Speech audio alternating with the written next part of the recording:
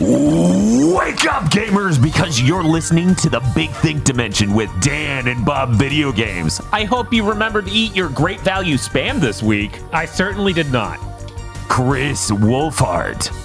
Is this some kind of rebel moon? And Dr. Aggro. Look, I only lied to you about it because gamers. Here on GigaBoots. Am I the only one who remembered to eat the great value spam? Yes. Hey, I regular remembered spam. this morning and decided that if I got up off the couch to go buy great value spam, I had flashbacks to when I used to read fucking Ayn Rand. I'm like, no, I will not surrender my will in this way. I will not suborn my human spirit to this degradation. Yeah, I actually listened to that part of the podcast last week. So I knew that was a thing, and I just didn't do it. You're like, yeah, that ain't happening, Chief. That ain't happening. I just forgot to go to Walmart because it's literally the furthest a store can be. Oh, wow. So the fun thing about great value spam, it is just way fattier. How? You open the can and you see the meat, and then you see the gelled fat all around it. Are you sure that's not just gelatin like that they pack it in like Vienna sausages? I mean, it might be, but when you look at the nutritional info as well, it is less protein in the same amount. More fat. Yeah. Yeah. Because they have the same serving size. Made that real convenient to just compare them. Okay. Because I had both. I made one of those Hong Kong style fried like scrambled egg things where you turn up the heat really high, pour it on. You put in a fatty milk like thing, a little bit of oil, etc. That was so good. And the spam was the worst part of it, even the good spam. Oh, weird. Because I made a sandwich out of that. Yeah, I don't know. Normal spam's fine. It really is. Like, it's good. Great value spam's horrible. I hated that. It was just way saltier and fattier tasting. Yeah, I've even gotten used to like the 75% sodium spam. And so I'm sure I usually buy Spam Light, which is lower fat. Yeah, so I'm sure going to that would be real bad. See, I bought Spam Light. I thought that was like the low sodium spam. Now There's I a need to separate go, one. Now I need to go see which one I ate. Because either I had the low sodium one or the low fat one. Yeah, the light, it's not as good as regular spam. You can really tell the difference, so I stopped buying it, at least buy the low sodium one. I bet I ate the low fat one, so the sodium discrepancy isn't even explained by that. I need to go check. I'm gonna have to leave Bob in charge of the podcast while I go check what I ate. Here's our new segment. What the fuck did I put in my mouth? I brought this up on other shit, but I haven't brought it up on Big Think Dimension yet. Yo, Thai tea candy. That's a thing. You can just go get that at like Asian grocery stores. The shit whips. I really like Thai tea, so I was elated that was just there. I was like, oh. And I'm lazy as hell, so of course I'll take one of these tiny hard candies instead of me making some tea. Right? Anyway, we have a lot of game events that happened. Gamescom struck us over the head. Jeff Keighley decided opening night live maybe shouldn't suck for once. And of course, it would be the year that I'm like, we're kind of sick and it's like kind of early. I don't know. We'll be fine. But those were absolutely rotten every year past. And then he's like, somehow, Peter Molyneux is back. I can't. I feel like it was a moral failing on our part because we didn't watch it. Peter Molyneux was allowed back. Right. If we were watching it, he wouldn't have shown up. He would have been afraid. He would have been terrified. He might have sent a trailer, but he wouldn't have been there himself. I can't. I barely recognize the dude. Like that looks like what we did to Phil Spencer.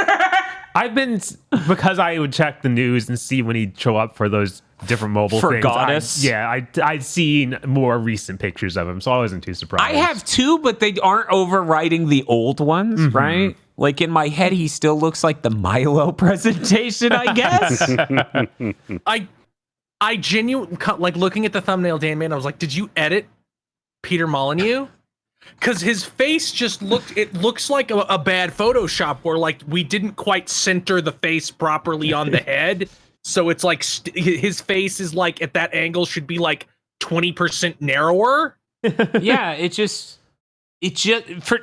because for people who don't know, really long running bit with Big Think Dimension, we put Phil Spencer through an age filter and people just go, he looks like that now? Damn. Like, no one's ever really noticed. Like, no one's ever been like, you clearly edited this. I didn't do that with him, with Peter. And Chris is like, did you do the fucking Phil thing to him? It looks touched up. I don't know. Anyway, that's not. I mean, Jeff looks like he always does over here. He's just consistently. Yeah. That's how the man has looked for years. I'm excited to talk about some of the things at Opening Night Live. I did not watch the Future Game Show. Bob, I did. Did anyone else watch the aggro? Yeah, I watched it. Okay. I took notes on world premieres because my god, most of that show, is just filler. Like just shocking stuff you've seen before and nothing new to say about it. Did you know August is still the summer, technically? Mm-hmm. So the Summer of Gaming spirit continued into Future Game Show's second fucking summer showcase? Yeah. And this one was sponsored by Sid Meier's Civ 7, so there was a lot of it just being like, hey, there's more stuff of that. It's like, okay. I like Civ, so I'd probably be like, oh, this is nice, thank you. Man, I was just thinking about like how cool it would have been to get a bunch of Civ games on Steam for free as an apology instead of every Batman game. That's still just the weirdest thing that's ever happened to my Steam library is that someone who looks at any Batman game on Steam and is friends with me will see Dan owns this, and just go, oh, Dan must love Batman. And that's just that way forever now. Anyway, let's talk about what we've been playing. I did the Pilot Wings Marathon where we do Pilot Wings Super Nintendo N64 and Pilot Wings Resort. Yo! Pilot Wings is a really good video game. My God, I wish Resort got ported off of the 3DS. Did you finish Resort? Did you do all of it? I did all of it. For people who don't know, you have to 3-star Resort in order to get the actual last difficulty, so you got to do pretty well the entire way through, otherwise you just don't even get the last 3 levels. It doesn't even give you credits. It basically just no-sells you beating the game. It goes, nah. It literally has a pop-up that says, go 3-star everything. That is a 3DS game. It is! Like, I feel like there are several other 3DS games that felt exactly like that when I finished them. Like, you wanted credits or something? No, get out of here. No, get out of here, kid. You didn't earn it. This game doesn't actually have an ending. Are you stupid? Sir, I paid $70 too much for the fucking 3DS. And this game was $40. I earned it. I earned it at McDonald's. That's how we ended up here. You got poorly emulated versions of a bunch of SNES games for buying the 3DS too early. Aren't you happy? No. Hey, there were also GBA games in there. That's true. Did it have Fusion or Zero Mission? I think it was Fusion. I can't remember. I just remember it had Minish Cap, and I was going to play Minish Cap like that, and then I just didn't play Minish Cap because I still haven't played Minish Cap. Yeah. Someday we will solve this. We will play Minish Cap, but as of yet, still hasn't happened. That has to be in some sort of Zelda month where you also play Phantom Hourglass, a game that so people can know what's in that. No, people know what's in Phantom Hourglass. I'm sorry, I meant Spirit Tracks. You meant Spirit Tracks. Nobody knows what's in Spirit Tracks. I raided Evil Lucario. I think it was after a Big Think Dimension. He was playing Spirit Tracks, and I'm like, this is the most of this fucking game I've ever goddamn seen. This is what's in that cartridge? Right. Like, I can't trust people because I also never saw people talk about Skyward Sword, and then you guys played, and I'm like, Skyward Sword seems pretty fucking good, if we're being honest. Yeah. The problem is the original release of Skyward Sword doesn't shut the fuck up ever. Mm-hmm. They nerf it a decent bit in the new one, in the newer release. That game's pretty fucking good though. I'm kind of surprised by how good that was. Isn't it ironically a similar problem to Star Fox Adventures, where if you quit the game and start again, you get all this dialogue that you wouldn't get if you kept playing. That's also in there for the original release, for sure. And it might even be there in the new release. I wouldn't know. Yeah, right. We played it all in one sitting. Yeah, because you guys beat it in one sitting. But apparently, if I'm remembering this correctly, in Skyward Sword, in the original release, they would give you redundant dialogue every time you enter a fucking world. Mm-hmm. That sounds right. Like, they basically baseline new info you every fucking drop. And with Spirit Tracks, though, I did try and play that back in the day, and I bounced off of it after a few hours. So wow, that's fucking stellar. I'm worried. That's amazing. Our Wii U has the DS Zeldas on it. Okay. Yeah, so that's how we would play it. At least we have a good way to play it. Mm-hmm. Well, I mean, our 3DS capture card held up pretty well. There was only like one mild problem, which was like I think it was a static electricity thing. But I unplugged it and replugged it, and it worked instantly. Capture card's working real well, but yes, we will be racing to get through Sonic Chronicles, so that way we do not yet again have to go, we didn't do it, guys. Yeah. And it's broken. Yeah, that's horrifying. It is absolutely horrifying. And if it still works after that, maybe we'll even play Sonic Boom Fire and Ice. That is the name of the 3DS one, right? Yeah, the not second even like the Rush games, so you can learn about Blaze the Cat. Bob, although I guess you'll learn about Blaze the Cat when you play Sonic 06, because she's in that too. Yeah, Would you say you learn about Blaze's Sonic 06? Yes, I know. No, they don't because really... no, because literally no part of 06 will ever be mentioned ever again. Sega, re-release it. I know it's almost 20 years. You don't have to be scared of it anymore. People can look back on it as a weird, broken eccentricity. Mm-hmm. Yeah, you don't have to be afraid. It's so complicated to figure out which streams in Sonic Month should come before other ones, because I want to race to figuring out what is the Iblis trigger, so that way I have context for the Knuckles show. I'm like, I need to know exactly what the whole deal is with the Iblis trigger. I need to know every last bit. That way we know how cool Knuckles was for just beating it up solo. Yeah, I don't know. I'm really interested. Like, don't get me wrong. Rush and Rush Adventure should happen. Yeah, Rush especially. Rush Adventure, because it's like, man, they had some ideas. Like the Sea-Doo. Yeah, I another one I picked up back in the day and dropped after a few hours. I don't know. I liked Rush a lot. I don't know what was wrong with this adventure. Yeah, I have no idea either. Now I'm like, did that even have Blaze? They might take her out. I'm pretty sure Blaze is in Rush Adventure. I think Rush Adventure might be Marine the Raccoon.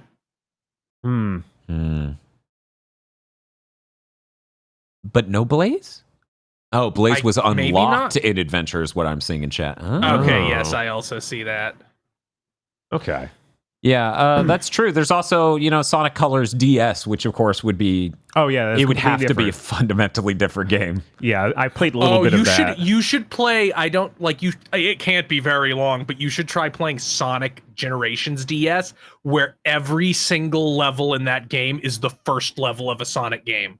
Is it DS or 3DS? I think it's 3DS. Okay, I thought so. No, yeah. I think Generations came out before the 3DS was out. I'm pretty sure there's 3DS version, if nothing else. Yeah, I think it's 3DS. Chat's saying it's 3DS as well. I am wrong. But yeah, I remember my Sonic from being like, why is it Green Hill Zone, Emerald Hill Zone, Mushroom Hill? Like it's only first level. That's what you mean, the first zone. Holy shit. That's actually really good. That's interesting. Huh. Yeah, 3DS, Green Hill, Casino Night, Mushroom Hill, Emerald Coast, Radical Highway, Water Palace, and Tropical Resort. So except for Casino Night, those are all the first levels of those games, I think. I did not expect the opening a big thing to transition seamlessly into me being able to make this statement, but I saw a motherfucker on Twitter try to say the PC version of Generations was bad. Motherfucker, the PC version of Generations is the only one that was arguably good. Yeah, that's the one that ran at 60. Yeah, right? That's the only one that could run at 60. What on earth was their argument? Did they even have one? It sounded like they just had a real piece of shit PC when they were a child and it didn't run well. That's what it sounded like. That's what the tweet read like. They were like, oh, it's so unoptimized. It doesn't run well on PCs that weren't top of the line. I'm like, That's the version that like you can patch you can mod all of the Unleashed stages into that, which if you're a coward is the only way you can play those stages. No, we have the Xbox Series X. Why would we play in any other way than getting the great back compat advantage? The only thing this fucking console is good for. That game. I do think Sonic Unleashed is really important in the context of the greater Sonic franchise, because you can really just see how they didn't try it again until Frontiers. Mm-hmm. Like Unleashed just has a level of money and presentation that is just gone. Until Frontiers. It's true. And like I constantly was talking about that, and I know some of the Sonic diehards at the time really chafed against that notion. It's like, no, you can look at Unleashed. There's so much money in Unleashed. They got sucker punched by Unleashed not doing well enough, I suppose, into just not trying. It was for years. Like somehow they didn't understand. Nobody likes playing as Beast Sonic, and that's why that game didn't sell as much as he wanted. I don't even think it did bad. I think they just might have spent way too much money on it for the time. Yeah, that definitely that seems was what like they what's built. up. That's what they built the fucking Hedgehog engine for. Yeah, I'm really excited for Sonic Month. Yeah, that game sold a lot, so I don't know. Maybe we keep getting these weird reports of like, we really liked having vocal songs in Sonic, but game journalists kept sending us slurs whenever we put one in, so we stopped. I love that. So who knows?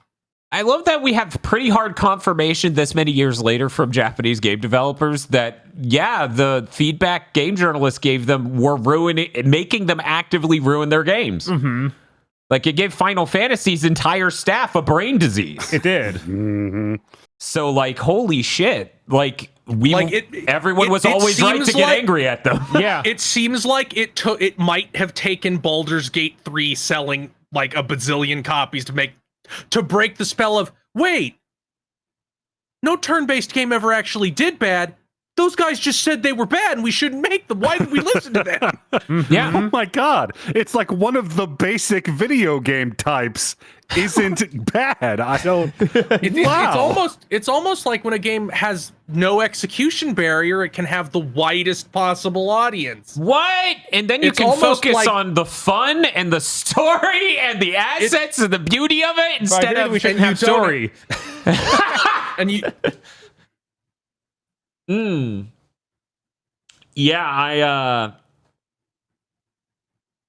you meaning to tell me people who covered games for a living maybe weren't the best taste makers in the United States of America? That's not exclusive to America, just to be clear. I've read Famitsu. I know what their scores are.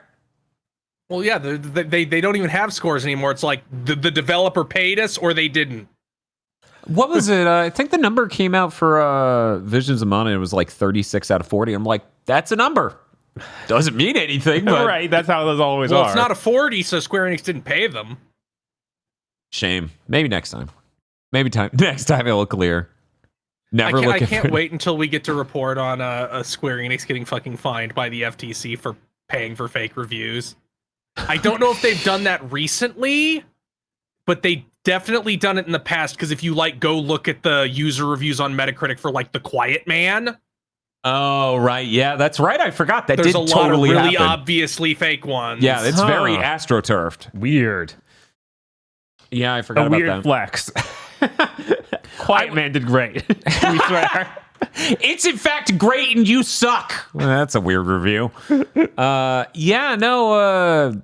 was showing someone our applications and the history of our applications for game codes. And it was really funny that one of the only, because normally what happens, listener, is that we get left on hold, right? If we don't get the code a lot of the time, we just go left on hold until the campaign or whatever expires. One of the only times we were outright rejected was Balan Wonderworld. God, I'm so glad that somehow I have escaped having to play that game.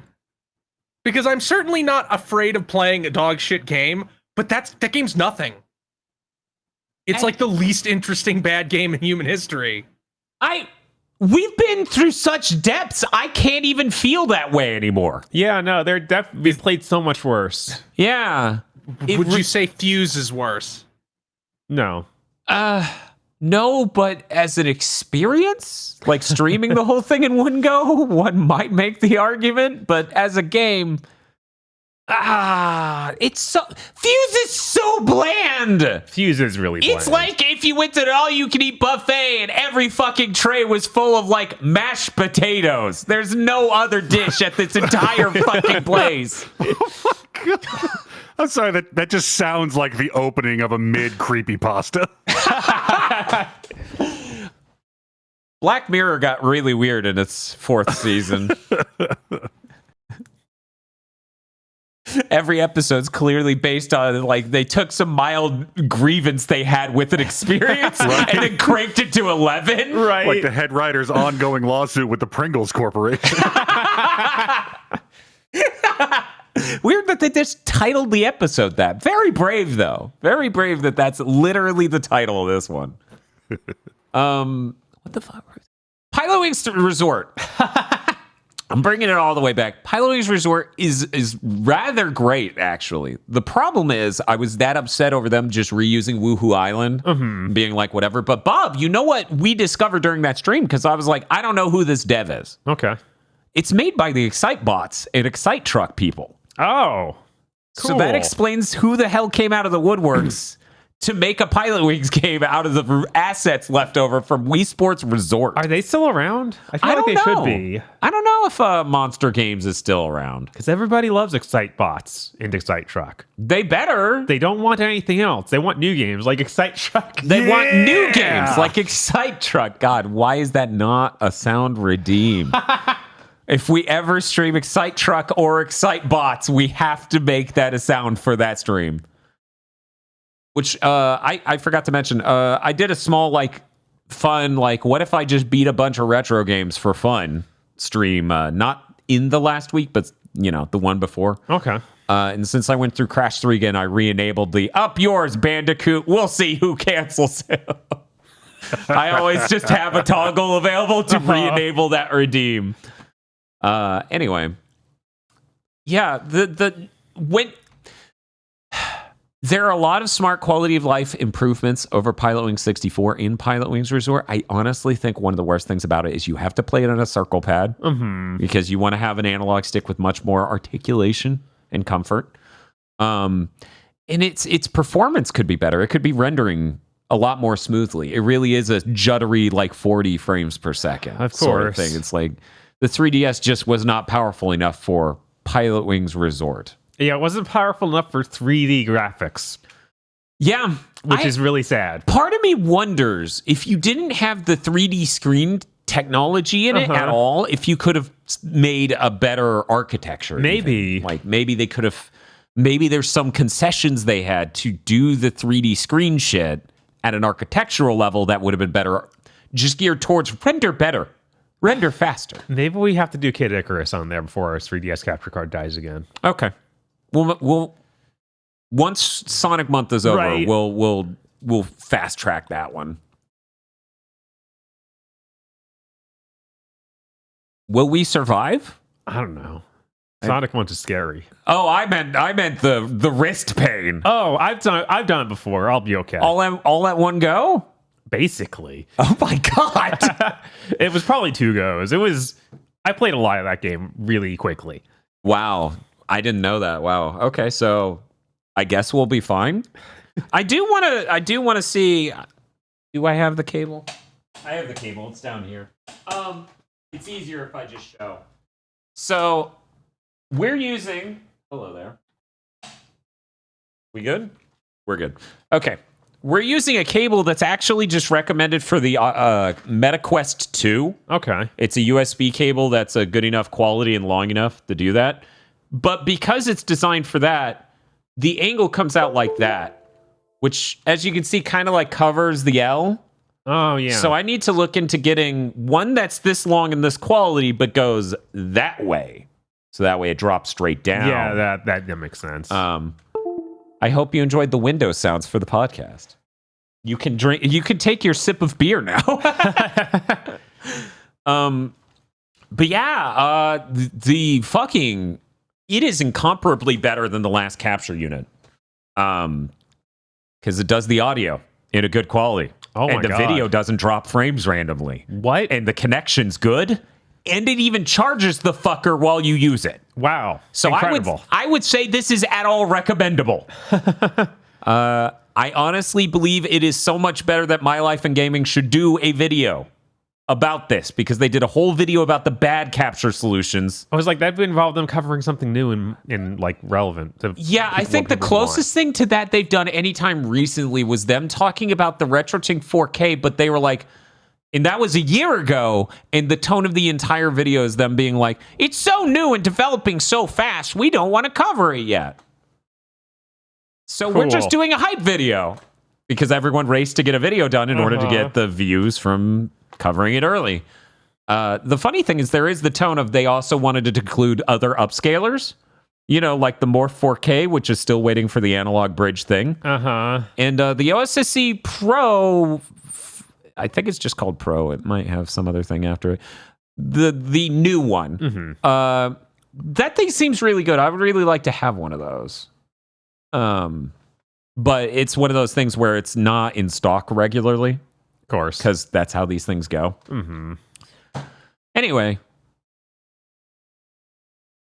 I really want to play Sonic Generations of the 3DS. I don't know why I desire this so strongly. It's just surreal to play a version of the game where it's like, here's all the baby levels. Yeah. Like, does it have a difficulty curve? Does it get to the end and it's like, here's a really hard version of the first level of Heroes?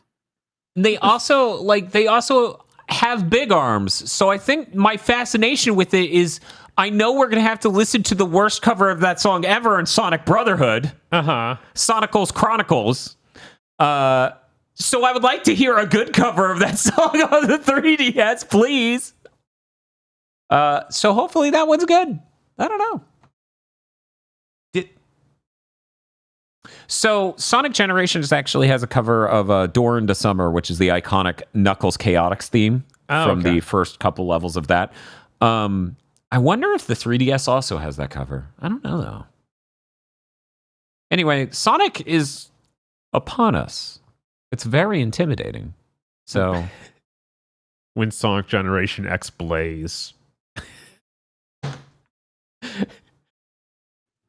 It'd be really funny if like that was how they like tried to rehabilitate 06. Like they make some weird, completely different version of it that has vaguely the same levels. Even though Blaze isn't really a major part of that game, it's more silver. Yeah. Which, fun fact for anyone who hasn't heard, because we mentioned it on a couple streams because we're freaks. Silver's entire gameplay mechanic in Sonic 06 is the leftovers from the canceled game Fifth Phantom Saga, which you can see in the Sony E3 2005 conference, where they show this cool JoJo stand-like phantom dude who absorbs boxes. He brings them to him and then explodes them out and has to solve puzzles like that. Sonic Team was making that game and then went, holy shit, this is not coming together, and we gotta ship this Sonic game. That is how Silver came to be.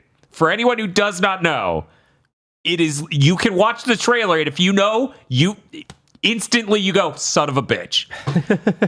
Now, weirdly enough, I've watched that fucking E3 billions of times, and it wasn't until someone pointed out that was Sonic Team. That was, they canceled that in order to ship Sonic 06, basically, because it wasn't coming together. You can tell that's Silver. That my brain went, God damn it, how did I not notice that sooner? Probably because I didn't play Silver's story in 06, but I've seen it enough, you know, around. Yeah. I'm very excited to get the full story of Sonic 06. I definitely didn't just beat the Sonic mode and then go, I'm good. That's really funny because I've had multiple people tell me that like Sonic mode is the worst one. Like that's the one that's relentlessly difficult and all the others are sober. That doesn't surprise me based on watching people play the other ones. It was more of I just wanted to tap out. Because it was Sonic 06. I mean, that makes sense. It's fucking Sonic 06. It barely works. They were like, we all the physics are broken. People can get places they absolutely shouldn't. How do we fix that? We ship in 2 weeks. Put coins there and pretend they were supposed to be able to get there. Yeah. Anyway, that's it. That's it. I'm done talking about Pilot Wings. Mm-hmm. We're done talking about Sonic in anticipation of Sonic. Maybe.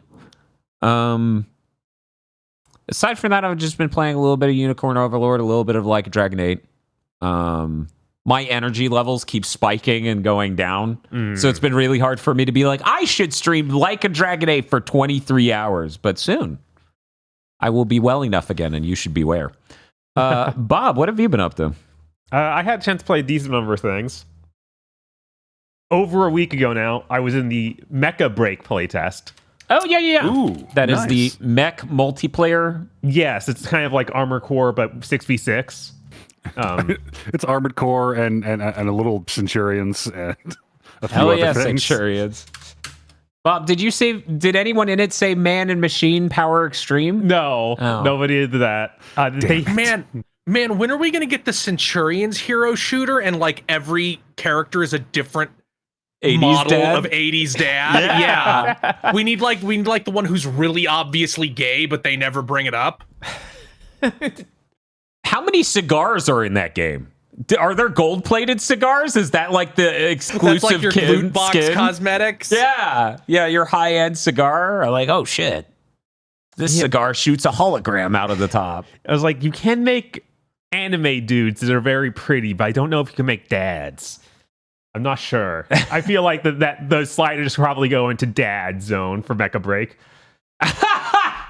Because they have a decent bit of variety. I mainly looked at the female customization stuff, which they have stuff that's insane, like butt lift. Butt lift. Yes. Is that like a number I have to balance on my spreadsheet so that way my mech can properly cover a gap? No, I don't have enough butt lift. Is there butt drift? But as far as the actual mechs, though, it does feel like they cover every major genre of mech you can think of. That's so fantastic. Mm-hmm. You get the kind of scrawny mech that can summon in like a whole different mech he gets into and get the different moveset. Oh, hell yeah. Which I can never remember which Gundam did that, but I know that was a major thing for one of them. Yeah, I'm trying to remember too. It might have been Double Zeta, because I know the Double Zeta is huge. He's like a big dude. And I feel like that might be because he adds on another whole dude. There's a sniper rifle mech that it puts down a field of optical camo. So anyone who stands in like this cube becomes invisible, which is pretty neat. You get the mechs that can turn into planes and fly around and have like double guns, so they just shoot like crazy. And it's pretty neat. I had a lot of fun with it. Their move the cargo thing, like in Overwatch, is a little weird because both teams have their own payload to move. Oh yeah.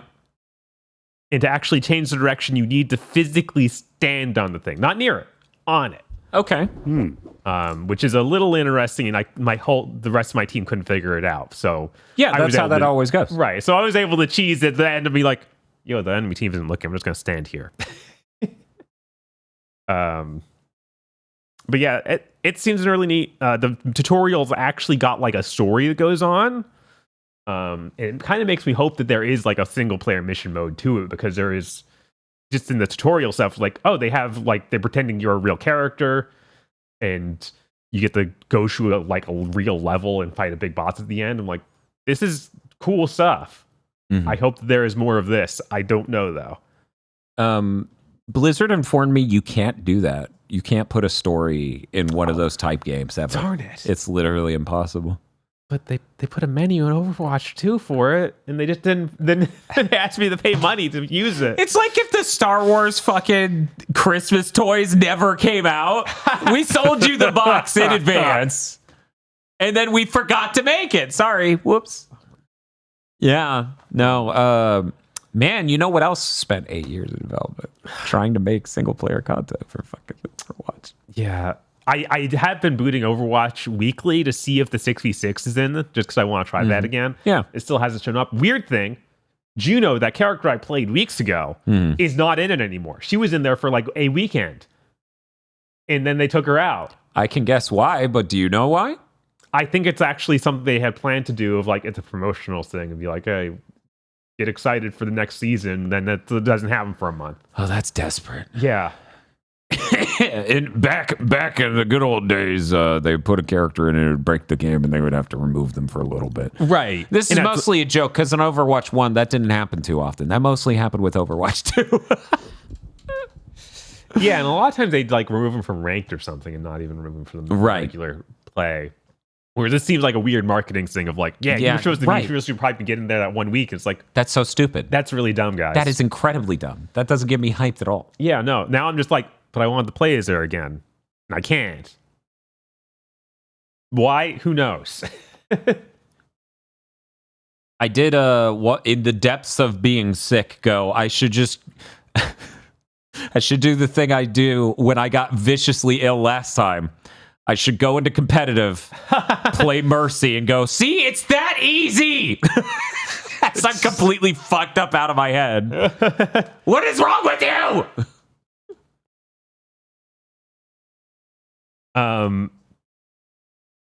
Nikkei. Infinite Nikki? Not Infinite Nikki. Nikkei, from the creators of Stellar Blade, is doing a crossover with Ava. So I finally finished the tutorial. So I could do roles for Asuka. I did not get Asuka. Oh. But apparently, if I log in 3 times during this event, I get Misato for free. So whatever. Yeah, it's not bad, I guess, you know? So wait, weren't they the people who did a collab with that, like their launch collab or whatever was with that one streamer? I'm trying to remember his name. I'm blanking on it. And then they're doing that, and now coming up, they're doing what was it? Tomb Raider? No, I think you're thinking Naraka Blade Point. Okay, that explains. There are too many. Yeah, Nikkei has been going for a long while now. Okay, they've had tons of crossovers. They did one with Nier Automata. They did one with, oh my god, like 3 different animes. Is that tied to the Stellar Blade, or is it just character designer? Completely unrelated. It's the same character designer. Same character designer. Is it the same character designer? That director, I'm pretty sure he does character design for both. There we go. But and the world is similar, but it is not the same world. It is something totally different. And the whole idea is these Nikkeis are robot ladies who are made to fight some sort of alien threat that has taken over planet Earth. So very similar. Yeah, that is extremely similar. Premise. It's really weird. Humans still exist in this universe. You play as a human. You are the captain of a squad of these Nikkeis. And you seem to be the only one who, like, acknowledges that they're all beautiful women. Only you see how truly sure a beautiful mobile game. And also, the lore of this game is really bizarre because everyone else, they cycle with Nikkeis they use on different missions constantly. Apparently because they're all so insane that they would just kill them. Like the humans would just get tired of them and kill them. Oh, okay. That's perfectly normal. Like I think that you literally live in, like, you are the only non-misogynist left in the universe. Everyone else is meninist and deeply red-pilled. Man, this sure sounds like a lot of anime from the aughts. Yes, absolutely has that feel. I'm having like flashbacks to freezing.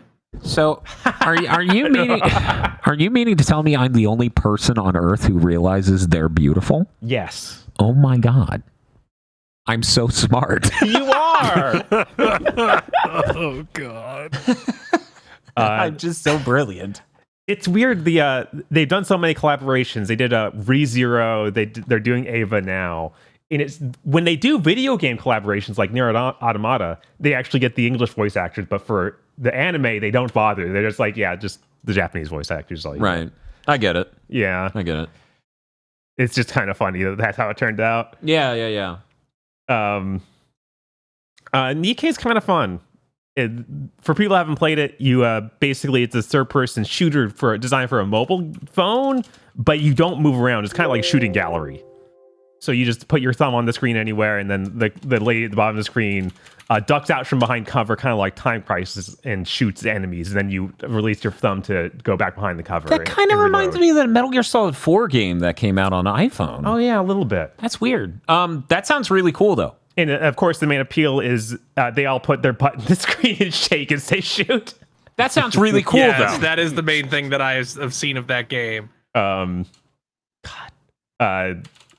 It's real goofy, but I'll probably keep playing it at least enough to get Misato. See how that is. Other things I played. Well, real quick, I wanted to talk about, and I'm sure chat probably knows what I'm talking about here.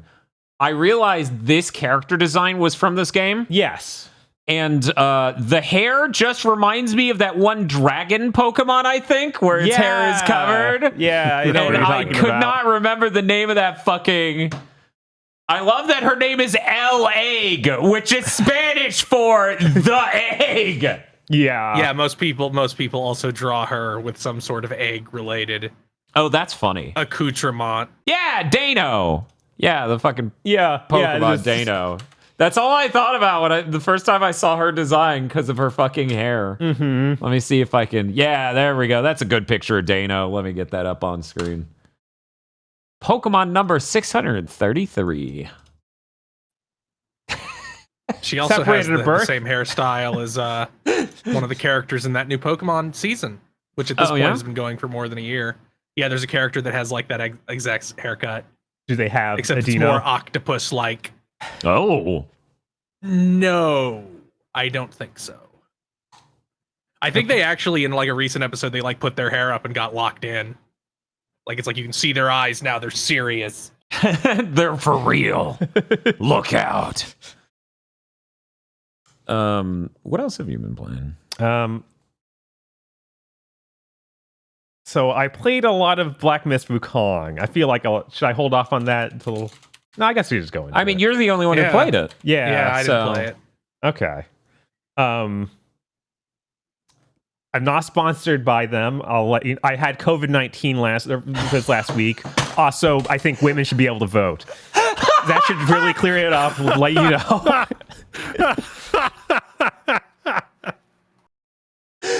Bob's like, the only way they'll know for certain I wasn't paid off is if I get COVID. So, Bob, do you have any thoughts on the game aside from you had COVID and women should be able to vote? Guys, spoilers. Huh? You don't play as Wukong in this game. Fuck you! What? You play as him in the intro. Fuck off! No way! Yeah, for like No! 10 minutes. And he talks and everything, and he's What? actually Wukong. And then it cuts like 100 years in the future, and you play as like a reincarnation of him or something, and he doesn't speak. Okay, so you're just not Big Dick Ultra King, only Buddha can touch him, Super God Wukong. But you're But also you also don't mute? talk. Yeah, you also do not talk anymore. But you You still were- have the staff and monkey moves. Yeah, and- yeah, it's the same attacks and stuff. Like you That's- still Okay, so I was afraid you were like, they fucking Metal Gear Solid 2 to everybody. You play as some little weird shitty guy who has a transformation. Play as a set. fucking twink. that would be way funnier.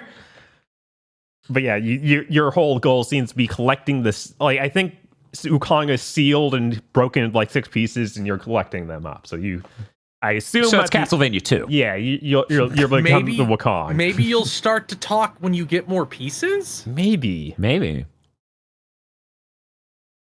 Maybe he said something in the time in between about COVID or women being able to They had to vote. They had to silence silence him. I feel bad for him, man.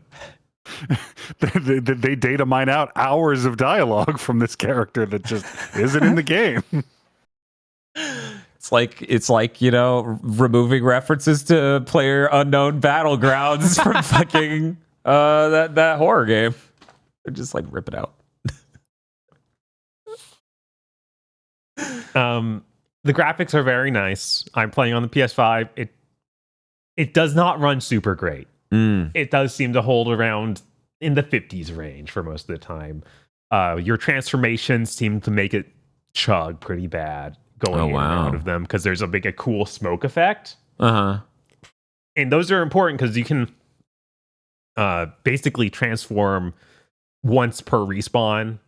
So you can do a transformation in every main fight, basically. Cool. Good thing it runs well. Yeah, so it could be a bit of an issue as you go in and out of it. Luckily, when you transform, that has a separate health bar. Okay. And then when you untransform, you get a little bit of invincibility. So it's not like completely dire. It's not like I am losing every battle because of this. Do you wish there was some sort of professional grade PlayStation 5 you could play this on? I do. Where maybe it would run better? Yes, absolutely. Because it happening because of smoke effects just makes me think it's a memory bandwidth thing, most likely. And that is resoundingly solved with that. Luckily, they have a motion blur slider. Like you can choose medium, low, or off. Yeah. Because it starts on high. It is terrible. It looks hideous. And it makes every bit of TAA problem stand out like obnoxiously hugely. Like you see little squares all over the motion blur. Blur. I'm gonna blow your mind. Here's how I knew the motion blur was way too strong to begin with in the game.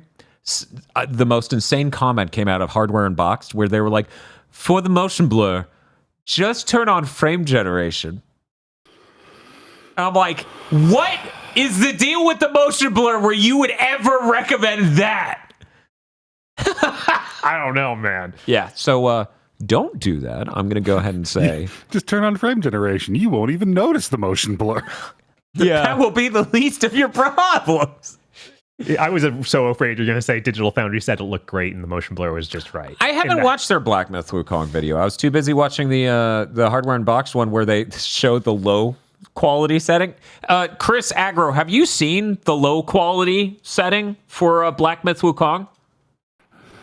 No, and now I'm a little bit scared you're about to throw like a PS1 demake image at me. I'm just curious. How have you seen the game in general? Like, not outside of the trailers. Okay. I'm gonna go ahead and let Bob talk about the game some more while I go ahead and hunt up an image of low versus medium. Bob, go and reveal for us. I mean, because this is like a character action game. Is this game Devil May Cry 3 or is it Dark Souls 1, the only two action games ever made? Don't let anyone try and fool you. I've seen a lot of different reviews say this is not a Souls-like. This is absolutely a Souls-like. You know when you die in 3 hits and then run a quarter mile back to the boss? Yeah. It's a Souls-like. You do that. What? Oh. Shocking. Yeah. You play it like a Souls-like. It's all about timing the dodges right, having manage your stamina bar. The stamina bar is a lot more forgiving than it is in a Souls-like, but it's still something you have to think about. Like, oh, I've gone on an attack too hard. I need to just back off and stare back away. at him. Yeah, that's like the number one thing that people need to stop taking from Souls games is the fucking stamina bar. Yeah, I don't understand the obsession with it. And like, guys, that's neat in those games. It doesn't need to be every game. Gameplay loop. It like completes your gameplay loop for you. Mm-hmm. It's like, well, if you have a stamina bar, then you have to attack and then run away, and then attack and then run away. I think I've got it. Okay. I just need to double make sure. Okay, cool. So here's medium, okay? So this is the second lowest setting you can have in this game. These images come from Hardware Unboxed. They have a video talking about the different graphic settings and how much they impact your PC's performance. So there you go. There's your medium. Low looks like I played it back in the aughts on my PC back then. Oh, you're not going to work now of all times? Come on. Like the entire ground just becomes a completely flat mush with no lighting. This reminds me of Atelier Furus is the last. It came out in 2016 and is the last one to ship on the Vita. And that game's gimmick was that it had these big open world not really open world but they were much more open than previous games because the whole thing was she was going on a journey and you progress through these areas instead of like going out from a base like previous games. Let me try and get a screenshot of that. This is incredible. Yeah, that's insane. I appreciate how aggressive it is. Yes. It unironically looks like a free-to-play Korean MMO from 2004. Yes. Yeah, exactly what we were saying. If I kind of wish that they had this mode for PS5 and it could run at 120. That'd be really that cool. would be really interesting. I would totally do that. The other interesting thing that comes out of this hardware unbox video is that if you have an NVIDIA GPU, running at low ray tracing settings isn't that much a performance impact because just running Lumen's lighting is hard enough. God, what a weird Fucking situation we Lumens. ended up in. Yeah. Where it's like the game doesn't have a mode where it runs much better. Yeah, the nanite and stuff makes the game look. It makes it look like a tech demo. Like I feel a lot like I'm going when I'm not in like a cool area that's actually made with architecture and like clearly based on a real building. I feel like I'm in a tech demo because I'm in like literally the second chapter of the game is, that first Unreal 5 tech demo. It's like in a sandy canyon sort of thing. Yeah, it looks like that. Yeah. You can even see parts where it's like, yeah, you made this whole terrain with generated tools, so you can see where it just made a floor off into the midair, and you didn't bother fixing it. Oh yeah. Yeah, in a lot of ways, it feels like the aesthetic of that game almost is just that, where it looks kind of high-end tech demo-y. Right, like outside of the characters, which are clearly very stylized, it feels like it just is realism. Fidelity. I loved it. Somebody was saying like the Black Myth Wukong character looks like a Planet of the Apes ass character, and I'm like, never would have thought of that. Yeah, it kind of does look like the reboot ones. Now the second reboot. The funny thing is, main Wukong. Yes. I don't feel that way. I feel like he looks pretty distinct and different from Monkey Man. But there is a guy who upgrades your potions, your Estus flask. Yeah, of course it has an Estus flask. Of course it does. It's a Souls game. It has to have it. Oh my god. He is literally looks like just the main ape from that's original awesome. Planet of the Apes. Like That's he has awesome. the bigger mouth and everything. Oh fuck yeah! It looks like the costumes from back in the day, not like the remakes. Oh really? Yeah, it looks like old school. One moment, I'm now interested in Black Myth Wukong and women's rights. A very complicated platform to hold. I understand. I wonder what that dude's name is. I cannot remember. I have to warp back to him because they put this upgrader in a random location, basically. So you have to warp back to this random point on the chapter 2 map. Which this game is very linear. It is like wide areas, but all a straight line, basically. Is this the dude you're talking about? No. Okay. God, what is he? His name might have the. That's him. Oh yeah. No, I see what you're talking about already. Because like when they made the Planet of the Apes face sculpts, they had like the two halves of the mouth, and it has a very distinct shape in the mask. I guess his name's Shen, but I'm not positive on that. Yeah, I see what you're talking about. That absolutely looks like original Planet of the Apes movies. Like that's pretty cool, actually. I like that a lot.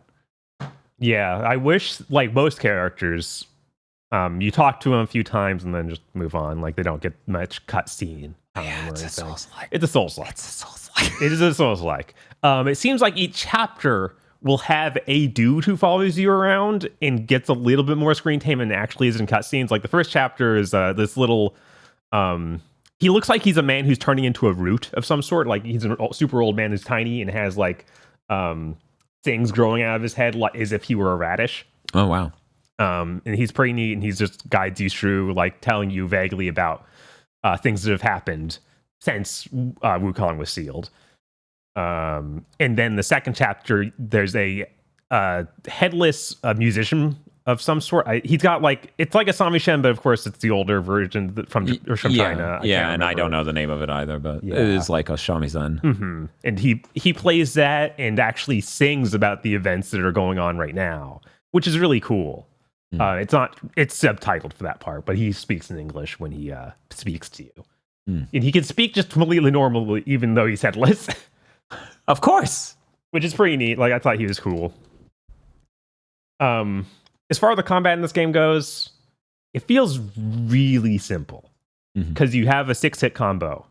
And that's basically it. Like, you build up focus points by attacking dudes, and that lets you do an altered combo that's like a different move off of that 6-hit combo. That's your heavy attacks.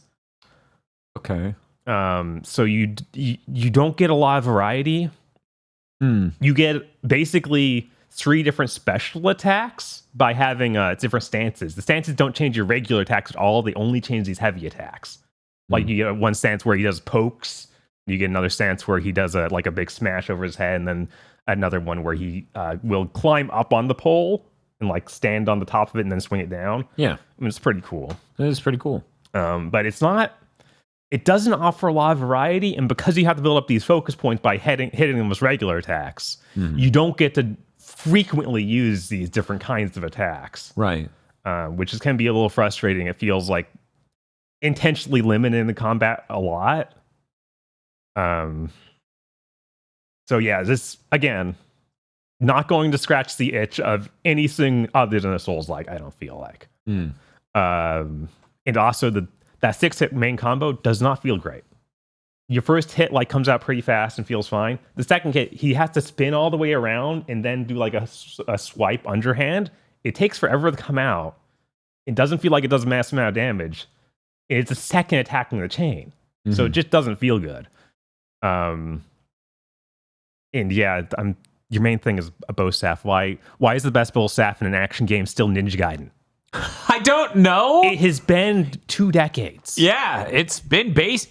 No, it might have actually been 2 full decades now, because it's 2024. That came out in 2004. Yeah, but I think the update would add that might have been 2005. Ooh, just barely not Right. 2 decades. Yeah, that's fucked up. That's fucked up. Yeah. Yeah, I don't get it. Like, this was your chance. I don't want to sound like old man yelling at cloud, but I had a thought in the last week. When it comes to big game, huge game that had ramifications on the designs of all the games that entered that genre thereafter, by and large, I notice most people, it's uncontested, right? Half-Life and what people did to be like Half-Life, Halo and what people did to be like Halo. It's only when we start pointing it out about Dark Souls games and what it did to the action genre that people get weird. I can't think of any other franchise where people get weird about it, where you go, well, that was the watershed moment. That was the important one. And then all these other ones tried to be like it without understanding why they did it the way they did it in the context of them doing it. You know, like every time. Resistance 2. You fucking asshole. It did it with both of those shooters I mentioned. We're going to have 2 weapons and lock you down for a cutscene that's really slow and long and sucks. Cool. Yeah. Thanks. Still, my number one, what I would do with a time machine. I'm sorry for all the other tragedy in the world. I would go back and fix Resistance 2. I'm trying to think, could that have any like butterfly effect for things after it? Maybe. That's what I'm going to tell people. You're going to take credit? I'm going to make up horrible things that fixing this game made not happen. Here, I thought you were going to be like, yeah, in my timeline, you know, we had an Insomniac Spider-Man game. Oops. Guess I undid that. Was it good? It's okay. I've never had a slide off so hard on a franchise ever than Spider-Man 1 to Miles Morales to Spider-Man 2. Yeah. Because none of them were bad. Right, none of them were bad, but they just didn't do enough. Progress. Yeah, they didn't do enough to make themselves different and better each time. Like in fact, I kind of feel like Spider-Man 1 to Spider-Man 2, it feels like so many people complained about like the chemical puzzles and stuff that they're like, just take all that out. And I'm like, but I liked that. Yeah, they invented a lot of mission types, but they didn't have mini games of that exact type, to replace the chemical stuff. I feel like their stuff was very different from that and a lot more built out. Anyway. Yeah, I was just thinking about that. Big game that has massive effects on the industry, and the only one that people are weird about is Dark Souls. Yeah, this also reminds me a bit of Nioh too, because it has Nioh 2 or Nioh 2? Nioh 2. Okay. Yeah, the second Nioh game. Okay. Because that adds the thing like Castlevania Aria Sorrow, where every enemy has a soul you collect, and then you can turn into them and do an attack or use an attack like that. And this has a similar thing. Okay. There's two kinds of versions of this. There's the one where you get to transform into the monster and like be him and have a whole moveset. Cool. And then there is like the one that's like Nioh, where you kill a super powered version of that monster. He's like blue flamed, and then you get to turn into him to do one attack. Okay. Yeah, it's and then is there a snake that's better than every single other one in the game for some reason? No, in Although this I one, think they nerfed that eventually. I wouldn't doubt it. the very first one you get, these things give you both a stat boost and can turn into the enemy to do the attack. The first one you get gives you a significant boost to defense, like a 20. That's as much as a whole armor piece, a big armor piece. Yeah. So it's incredibly hard to justify taking it off. Right. Yeah. You would have to be someone who really is rolling the YOLO gem. Right. Do I take basically wearing another whole suit of armor or have an attack that may be good? Maybe. Because the one that's on that boost anyway is pretty good. You turn into like this big Buddhist monk dude and slam your head into the ground and do a lot of damage. Cool. But I've gotten like 8-10 cents. And every time you just look at it and you're like, yeah, you're not worth it. You're not worth the downgrade. Not economically worth it. I feel like that is that is a very common thing in these kinds of games. When a game that probably shouldn't have equipment at all has equipment, where it's like it kind of reminds me of the first time I tried to play Darksiders 2. Like the random loot thing gave me a weapon with such high life leech that I was almost invincible. So even multiple zones later, when I'm doing terrible damage, it's a total slug. But I'm like, but I'm still not really in danger, right? Because I'm taking like as much damage as I deal, almost, right? And as damage is healing. Like that's weird because like that's something that came from a randomized system. This is something they had to make. Right. Like this is a specific that thing enemy that is there, and you get it from them. Yes. Yeah. And I think that a lot of this game is like, after I beat the first 2 bosses, which were actually pretty hard, then it unlocks, like, it starts giving you equipment and stuff. And I started to suspect this game wasn't balanced for equipment at all. I tore through everything without even worrying until, like, the boss halfway through chapter 2. It was crazy. I was like, guys, what even are you doing? Jesus. So it seems to have leveled out now. I have to wonder if it's going to stay around that or not. Yeah. Also, moving around areas does not feel great. There's a lot of invisible walls, and they do this thing where you can't just hit an invisible wall. The character needs to play an animation for being like, oh no, I'm going to fall off the ledge. It's like, you made the game feel worse for no reason. And your jump does not feel great, and this wouldn't be a huge issue. But they start introducing ranged enemies, and you have no ranged attacks, basically. So you have to run up to them, and a lot of times they'll be up on a ledge. And you have to figure out what in the world they want you to do to get up on that ledge. Because it's always a little bit off your jump height. You need to go find something else to jump onto behind that.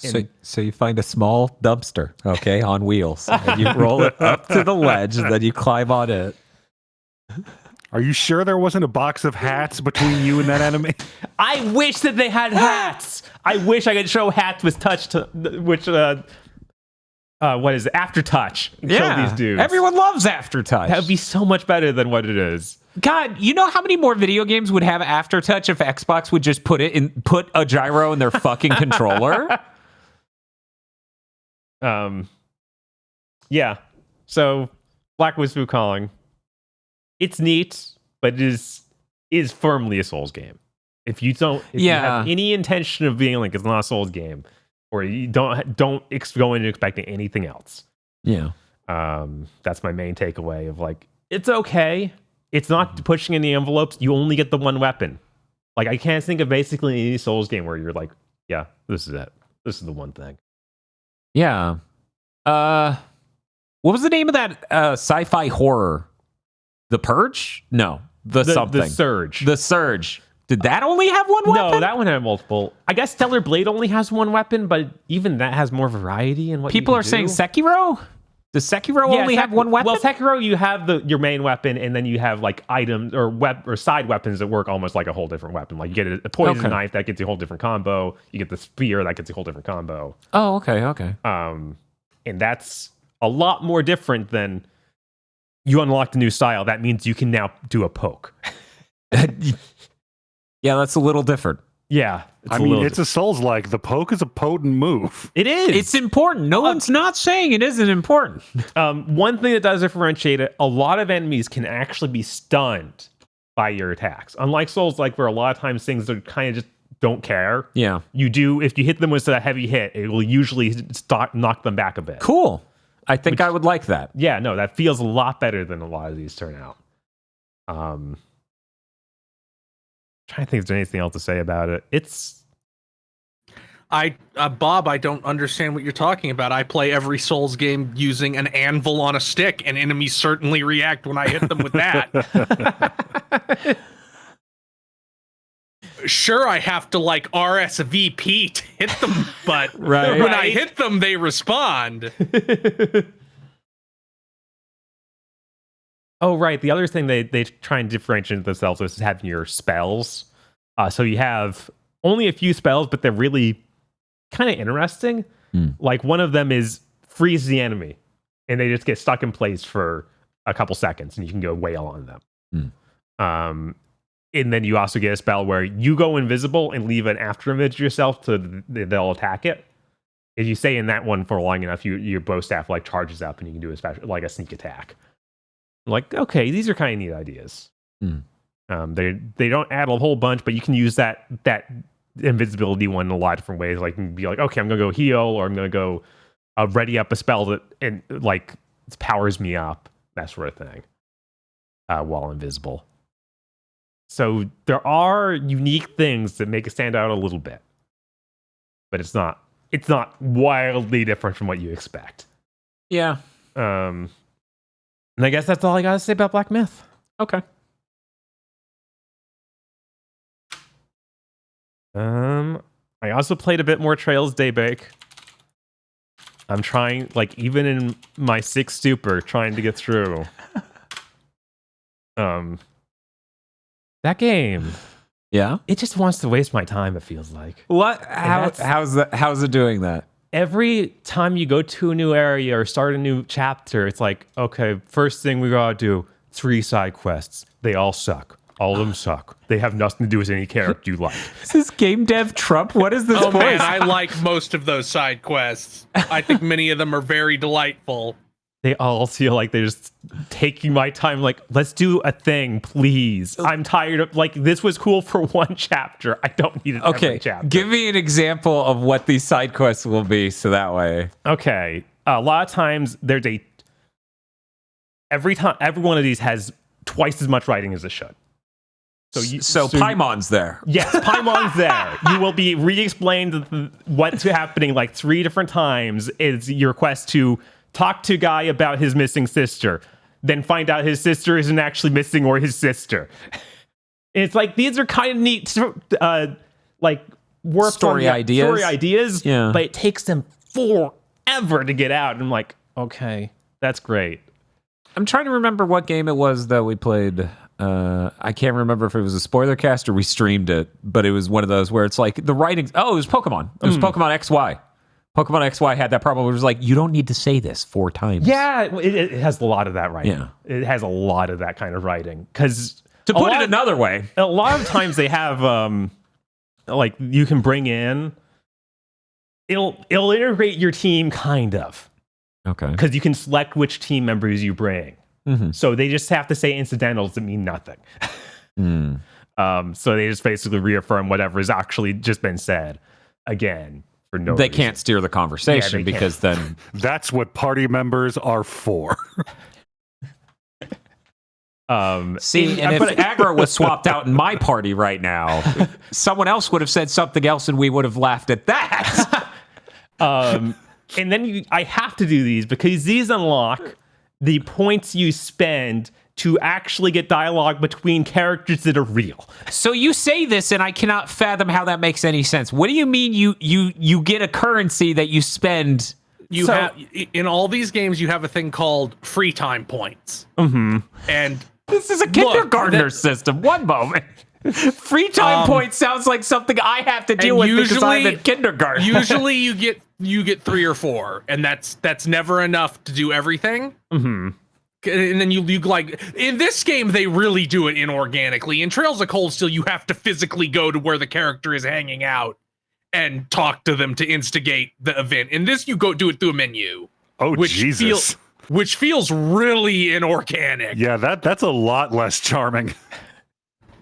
I don't actually know if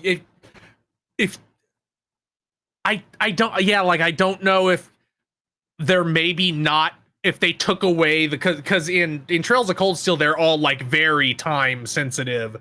Like if you skip one, like it changes because they're in specific points of the story. But you do all the side quests, all the optional side quests, and they give you 1 additional free time point. Mm-hmm. And that's also a thing in Cold Steel, I'm pretty sure, where you get 1 additional free time slot if you do all the side quests. So If you do, they never mention it to you. No, I'm pretty sure maybe it's not till 3 or 4, but they definitely introduced that mechanic before this game. So, but if you were to just mainline it, then you wouldn't get the free time points. Yeah, I from would the miss out- teacher. right, I'd get 1. I would not have an extra. You would have free time 1 point. fewer. They only ever give you 1 at a time. Mm-hmm. That could be the really important one. You get to select which ones you use, but that you means get to you're select. literally missing an extra one of them. Which they started introducing more of them than you can even have enough points to Yeah, do. you can never do them all in one playthrough. That's why one of the new game plus things is you have infinite. Which is maddening because it's like, guys, this game is clearly like over 60 hours. What do you mean you want me to do it twice? Well, you got to do it twice to get the platinum anyway, because Nightmare doesn't unlock until you beat the game once. Oh my god. I don't want You, the platinum. you don't want the playing a platinum game more trophy in an RPG? Yeah, I think that's pretty reasonable for a platinum a game. You might have to play 3 times to platinum the game, but I bet you could use save loading to get around one of them. Because there's a part where it's like you have 3 choices, and each one I think is a different trophy. I think I don't think I've ever had a desire to platinum an RPG ever. I remember you got really close with Lightning Returns, Bob, where you're did. 1 trophy away or something, Yeah, and it I was think like- about that pretty often. I was only a few trophies away. I was like, I don't need to do this, though. Yeah, I basically only platinum a game if I beat it, and then I'm like 70% or more of the way there, because I'm very completionist with how I play games. Mm-hmm. But man, I think I platinumed both the first 2 Atelier Rise games. I might have only platinumed the first one. I might incidentally platinum Like a Dragon 8 just because I'm eating every fucking egg. No, you Right. won't. You won't even come close. Okay. Because I'm the person who does 100% of all the content in those games. It's like, you completed 36% of the content. I'm like, what the fuck do you mean? Oh It's yeah, like, well, you have to high score every arcade machine too, and like win at mahjong with every sort of hand, and Oh my god. That's disgusting. yeah. I might do on chat's- Unicorn si- Overlord. Chat saying 8 is actually a lot easier to platinum compared to the other ones. Like numerous people in chat are saying it doesn't seem to be that deranged with the platinum. Not that my goal here is to platinum it. Yeah, no. Just to be clear. I'm just curious how close. All the pre-Six Plats were insane. Yeah. No, that sounds deranged. This Daybreak is really funny at some points because the money is there until it isn't there at all. Yeah. That game, and the money being the pocket change, because that game, I think Falcom's like, our development budget for the past year was like $2 million. Like that's the level we're operating on. So you have this whole chapter. A movie director is going insane over this parade he's setting up. The parade's going to be the biggest thing in the world. The parade's going to be incredible. The parade's going to be insane. I need you to go get people for the parade. It's going to be great. Excited. It's going to be insane. It's going to be so big. It's going to be the biggest thing ever. The parade is one float. Yeah, it's one float. It's one float with like 5 girls on it dancing. Yes, they drive it up in the street twice. Up and down the street twice, and they're like, oh my God, this is immaculate. Look, did you complete that chapter, Bob? Yes. So you got the point where the crux of mild spoilers. You'll never guess how what I'm about to say matters, but it does. Where the crux of the entire chapter is e-cigarettes, is vapes. Amazing. We invented smartphones and e-cigs, but we didn't invent standards. I mean that movie director is like they go very hard. Like movies are new. Movies have only been around for like 5 years, and this dude is borderline a pornographer. Because like they just invented movies, so what do people want? They want tits and blood. Now, Bob. Do you agree that Grimcat should be a contender for most pathetic character? Yeah. I mean, that's like her whole character. I want to finish this game. It feels like it's going so slowly. I'm like, guys, please. It starts to go faster after chapter 3, I feel like. Okay, because every chapter it feels like we have to slow back down. Everything's back to zero. It never does stop having the side quest part at the front of the thing, though. Of course not. But that's how they extend the games 20 hours longer than they should be, which the fucking CEO thinks is a selling point of their games. And I'm like, bro, I'd like every single game you made more if you cut 20 hours from it. Yeah, no, I was playing this and like, if this game was literally exactly half the length, it'd be like a 10 out of 10. This would be incredible. Yeah, but it feels yeah, they don't want that. It's honestly, this one is like almost is like better paced, kind of. Oh my God. Because they really had issues in Cold Steel 3 and 4 with like making that desert area in chapter 3? That's like how every area in Cold Steel 3 and 4 feel, almost like between towns, because they had space because we're no longer on the Vita. Let's go insane. Right, just make a giant landmass that doesn't really have anything going on.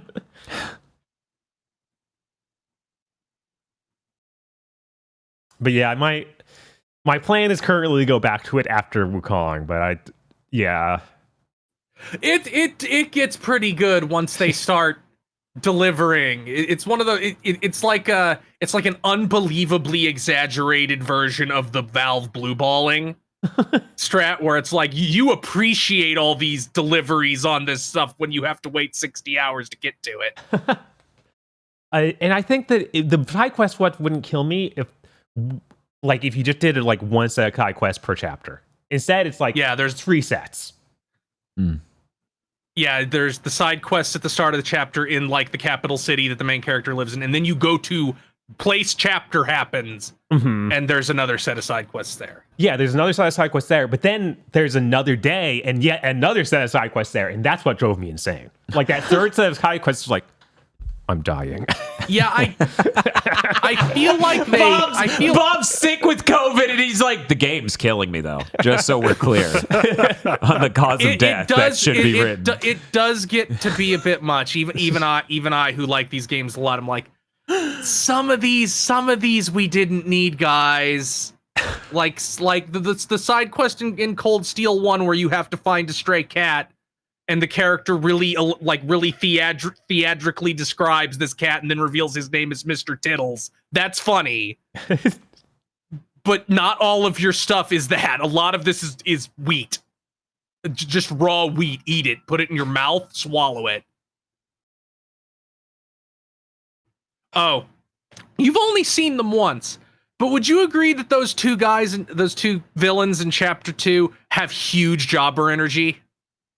It feels like a lot of villains in this franchise seem to have jobber energy, but the Chapter 2 guys absolutely. Yeah, there's a lot of fucking frashions in the Trails universe. Especially that dude who looks like Maxim from KOF. Like the big dude with the collar. Yeah, he has the punch gloves. Yeah, no, that guy is like, if he doesn't die off screen, I will be surprised.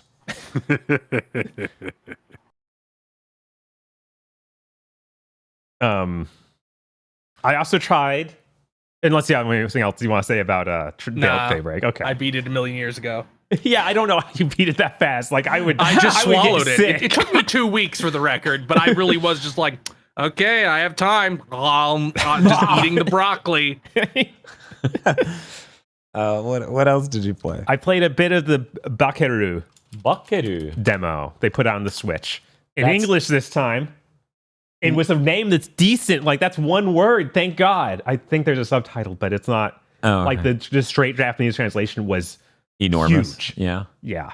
For anyone who doesn't know, this is the legally distinct Goemon made by former Goemon staff who worked at is it Good Feel? Feel Good? Good Feel? I don't remember. I think it's Good Feel because it's not the same as the song. Right. Feel Good Inc. It's Good Feel. Those people worked on a bunch of Nintendo second party stuff and other things. Seeing this now in English, why did Konami have this happen? I don't know. Like, this could just be a Goemon game, and it would be great. I don't get it. Every company in the world got too stupid to make the thing that made them where they are. Right? It's like,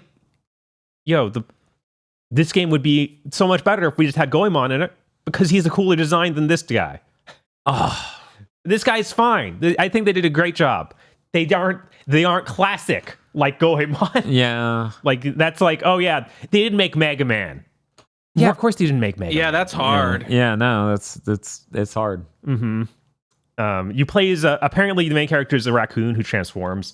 So you see his basic raccoon form, but most of the game you play is like his human form. Oh, okay. And then you get powers to transform and let you move around the environments in different ways. Like it got turning into I forget what they call it. It's like a tiny person, but there actually are a whole race of people because like the first person you meet in the game is like this little tiny person who's like, I need help saving Japan. Oh, cool. Like a flea man. Yeah, and then you turn into one of them and can like run on air because you're so small. Oh. There's lots of neat collectibles in the environment. Like one of the collectibles is literally just a dude who sits there and is like, I'll tell you some random trivia. It's like, okay, sure. And he's like, yeah, in this region of Japan, it was actually a contest to see if you could piss here. Like, okay, if you could, it's like standing half off a cliff or something. Like, cool. All right, thank you. Like how far you could piss, or just if you could do it. Because you'd have to be like 1 foot on the cliff, 1 foot in midair, sort of thing. Like, okay, I guess this is neat trivia, sure. Thank you. And apparently each zone is set in literally a region of Japan. Like they show you the map of Japan and they break it up in all the different regions. It's actually that region. Cool. So I guess that there'll be some just random trivia and some trivia of the area. So you get to have that feel that Aggro talked about of it feeling like it's a sponsored anime. Konami didn't have the brilliant plan of having it be state-sponsored media. Yes. So that's fun. It still runs really bad. I'm definitely buying this on PC. Yeah, no. Thank God they announced that for Switch. Dear Switch 2, please come out. Thank you. That's it. That's all I want. I just want to be playing games that are on Switch and PC, possibly even entertaining playing it on Switch. Mm-hmm. And not just going, there's no way it'll run well. Mm-hmm. Game looks really nice too. Like they did a great job with the art style and everything. Mm-hmm.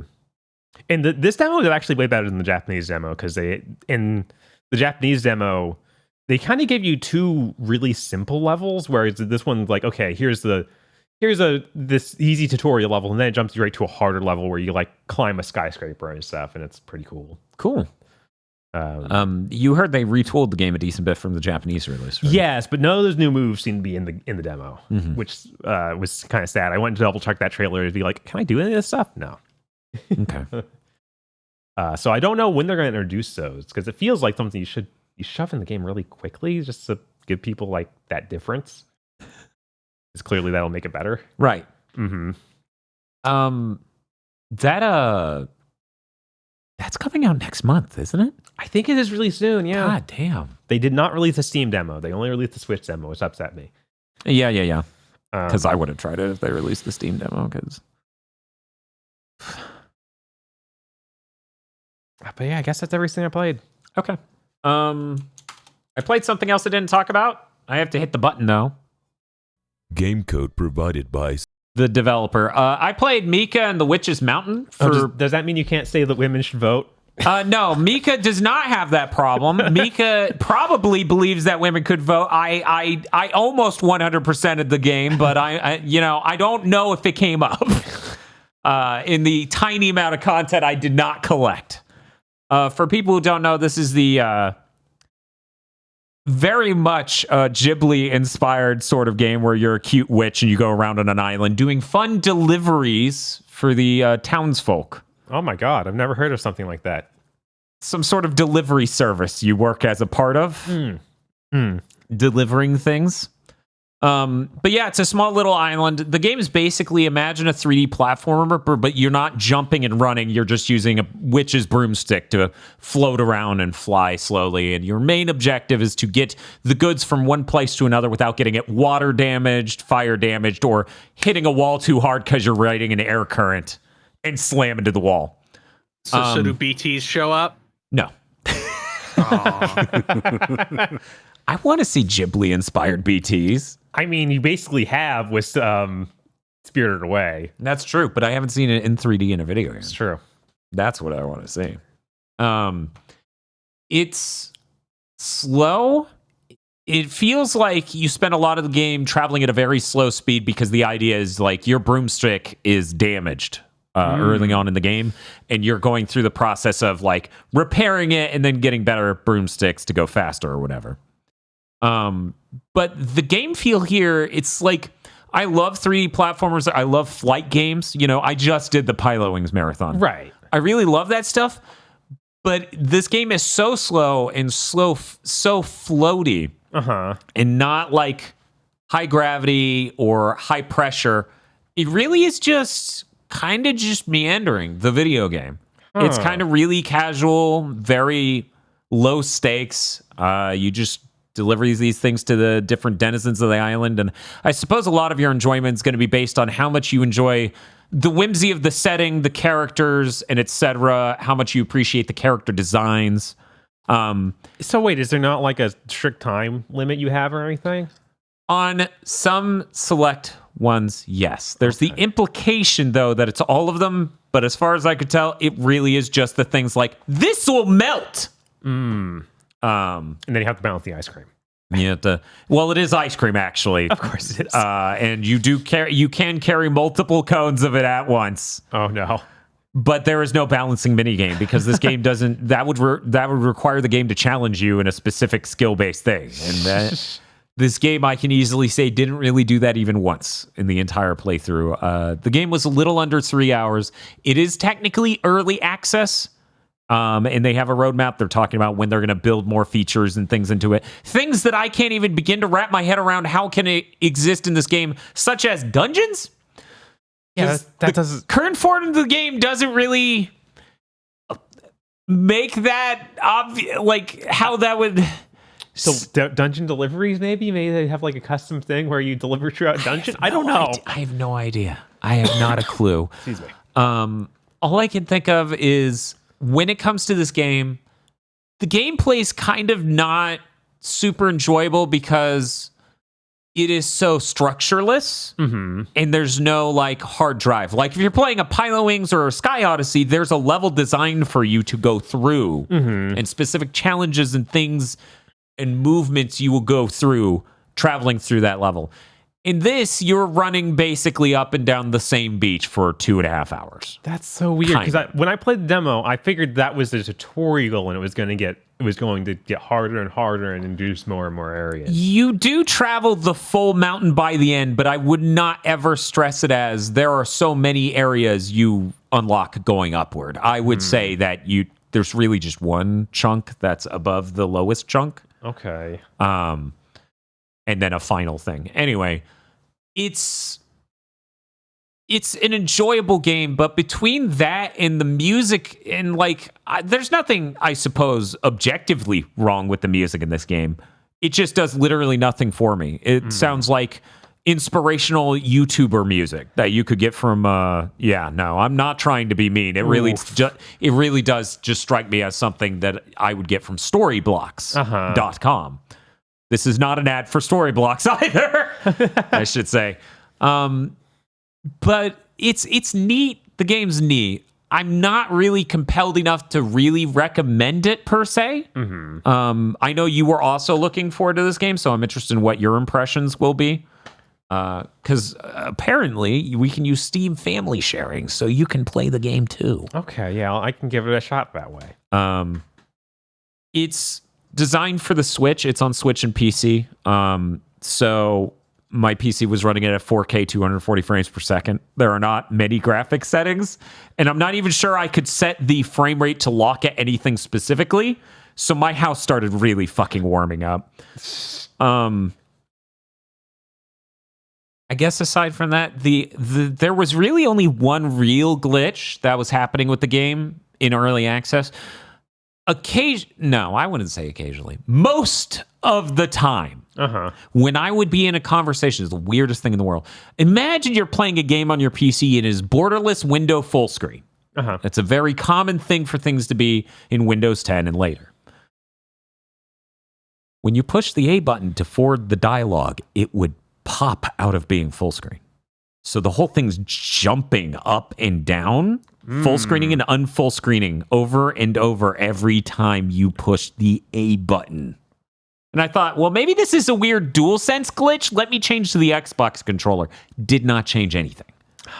Yeah, so that's a rather annoying glitch to have happen as you're trying to read paragraphs of text. Because that's the game's thing. There's no voice acting. It's just tons and tons of writing to endear you to all of these citizens of the island. So yeah, that was a little bit of an impediment in my ability to enjoy the game. But, again, it's an early access, so just wait on the game. Wait until they add dungeons and mini games and other things. Because those things that are listed on their roadmap sound like would really help fill out this game with more variety. Yeah, it sounds like it's maybe a full game. Yeah. What you're describing does not sound like enough.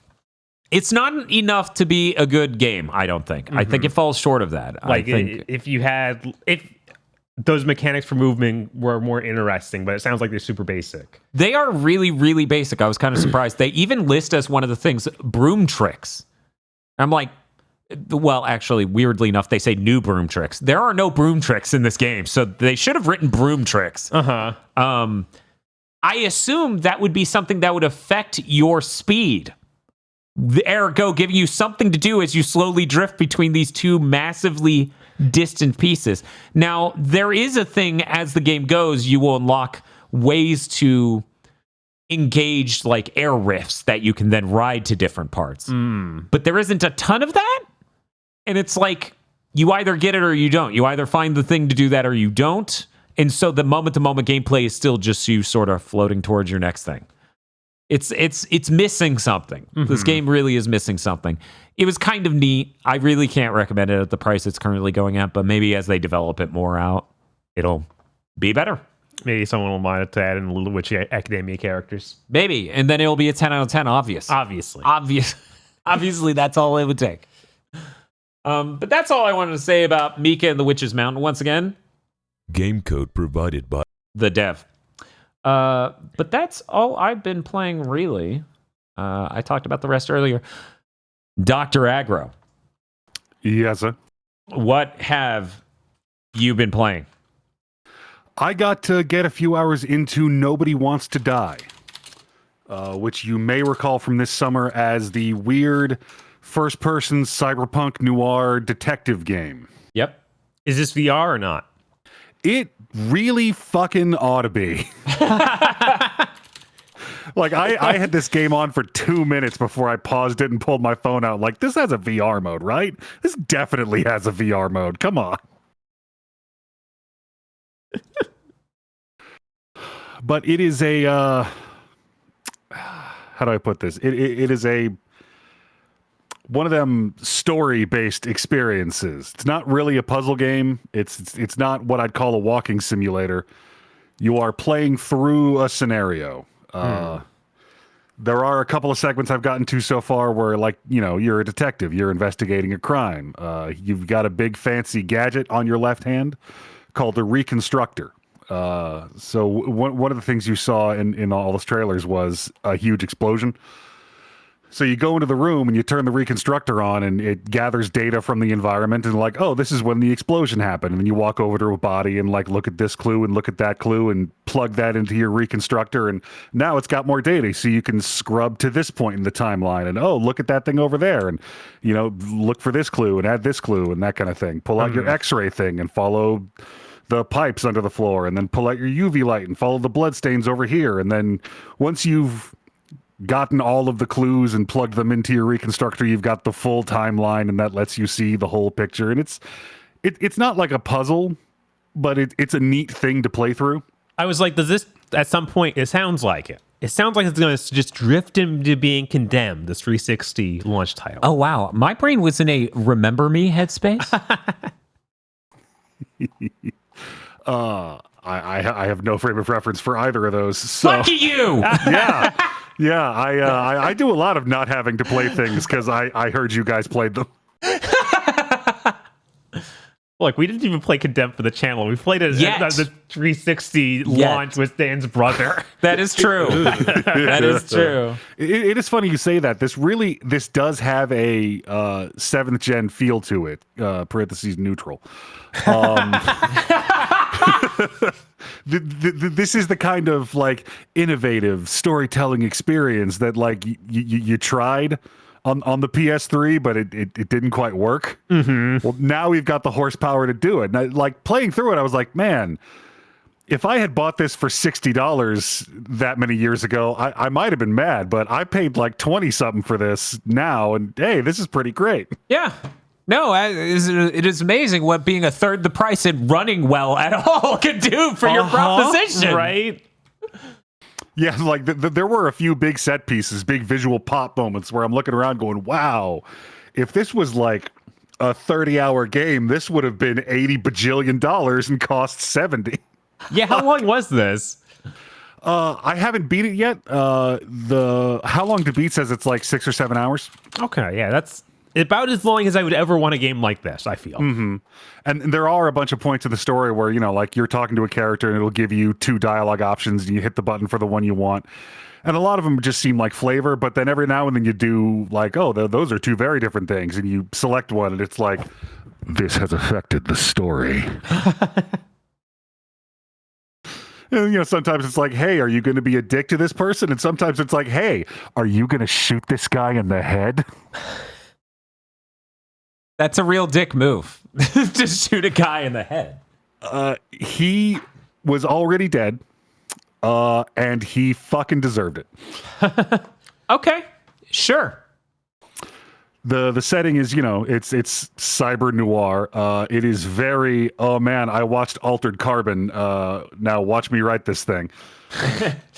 It's like I don't want to be demeaning when I say that it's very like college creative writing core. Like the noir is very thick. It's very heavy-handed. It's leaning in to the genre with the dialogue, and that part I love. But the setting is also peppered with, oh yes, all of these references to Greek mythology are very clever. Are they? I mean, kinda. A couple of them would be. When you get 12 right next to each other, you're like, okay, I get that you did this over and over again. Maybe take your hand off the throttle there. Right, yeah. It does have an investigation game mechanic that I've never seen before. I guess because I haven't played a lot of detective games, maybe. Okay, shoot. But there are a couple points in the game where you like it's time to break down the evidence. So you put your wrist gadget on the floor and it pops up with a bunch of holograms, and you're in your shitty apartment, so you've got a bunch of bottles and empty cans on the floor that it's masking hologram pictures over. You're on a hex grid, and one of the things on the hex grid is like, hey, how do we know that this guy did this thing? And over on the left, you've got a bunch of objects that are clues, like, oh, well, we found this thing on the wall, and we found a notebook that says this, and we know this guy was over here at this point. And you have to pick up the clue, drag it over to the question, and drop it in there to see if that's the thing that actually affects that. And when you do that, it'll pop out like the next question you have, or a development of your theory, and you've got to keep dropping clues onto new questions or subjections to fully round out your current theory. That kind of sounds like the Alan Wake 2 thing, and every time I would do that wrong was way funny. No, that doesn't. No. You're just putting shit together randomly, asshole. Fucking cut it out. It feels a little more fleshed out than that, but I don't know if that's just because of the way it's set up and it's just set dressing. Mm-hmm. Mm-hmm. But yeah, this is a real cool time, especially because it's like $20-something. Yeah. I remember looking it up after we saw those trailers, and the price being that low was like, oh shit, this feels like this should have been the goal. Mm-hmm. That's crazy. Like, I remember in 710, like, yeah, no, we're gonna make a lot of cheaper games. We're gonna revolutionize the way games are made, and that didn't happen. No. Now we want to make 80-hour games and charge $70 for them.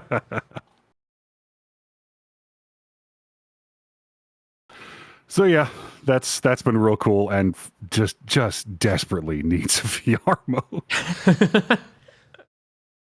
It keeps doing all these long sequences where I'm sitting in a hover car that looks like a car from the 40s, flying through the Blade Runner city, and I'm like, come on, man, just let me look around in the headset.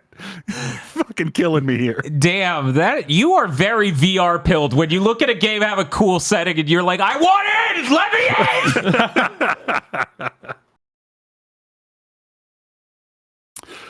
I also got to play the demo for Sunset Hills. Oh, I was going to check that out and forgot to. Yeah, it's not much of a demo. I don't think I learned anything from that demo that I didn't already know from the trailer.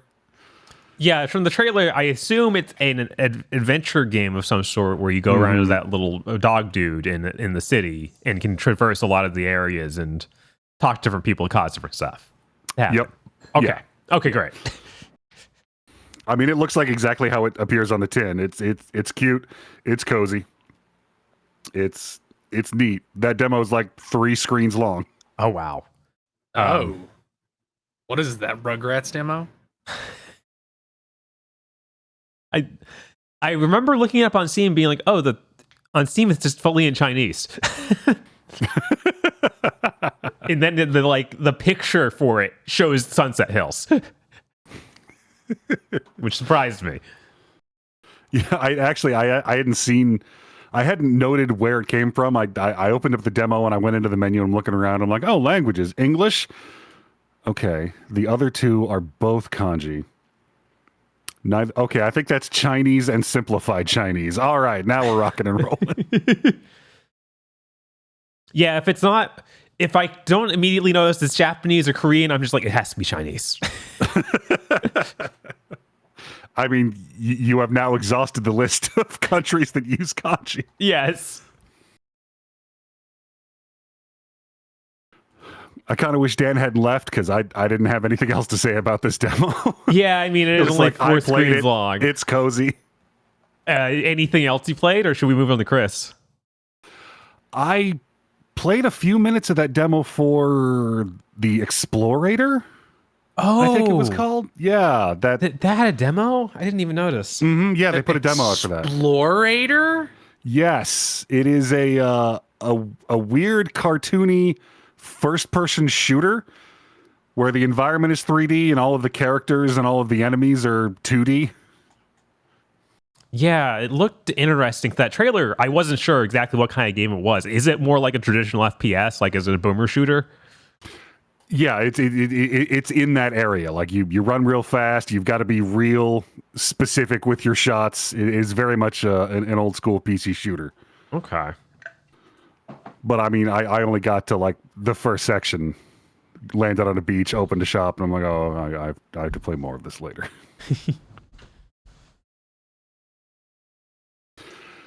So that's all I've been playing, and then a bunch of additional vamping. Chris Wolfhard?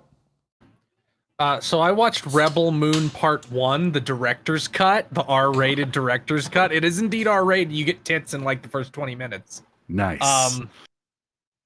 So in our Justice League Snyder Cut spoiler cast, which you can go listen to right now, Bob describes Man of Steel as an incoherent pile of things that happen.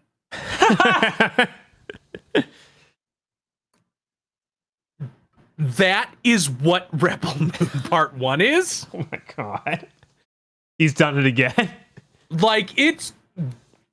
At no point do you know what the fuck's going on ever.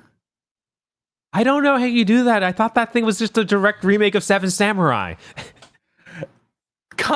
Yeah, except, like, there's not the fight to save the village.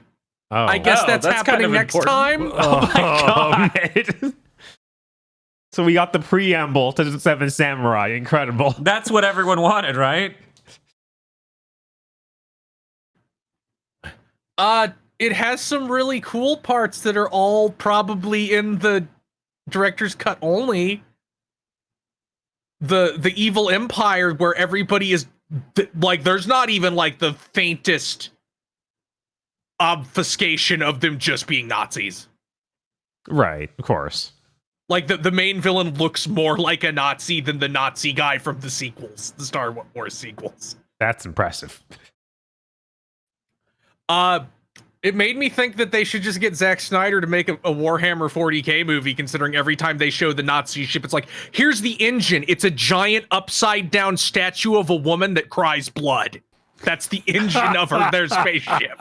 Holy shit. Did you see that he is working on like a new cartoon series for Netflix? No, I did not. It's based on Norse mythology. Okay. Also, the Nazi spaceships, they are literally fueled by bones. They have people shoving in, shoveling skeletons into the war engine to keep it running. Look, I know writers who use subtext, and they're all cowards. Yeah, right?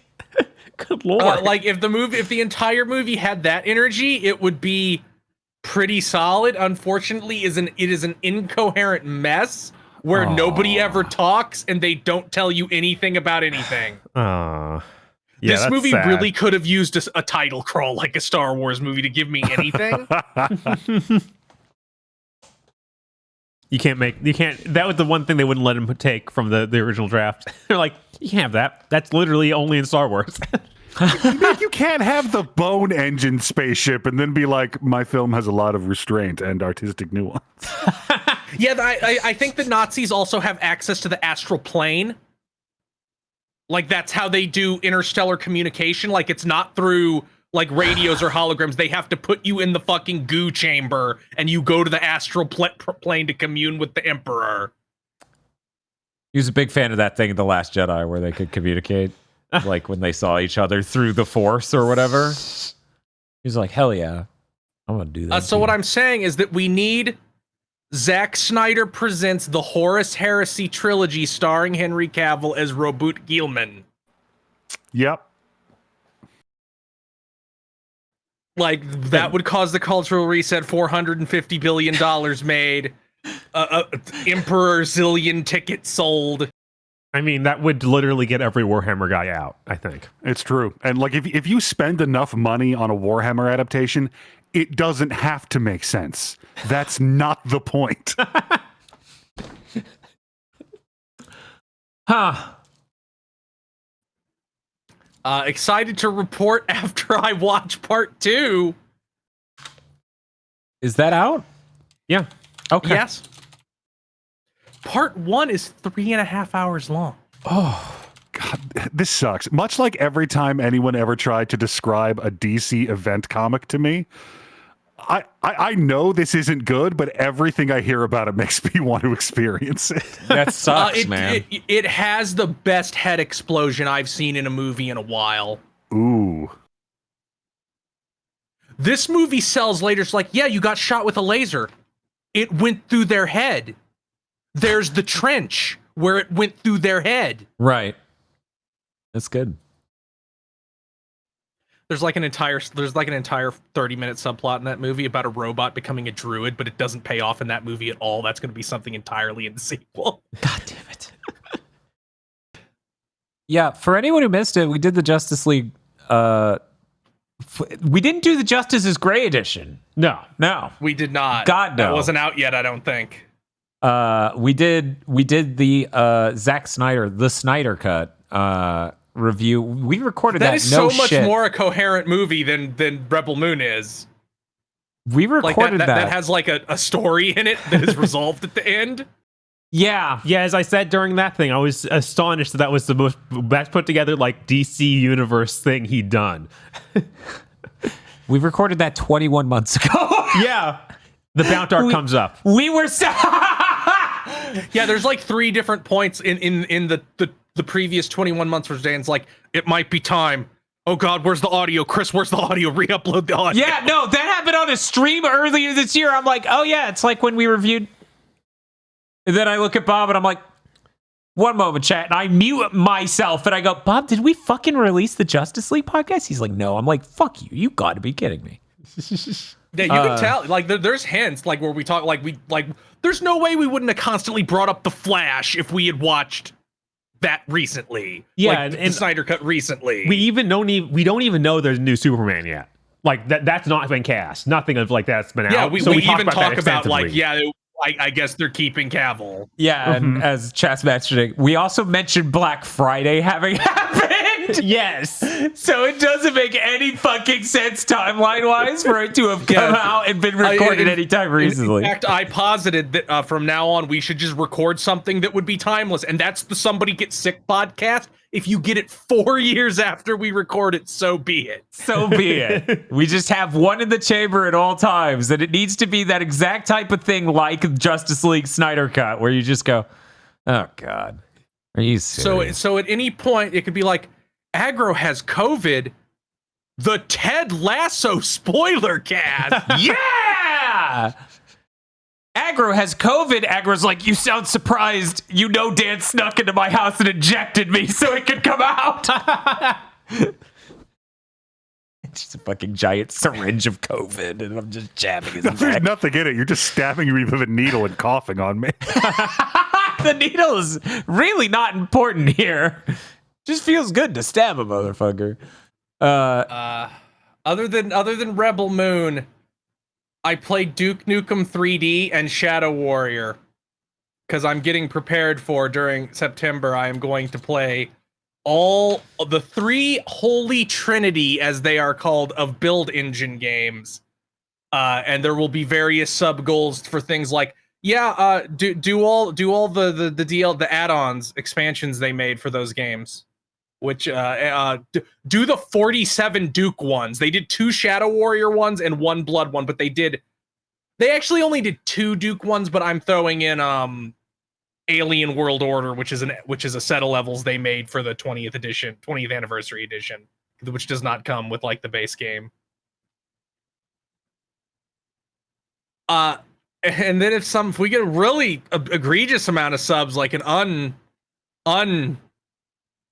unlikely amount, I will force myself to play Redneck Rampage 1 and 2. And also the expansion for one called Suckin' Grits on Route 66. Those streams will not have a VOD if they happen, because those games' soundtrack is entirely licensed music. Oh. Yeah. Huh, I would not expect that from Redneck Rampage. Yeah, they went and got rockabilly artists to do songs for the game. Yep.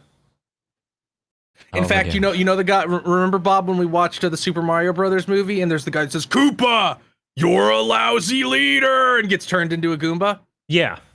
That is Mojo Nixon, a musician who did a big part of the soundtrack for Redneck Rampage. Great. Shadow Warrior sucks. Really? Like it's just not like. Let's completely ignore the racially insensitive humor. Mm-hmm. By which I mean they have a white guy doing a Big Trouble in Little China voice and making fart jokes and talking about his dick, and his name is Lo Wang, and they make a lot of jokes about his dick because his name is Lo Wang. Yep.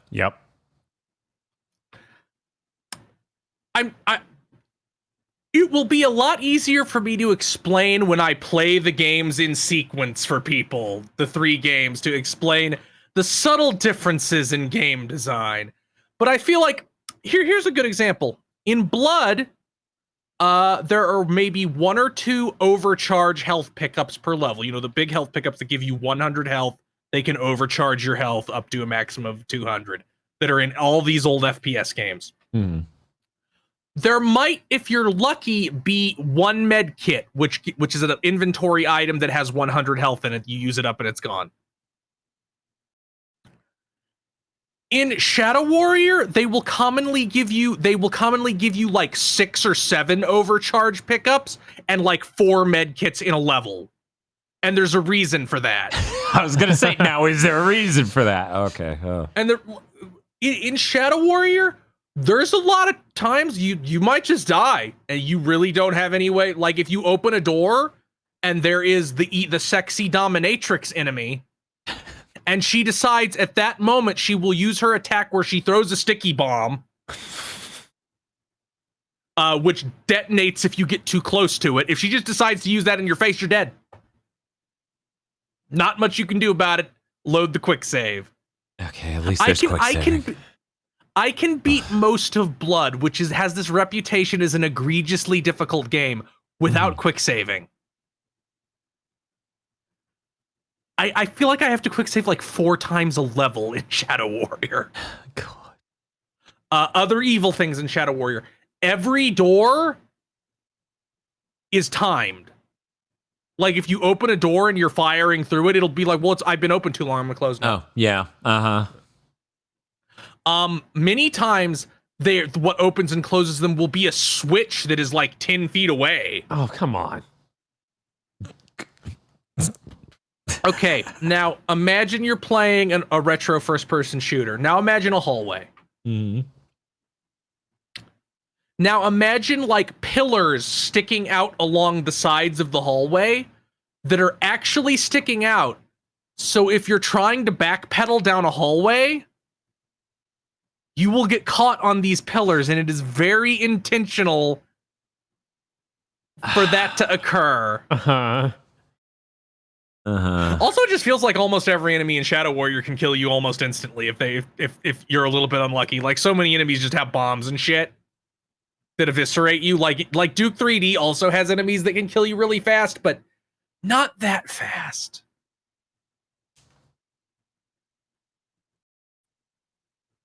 Also, the nuke, very cool, very fun. It has the most obscenely massive amount of splash damage in a video game ever. You have to be like half a map away if you don't have cover to not get killed yourself by it. They give you can only carry one, and they give you one in almost every map because they really want you to be nuking shit. But you kind of don't want to, because whenever you nuke something, it leaves a cloud of poison gas for like 15 seconds. Because it kills enemies also, so it's obviously a way to ensure that you don't feel gypped because the enemy was behind a tiny little. So fucking every time you use it though, it's like, well, time to shove my thumb up my ass and wait for that to dissipate. God, fuck that. That's terrible. Or you can just eat a little bit of damage and run through it, but I don't want to do that. Yeah.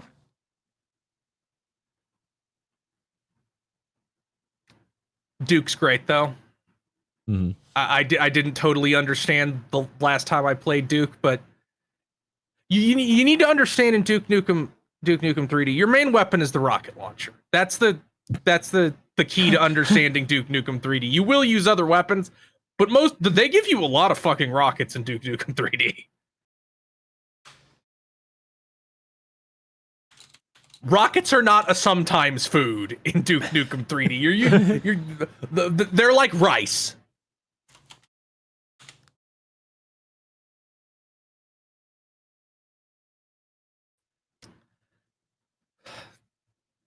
But I'm looking forward to streaming those in the start of September. I have to practice on the 47 different DLC things.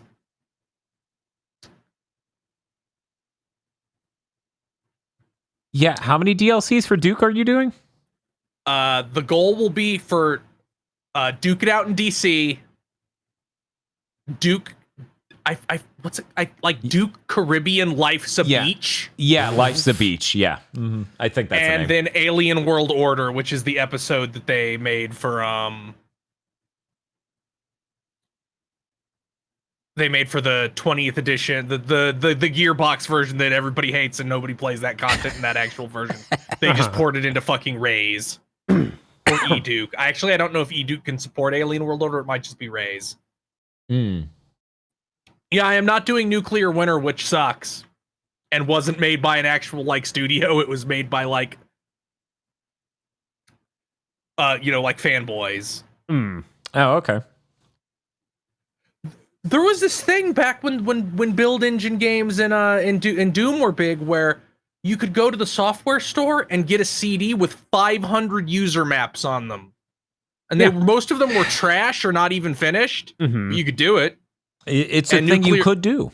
And Nuclear Winter is like almost that tier of things. That's okay. It's better than that.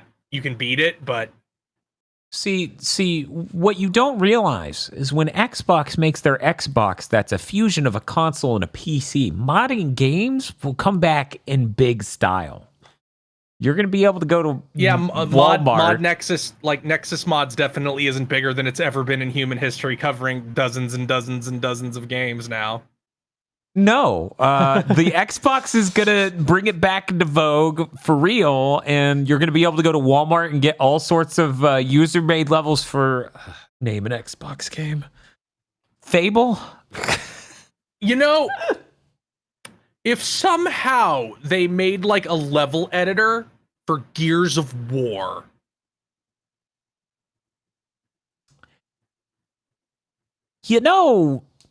Fortnite has that whole UEFN thing, the Unreal Engine for Fortnite, which that still is missing a letter or has the wrong letter there. No matter which way you split that, Epic, I hate you for UEFN. Anyway. Yeah, I do wonder what the first game to include something like that, that's more general, more specific in what you're allowed to make with it. I hate how much they got away from that. All these companies, just all of them got away from it. They never did. They ever get Forge in Halo Infinite? I believe they did, because I remember people but no one were super cared. upset because they used that as an excuse to not make maps anymore and just make Forge. That's maps. true. They did go, it's in.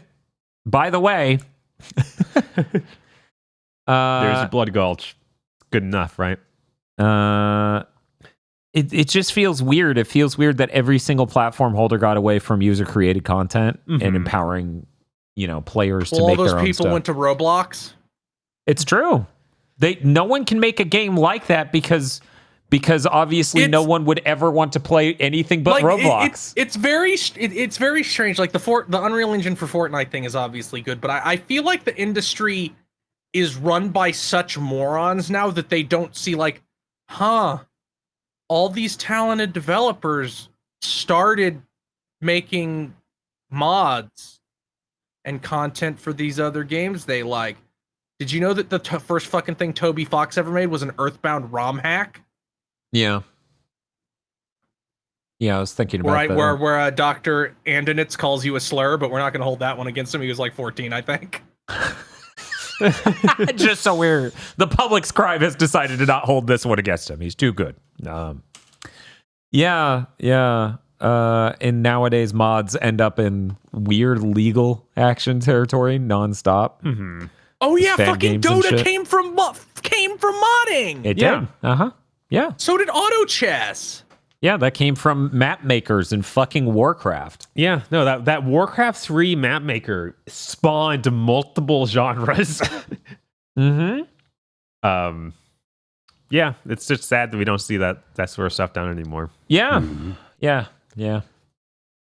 I still remember, like, even when Tenchu 2 was coming out, I was like, oh, this is Oh, yeah. really cool.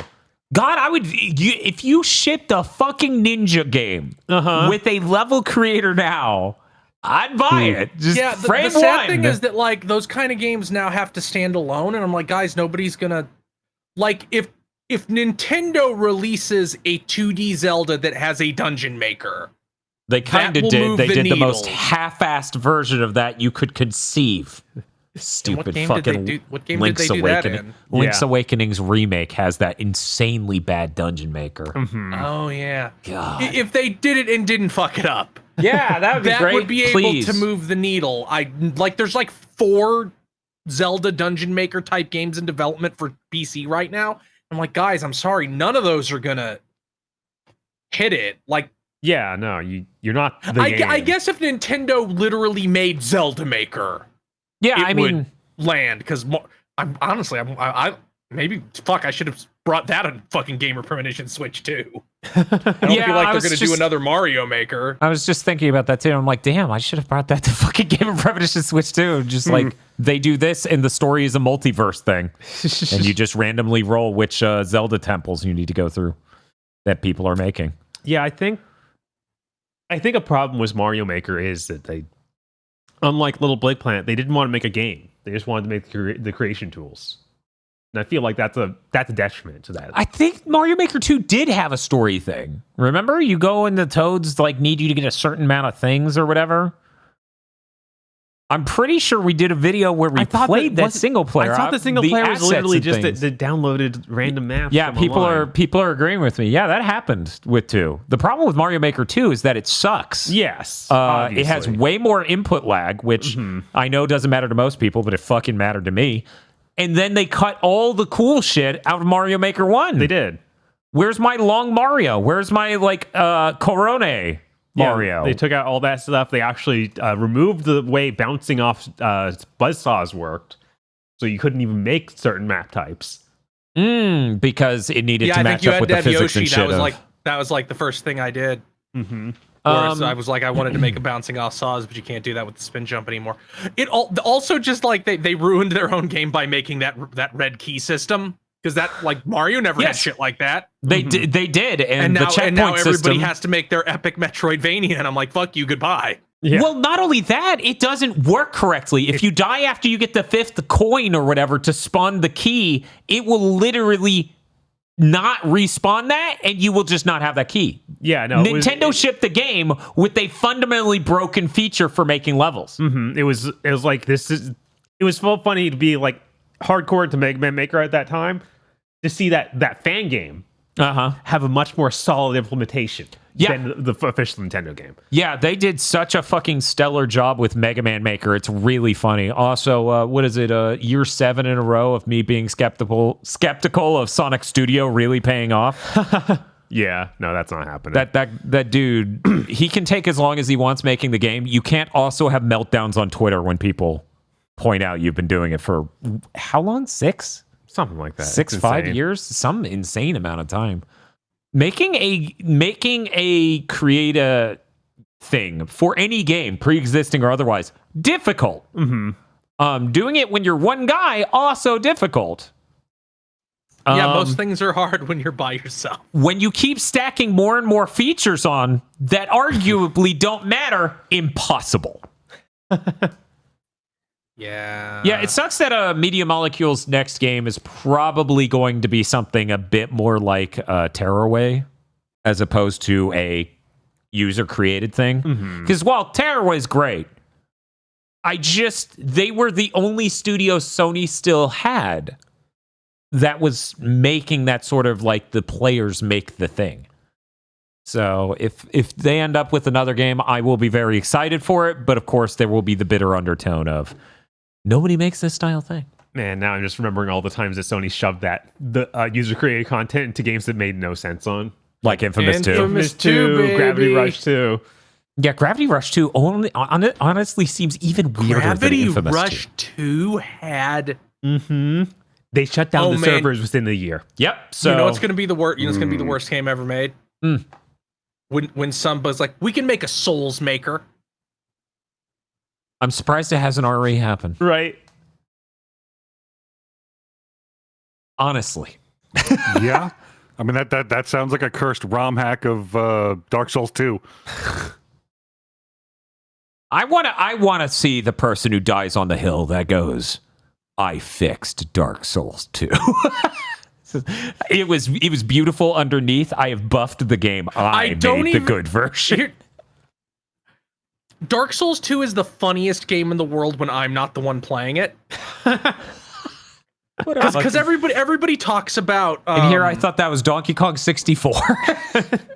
Everybody talks about like the innate humor in FromSoft games that's obvious, very deliberate. Like in Elden Ring, there's like the treasure chest that sends you to hell, or like the ball, and like you go into the room and pick up the item and you turn around and the ball is there, and the ball also somehow closed the door. Yes. Dark Souls 2 is like the idiot's version of that, where it's like, yeah, we dropped 8 guys on you from the sky. That's funny, right? And I'm like, in a regular show sort of way, I guess.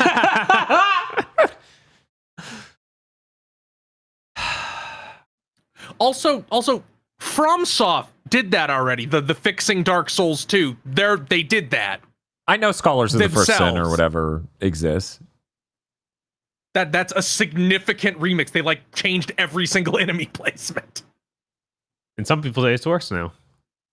I'm one of those people who think it's worse. See, I want the person who is confident that they know the best version of Dark Souls 2 and what it should be. And then they that fucked has up. to exist. People did that for Dark Souls 3 already. I'd be stunned if there wasn't one for Dark Souls 2. Yeah, there's got to be like my new version that's way better. This is the way it should have been. The shitty thing is that I'm not even sure you can buy the original Dark Souls 2 on PC anymore, but like you can't play the original Dark Souls 2 on modern platforms. No. They only released Scholar on those. Mm-hmm. Yeah, it's true. And my brain's so fucked up. I saw Scholars of the First Sin running at 60 frames per second and went, that's Evergrace. And so I like it more than the original version based on that alone. Uh-huh. That's it. Man, you know, everybody's like, Dan, play Dark Souls. Dan, get into Dark Souls. I'm like, no, I don't want Dan to play Dark Souls. I want Dan to play Dark Souls 2. You know, Dan also wants Dan to play Dark Souls 2 because a lot of people I know have played Dark Souls 1, so I've seen enough Dark Souls 1. Ain't none of them playing Dark Souls 2. I think it's time I get off my ass, hack Aggro's PS5, and try to get Bloodborne running at 60 frames per second on that. I think it's about time. It's going to burst in flames, I swear to God. I saw something about people getting that game working on some sort of PlayStation 4 emulator on PC running well. I haven't checked out videos of that, but that emulator has been trudging along for a while. That was the one where Modern Vintage Gamer did a whole hype video for it when all it could render was 2D games and even not in the correct color spaces or whatever most of the time. He did that like 2 years ago. But I assume because of the state it was then of not even doing 3D, and now people are saying it's running Bloodborne, and he did another video that it's actually not at a level you should ever I assume it's in some range that's not playable at all for any amount of time. There's certain guys who cover topics where it's like that guy says this is great and perfect. I'm like, so 3 years, got it. Yeah. So like those people coexist with the tech optimists people who do videos on new technologies. And they always like, it's right around the corner. Like every video has that tone, and they do the same video for 5 years. Just every so often, they have to be like, the battery technology, it's almost there. Which was really funny. So there's one specific YouTube channel I watch. This guy does this consistently. And I'll watch it and I'll be like, he's doing that thing again, whatever. there's still interesting information in this video. Well, he tried to own his comment section in a weird turn. He's like a really positive guy, so he doesn't, spite video never entered my realm of possibilities for this YouTuber. He did an almost spite video where he's like, you guys said that battery technology was not ready for showtime yet, and you said I was way too optimistic on it, and I just bought one. 2 weeks later, he does a new version of the video where he goes, well, it turns out that battery wasn't actually solid state. I guess he got borderline scammed by the company that was selling it, and it is not made of the technology they marketed as being made of. Great. So he accidentally, while trying to make this video where he proved his comment section wrong, proved them even more right.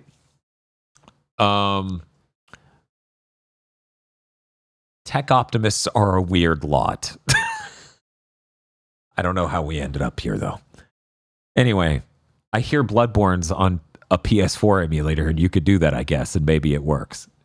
I don't know, though. It's a FromSoft game. Yeah. That shit, you have to do shit to get it.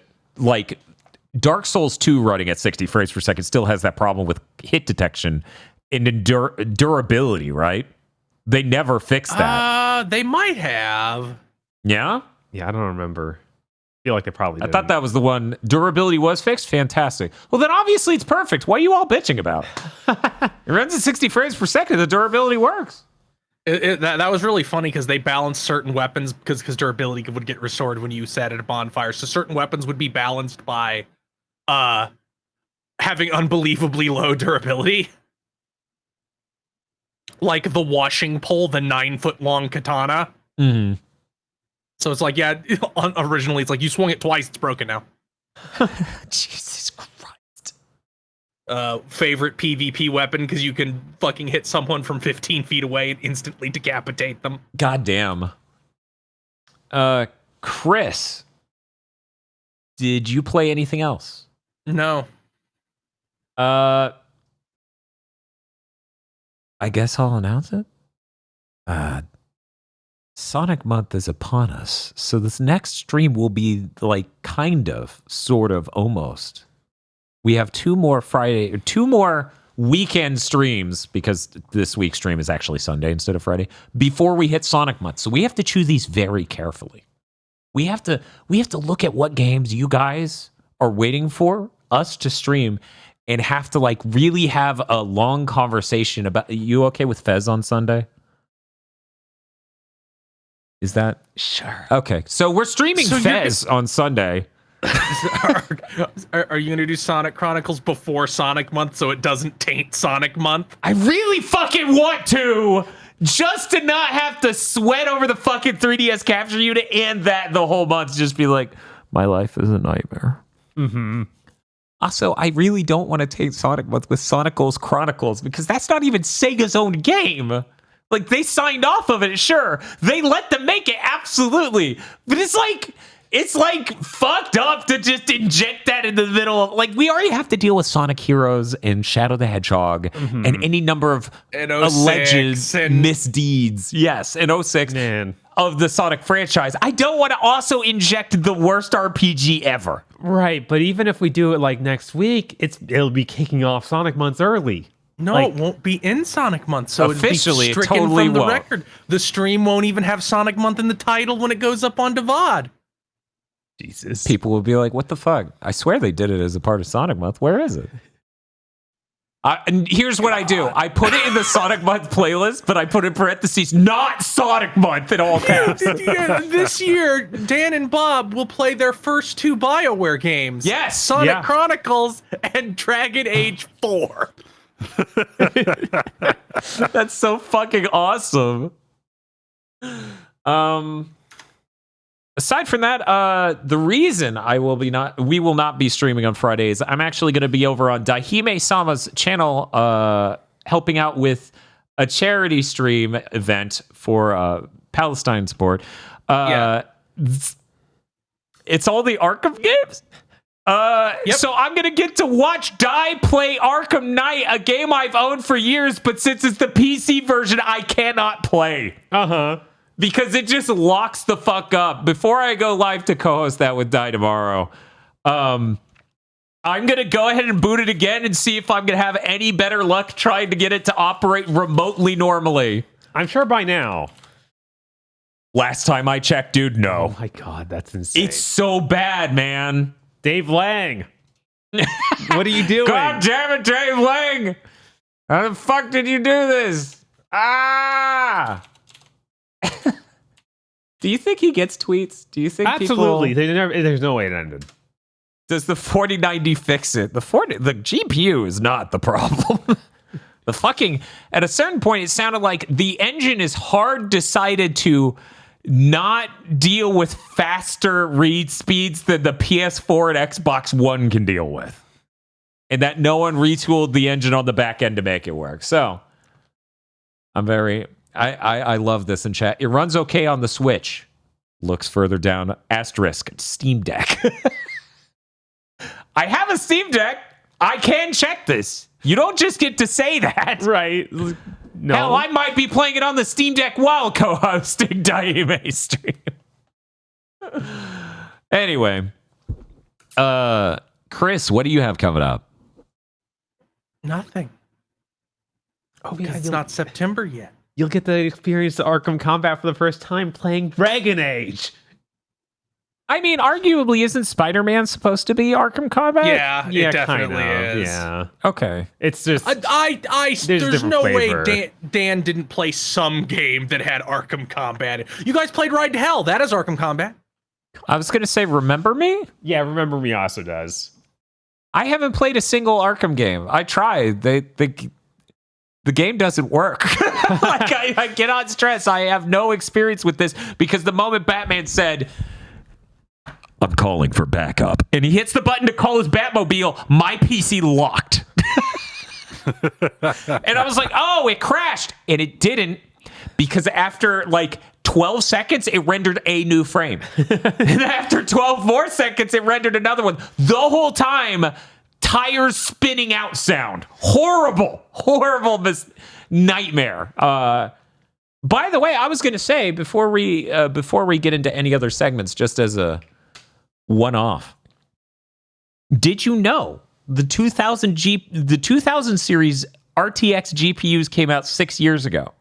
NVIDIA has been pushing ray tracing for 6 years. Imagine a whole console generation, basically, where you were sold the promise of ray tracing, and it still is only barely beginning to exist now. And now you understand why PC gamers, the high-end ones, the really elitist, like graphics technology enthused ones, are losing their damn minds. Yeah. It's been 6 years. At some point, they should realize, no, this is like when you bought that PhysX card. I'm sorry, it doesn't mean anything. No, they pushed the bit long enough. It means something now. Unlike physics, they abandoned that. Everyone went, yo, why did we put this goo tech in the fucking Borderlands 2? Does that shit still work? Can you run the physics goo in Borderlands 2 on a modern NVIDIA GPU? All that stuff is cooler than ray tracing. One moment. Every PhysX cool thing for that card was cooler than anything ray tracing does. Here's how we're solving this, okay? Because we're democratic over here at GigaBoots, of course. Okay. Everyone knows that. I'm gonna let chat decide which is cooler, goo or rays. Let's get our co-host's opinion. Dr. Aggro, would you rather have goo or rays? I've never seen a waifu made of rays, so I'm going to go with goo. That's terrible reasoning. Chris Wolfhart, goo or rays? Goo. Oh my God. Well, although come to think of it, in the end of Ava, there were several rays made of goo. Right? Exactly. So this is a very complicated answer. That poll is up now. You know what else is up now? The Podlords. They woke up. They're up now. Oh, good. Yeah. Oh, fuck. You were running the vacuum way too loud. They're up now. I hope you're happy.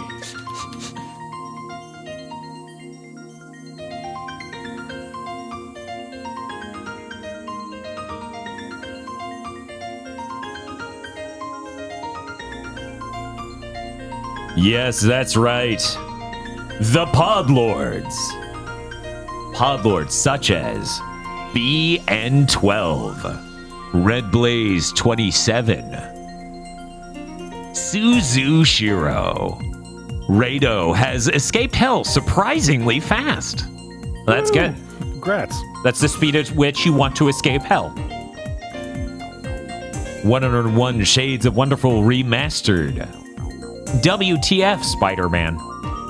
It wasn't the same photo as Big Thick 285, so Dan, have another Mr. Caria. Oh my god.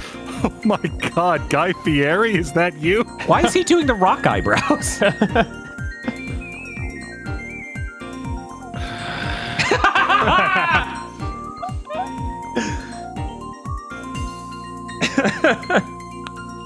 DFW 3K. Muckbun. Shiny Mew. Chris C. Juicifrost has a working car and an Adderall prescription. Start running.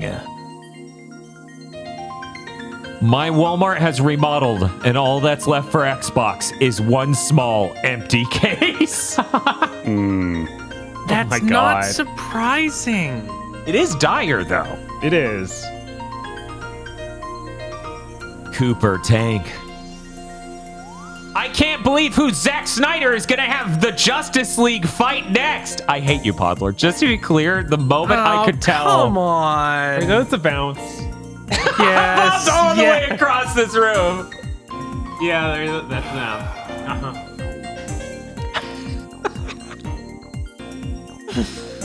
Indigo Sykes. Luigi.jpg. Oh, linked. Is this a real thing? That's a real game. That's it. I think it's just called Link though, and that's. Let me see. I don't know. wrote it in the news, That whatever. gear's an O. The so I gear don't- looks like an O. Yes. I guess it's O-linked. I'm gonna go with the Podlord. The Podlord pays me $50 a month. I'm gonna go with them. Happy Tactical Breach Wizards release day, everyone. Go play this great game. Oh shit, is that out? Oh, either that or Podlord's gaslighting. Right? It could be either. Honestly, Both sound enjoyable. is it out or is early access out? Are they gonna add broom tricks? They might have broom tricks. We don't know. A raccoon having a drink. Oh my god. Oof! I didn't. Yeah. It's like Kiss. That's it, right? I had a chihuahua that Jesus. used to do that. Oh my god. He's a squid. He's a kid. He's a squid. He's a kid. I don't like this squid. This is all squid, no kid. Yeah. Honestly, more spiders than squid.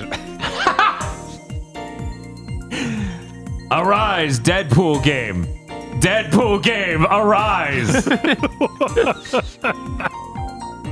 I don't know what you're talking about. The game's fully playable. You just need to spend like $100 on eBay. Right?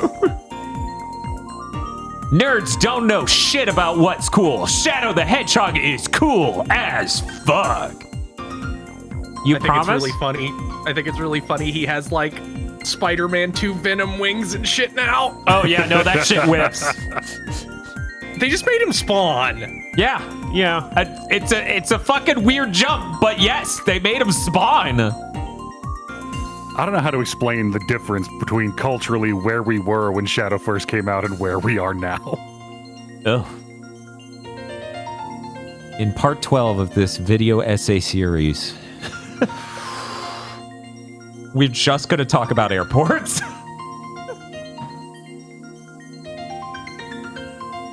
Sarah Lean, Timothy Fister, Bearded Joe, Krunglespum, Pleochrome. Wukong has some sauce. Combat, and especially the dodge feels good and the shape-shifting powers is peak.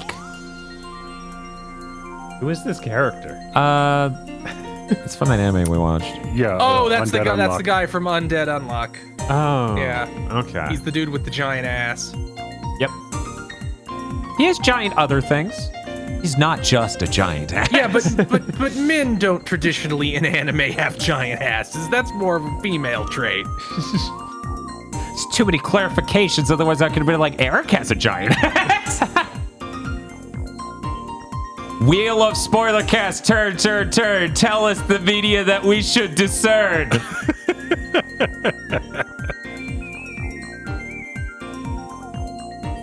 The Chinese government said you aren't allowed to call me Goku on stream. They said a lot of things. I don't know if they said that. That wouldn't surprise you. That if they had anybody with fucking sense writing their weird draconian review policy, that would be one that's like, do not call him Goku. Do not reference Dragon Ball at any point during your content, or we will kill you. Boo! Get off the stage, you hack! Mood. I can't fucking believe it. How could they do this to me? Forget early Halloween. Cracker Barrel has a display up, and my store has it in the back ready to go out. That's a Christmas tree. If look, I love Christmas. I love Christmas almost as much as Noel holiday. But if I see fucking Christmas shit before November 1st, I'm going to running tackle you. Yeah, I'm way... Man. Yeah. Not until after Halloween. Please. Please. There's no way this goes out before Halloween. I don't know about that. They're just It's already really ready. prepared. They're just really prepared. I bet they don't believe in Halloween over there. I bet they think it's that religious. Oh, at So Cracker Barrel? yeah, so they're like, yep, it's October 1st. Time to put this out. Marie Antoinette. Not how I imagined her. Bleach gags on vacation. Back to Yu-Gi-Oh! Stardust Dragon Assault Mode. That's sure a cool mechanic they used like twice. There's so much going on there. It's just too much happening. It's armor, like it's armor they get on top of it. In Japan, it has the much cooler name of Buster Mode. Oh, okay. I don't know. I think this skin's a bit too monochromatic for my taste. What game's getting the crow? Did they put the crow into Call of Duty? I bet it's PUBG. It doesn't look good enough to be Call of Duty. Yeah, that's fair. It's Call of Duty. Oh my god. What? Ah. And Silent Hill Ascension won an Emmy. Next up, the Game Awards! Man, the Emmys must be shit. Like, what the fuck do you mean Silent Hill Ascension won an Emmy? I've never seen a single person discuss it other than, oh, it seems like an AI probably wrote this. Yeah, right? Everything was I ever saw that. I was like, this seems egregiously bad. Thank you very much to our podlords. Thank you, Pod Lords. Thank you, Podlords! And if you'd like to become a Podlord, you can go to our Patreon at patreon.com/gbpodcast. For as little as $5 a month, you get early access to shows such as Tugging Bleach and Pokemon Go to the Movies, extended content for other shows such as Gamer Premonitions and Armchair Devs, one of which is definitely coming back during Sonic Month. Guess which one of those two that I just said. An entire movie called Isolation 119 that features Microsoft Sam as a leading actor.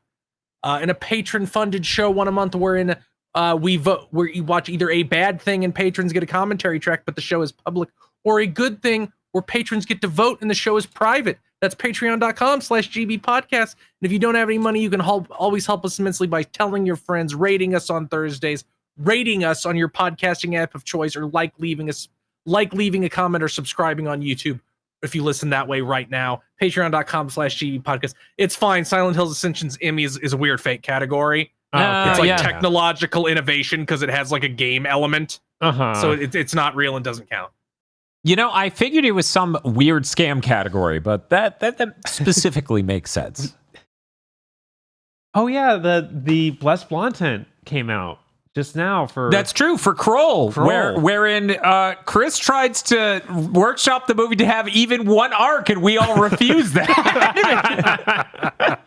Did I do that? Man, it's gone already. You were like, you think the movie would be about him relying on the glaive too much, and then eventually he learns, and I'm like, wait, what are you doing? You're trying to put even one arc into this film.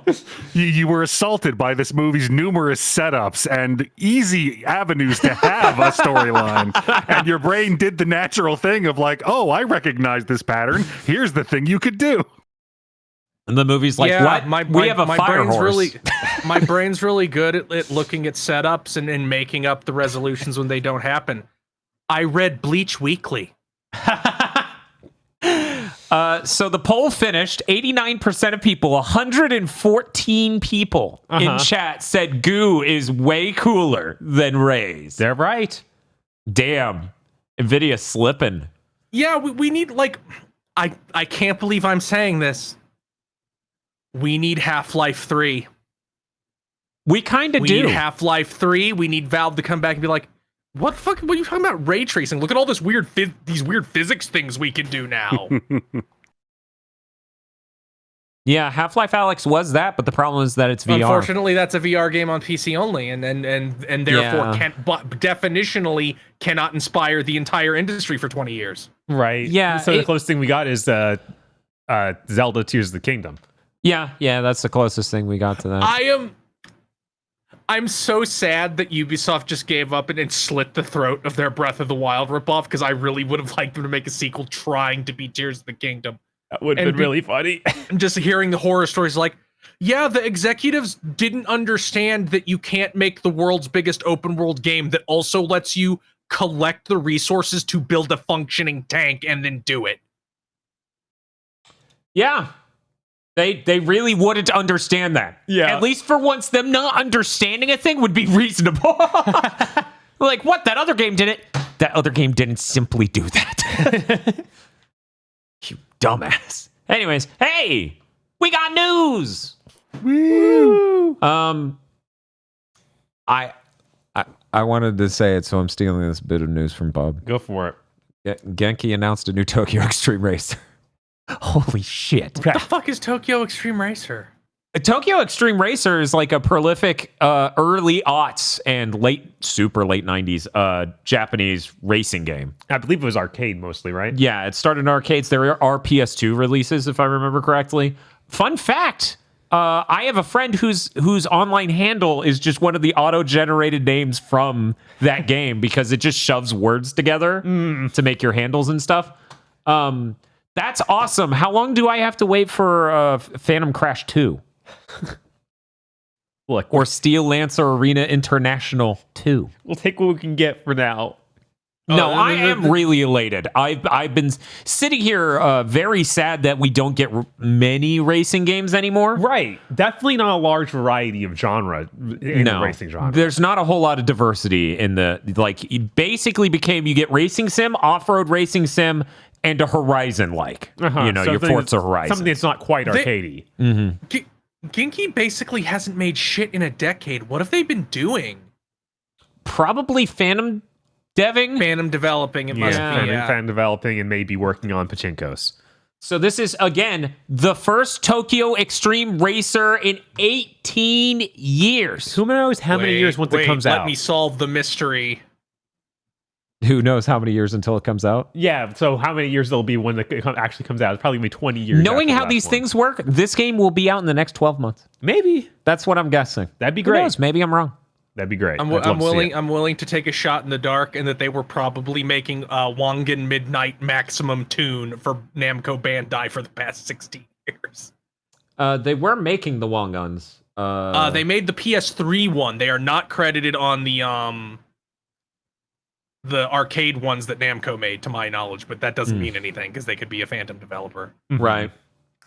By the way, put those games on a console, let me import it. Please, fucker. I would like to play your game. I would like to play the Wangan Midnight and Initial D racing games. Hell yeah. But But yeah, no, Tokyo Extreme Racer's really cool. It's really interesting, and this was announced for Steam. So yet again, it's showing the importance, I feel, of like Japanese developers focus on PC as a platform now. Yeah, that's definitely a thing happening now. And if it's opening up avenues like this, hell yeah, absolutely all for it. Jesus. I of all the news I expected to see, that was not of it. You know what news I did expect to see? Fantasy Life I, the girl who steals time, delayed to unannounced date. Fuck you, Keiji Inafune. I'm gonna, I wonder what event in the first quarter of 2025 that they might have delayed this game in preparation for. Same thing with Deca Police, which is not fucking coming out this year, even though they lied and said it was. Yeah, there's still...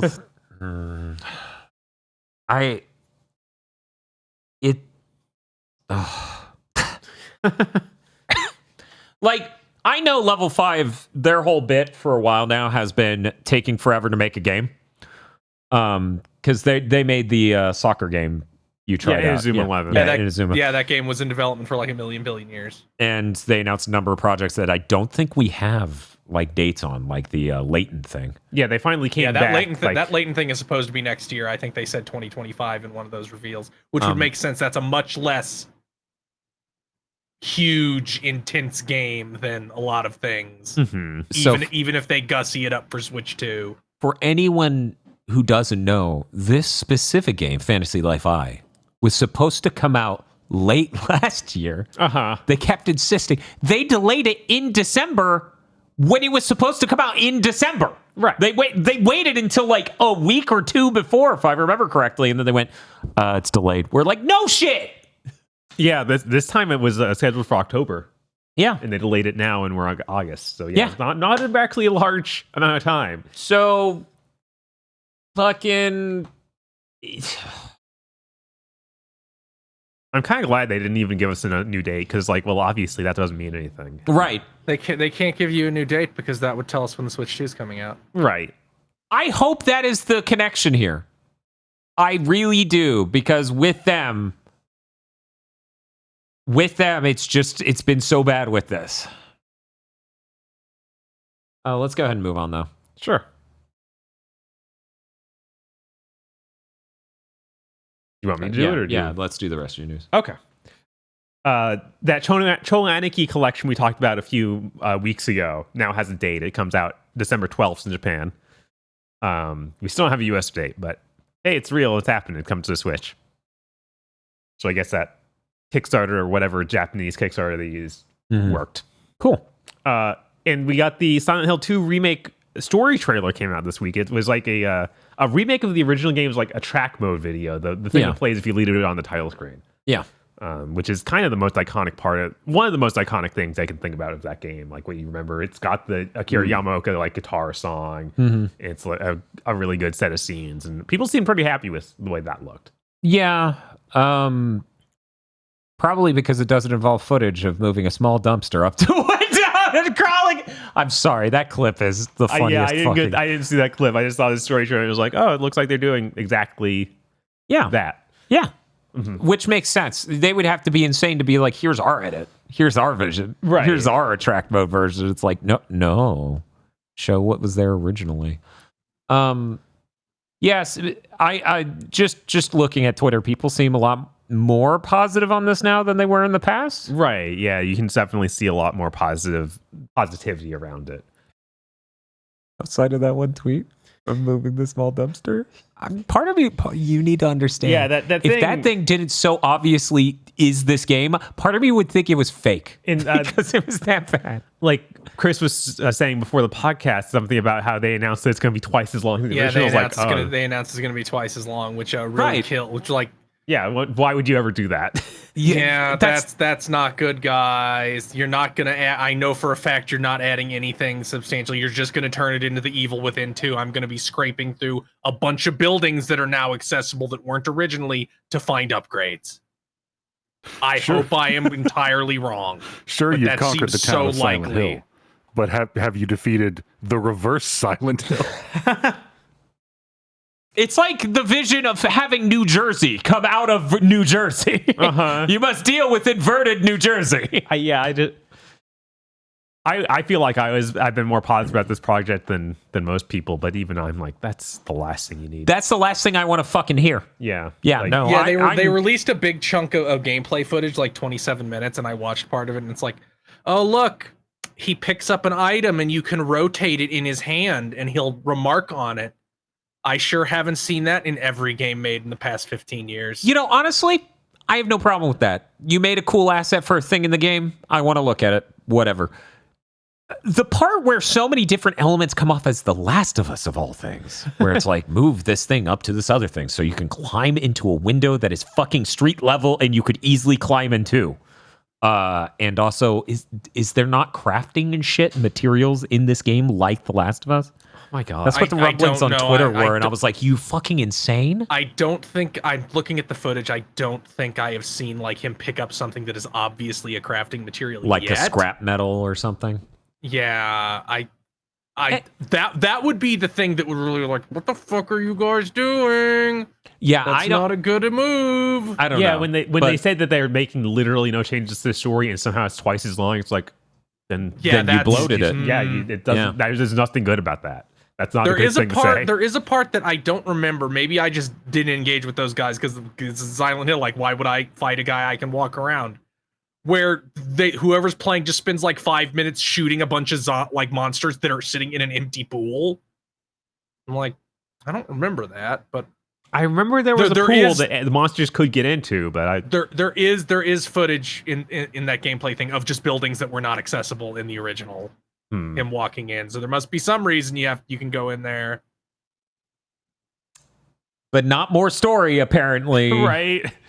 Oh boy, very excited to talk about that on the spoiler cast. Obviously. Do we have a fucking release date for this game yet? I think they did give us. Yeah, it's one. October.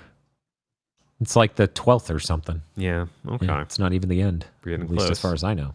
It's October 8th. Okay. Yeah. There was something announced for. Oh, it was Dragon Age that was literally Halloween. Halloween, yeah. It was like, but that doesn't seem appropriate, but okay. I know you need to get it out. They're like high fantasy, like Halloween. They should have released it on Christmas.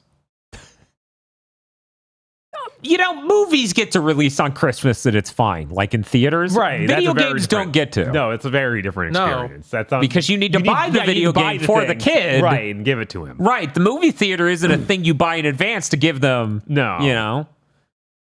Yeah. And even when we move to streaming, you can still release it on that because then everyone's going to be on that. Right. Yeah, you could easily watch it. Mm-hmm. So when games become stream platforms. No.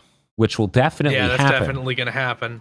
We haven't been dealing with people saying that's the future for 12 years. Has it only been 12? It feels like my entire life.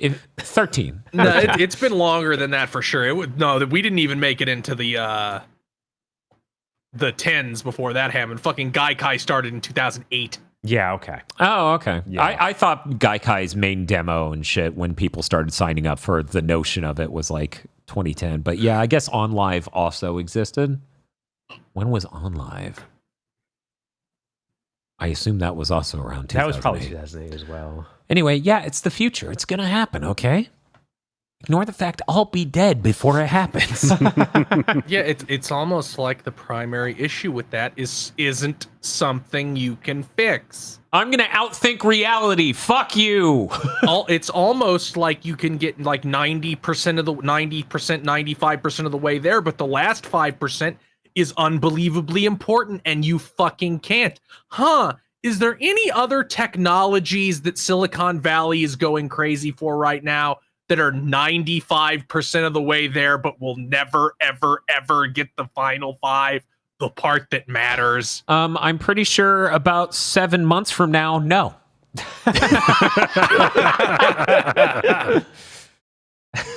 It's going to be so weird in 3 years. It's like, remember NVIDIA? And everybody goes, no. God, if it gets that bad, holy shit. When your company's currently worth 300 times what it actually is, that plane's really easy to gently land. Okay, so nobody look it up. We're doing this right now. Bob, which one has a higher stock valuation as a company? Which company is worth more money? Disney or Nvidia? Nvidia right now. Chris. It has to be Nvidia. Aggro. Yeah, I'm thinking maybe Nvidia. I'm also thinking Nvidia, so we're gonna go ahead and let's see. Nvidia. Then your stock market check. This is okay. Your market cap for Nvidia is $3 trillion. Oh. Wow. That is, Dan, that is 20 times Disney's. When you are currently valued at 20 times of Disney, that's very real, and everybody involved with this company won't be dead in 2 years. Man, I think it was Kyle Bosman who was making jokes. No, actually, it was probably Steve from Gamers Nexus talking about the absurdity that is Nvidia stock value versus how many employees they have.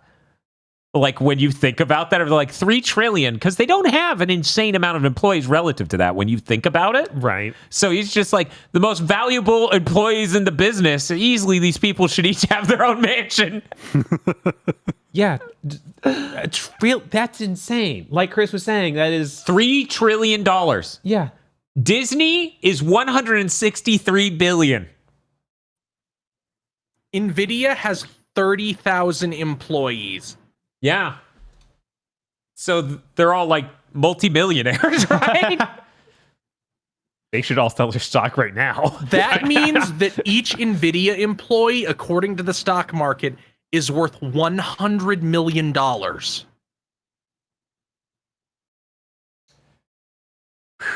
Stock market. Real cool. Yeah. Real cool. Stocks are definitely real. Mm-hmm. Let's move to Dr. Aggro for his news. Okay. Listen.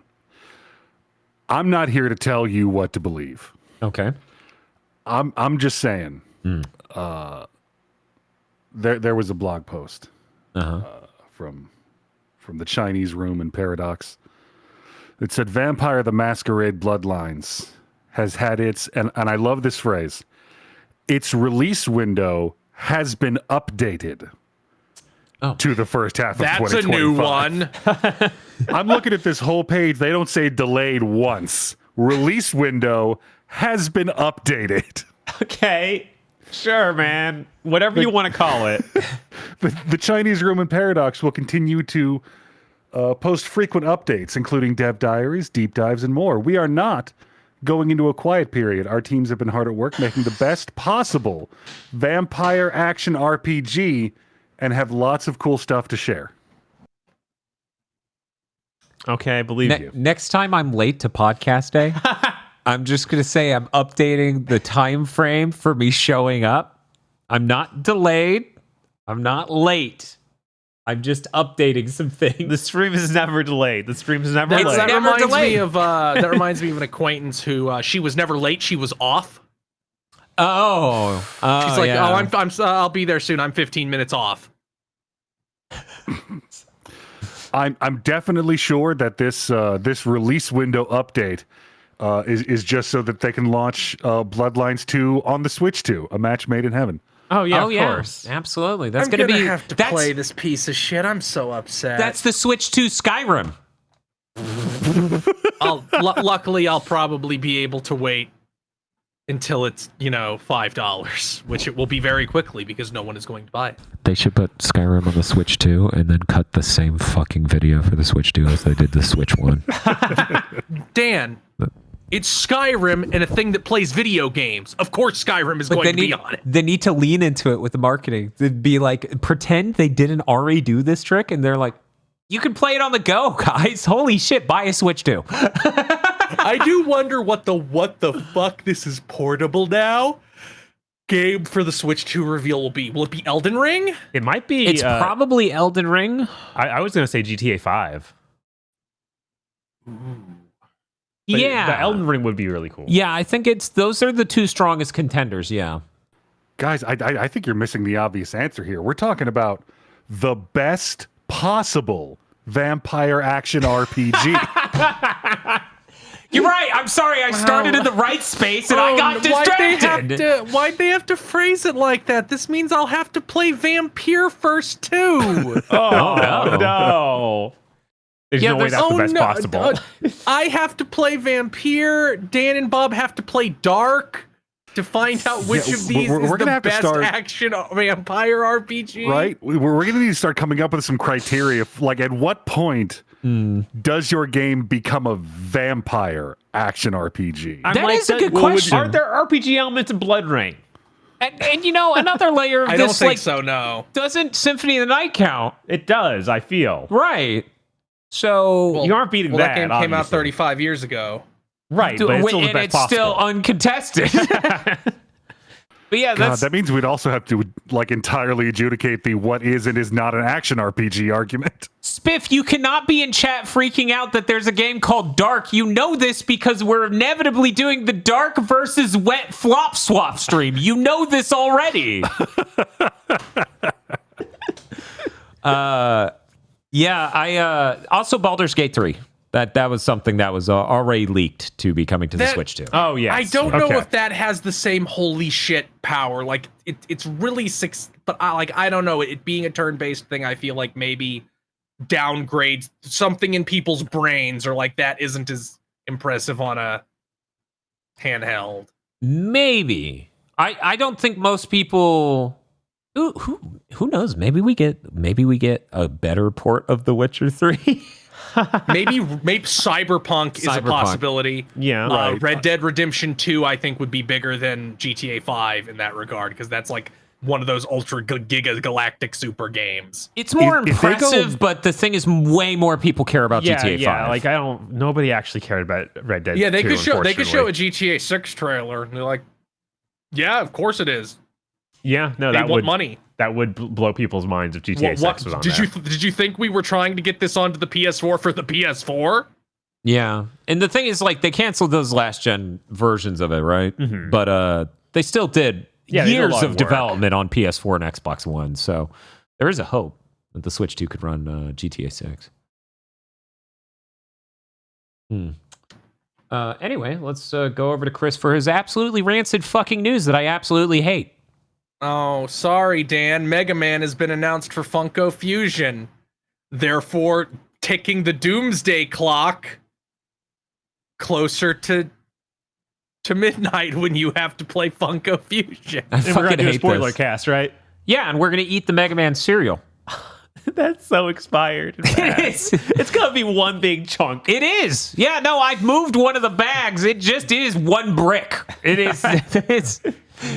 All of the dye has fused every ring into one brick. Like at this point, you pick up the box, like, why does this feel solid? And you open it up, and there's just a gun in there. God, Capcom, why? Yeah, actually, Why? legit. Why? Please. I give us a real. We really thought this are was- getting back to the seventh gen. Is like, guys, why are you doing every single thing related to Mega Man, making a new Mega Man game? I'm starting to get mad. Mm-hmm. I've given you a lot of rope because your output has been so good, but And you know this is the reasonable stance because Proto Dude on Twitter had like a 9 or 13 tweet long thing explaining how it makes sense that they won't make a new Mega Man game all that often. And I'm like, that's how you know everyone's starting to realize this sucks. Yeah, like when it's that been guy's getting 6 years, defensive. guys. It's been 6 years. Like, I understand his thread. It was very well thought out. There is no strategy you can argue that Capcom has where they shouldn't make a Mega Man game for more than half a decade. Right. Mhm. I don't care how many collections they're making. Not the same thing. Also, it's like clearly evidence that this isn't the product of a plan. This is a product of plans aborted. Right. We have multiple different Mega Man projects that were clearly aborted. Unless we just started putting teasers for a new X game in an X collection for funsies. Yeah. God, they did that so long ago now. That's so upsetting. Yeah, that shit's dead. We don't even have evidence that has been actively developed in the last like 3 years. Right. Which is crazy. It's Meanwhile, Rockman Tyson or whatever, Mm-hmm. at least that was being worked on 3 years ago or something. Mm-hmm. Ugh.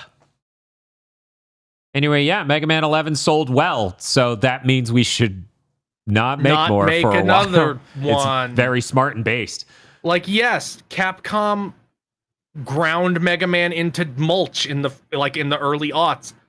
They were releasing like 6 games a year. Yeah, Right. In Yeah. like 8 obviously a different problem. sub-franchises. The solution isn't to release one game every 6 years.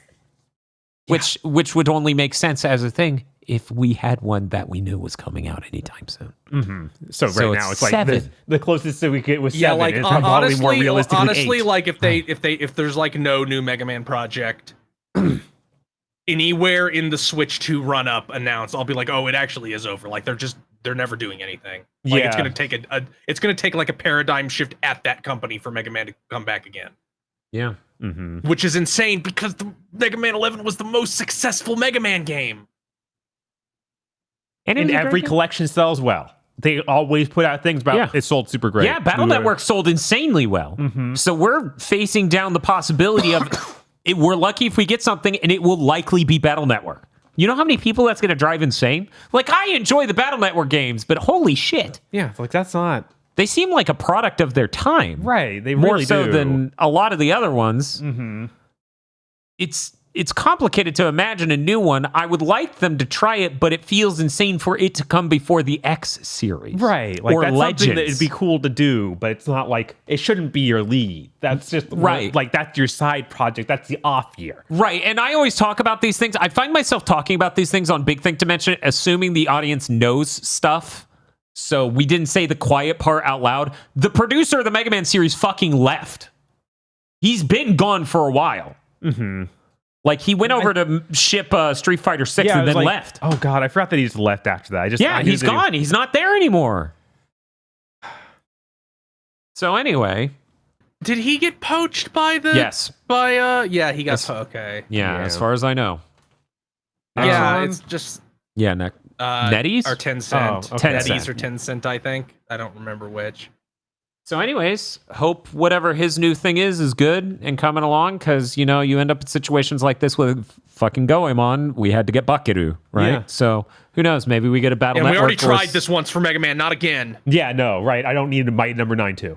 I don't need another one of those. The design can't Well, be as it bad would as be back. different because KG Inafune is not involved. Right, obviously. And somebody who makes games. You don't know that level 5 couldn't pop up at any time being like, there's a hole in the market. I mean, yes, level 5 could. I'm talking about this other guy going off and doing a thing based on Mega Man, right? Right. Like that idea. There is no world in which he creates something as hollow as Mighty Number 9. Yeah, that's probably impossible. Because Inti Creates does not make 3D games. And they were forced to make a 2D platformer in a 3D engine that they hadn't really used to do anything but gal gun, with rushed out, half-baked ideas by Keiji Inafune's company, Concept. Like, you literally could not end up with another Mighty Number 9 from this other guy leaving Capcom. That is not possible.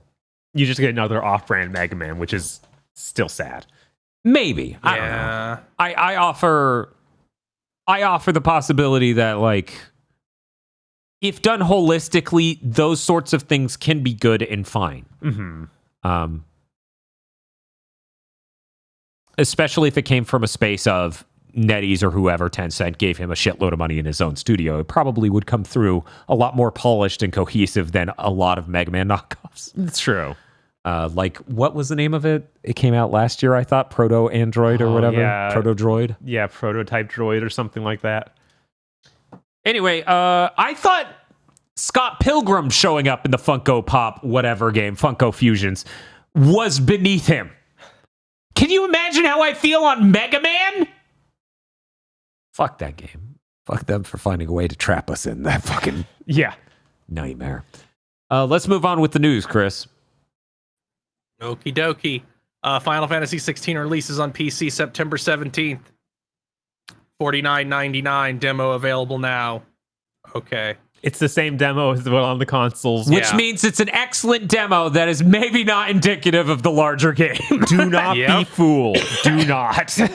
The type of content in that demo is completely unrepresentative of a shitload of time you will spend in 16.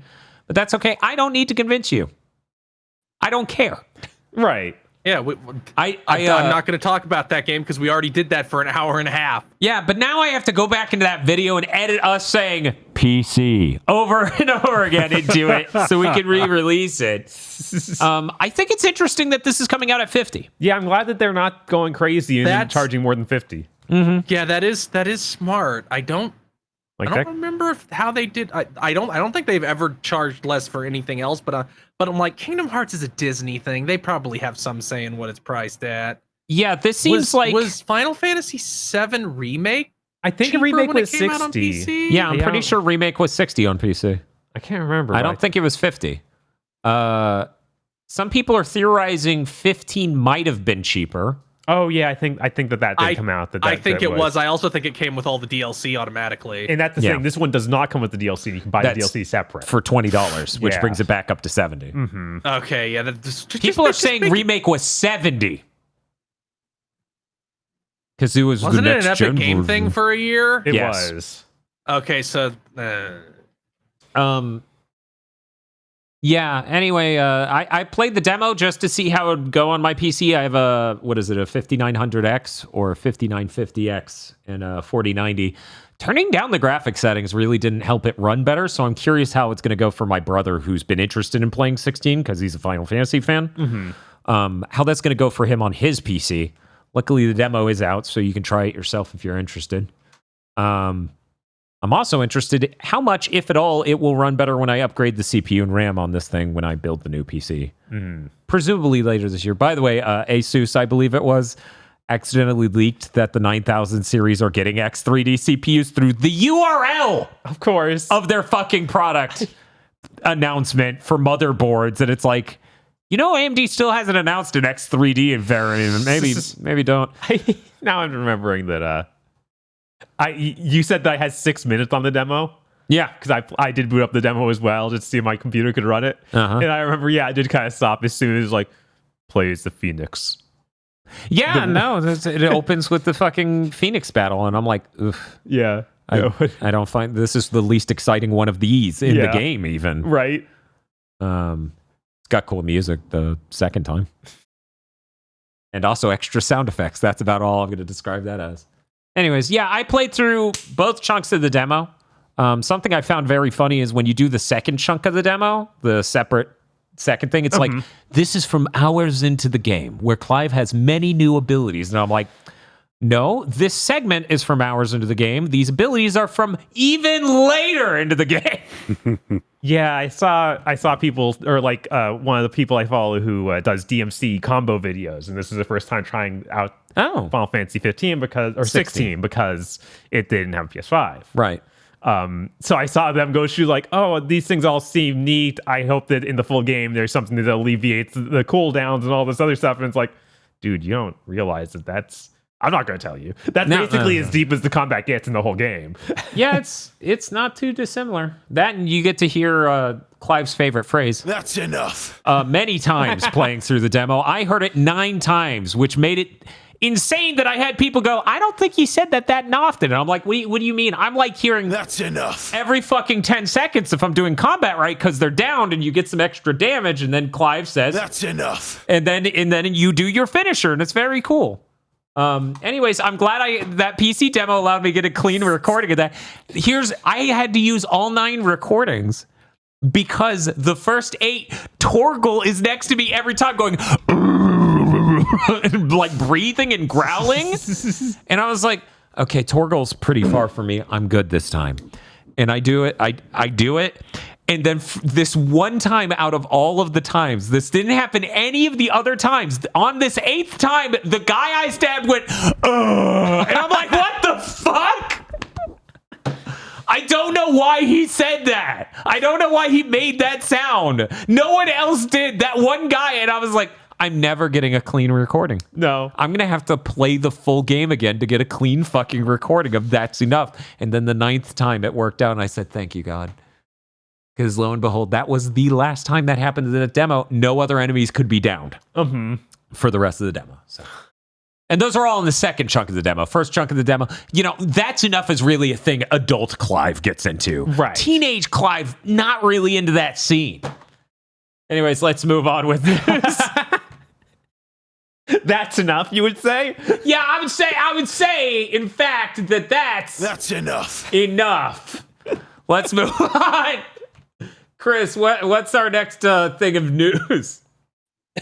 Unknown 9 Awakening, the most doomed game we have ever covered. Yes, even more doomed than Immortals of Avium.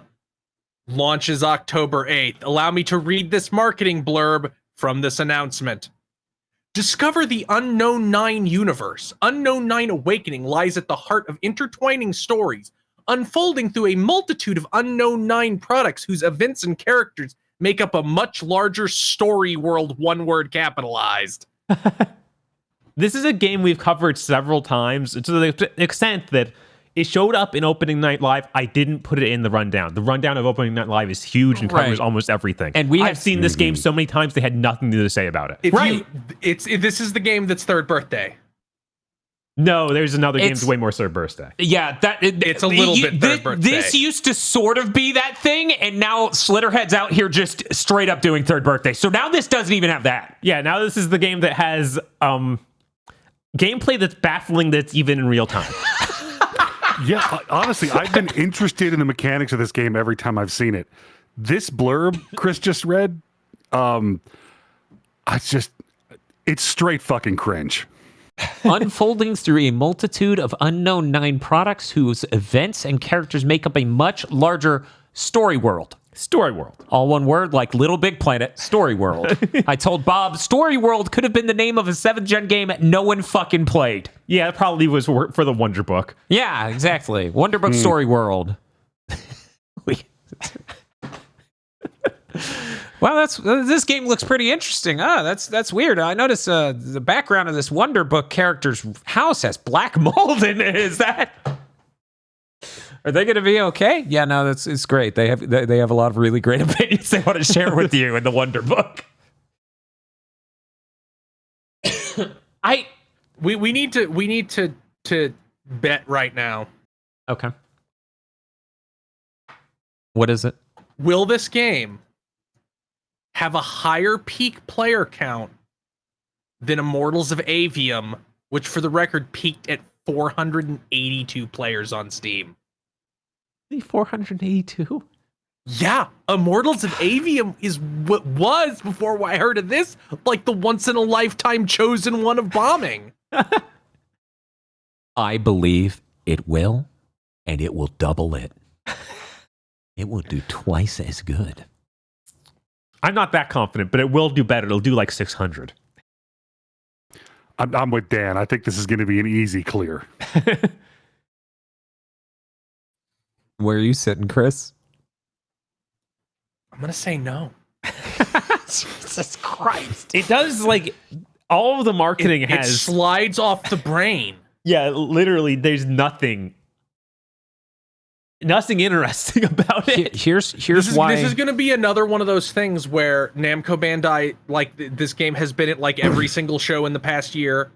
Namco Bandai is going to pay streamers to play it, and then people on Twitter will be like, "They didn't market it at all. They should have marketed it. It could have done great." And I'll have to be like, "They did. They marketed it extensively with every single modern marketing method. It just didn't matter, exactly like Immortals of Avium." I'm curious as to who's making this, because Bandai Namco is publishing it, but it clearly is like not made in Japan.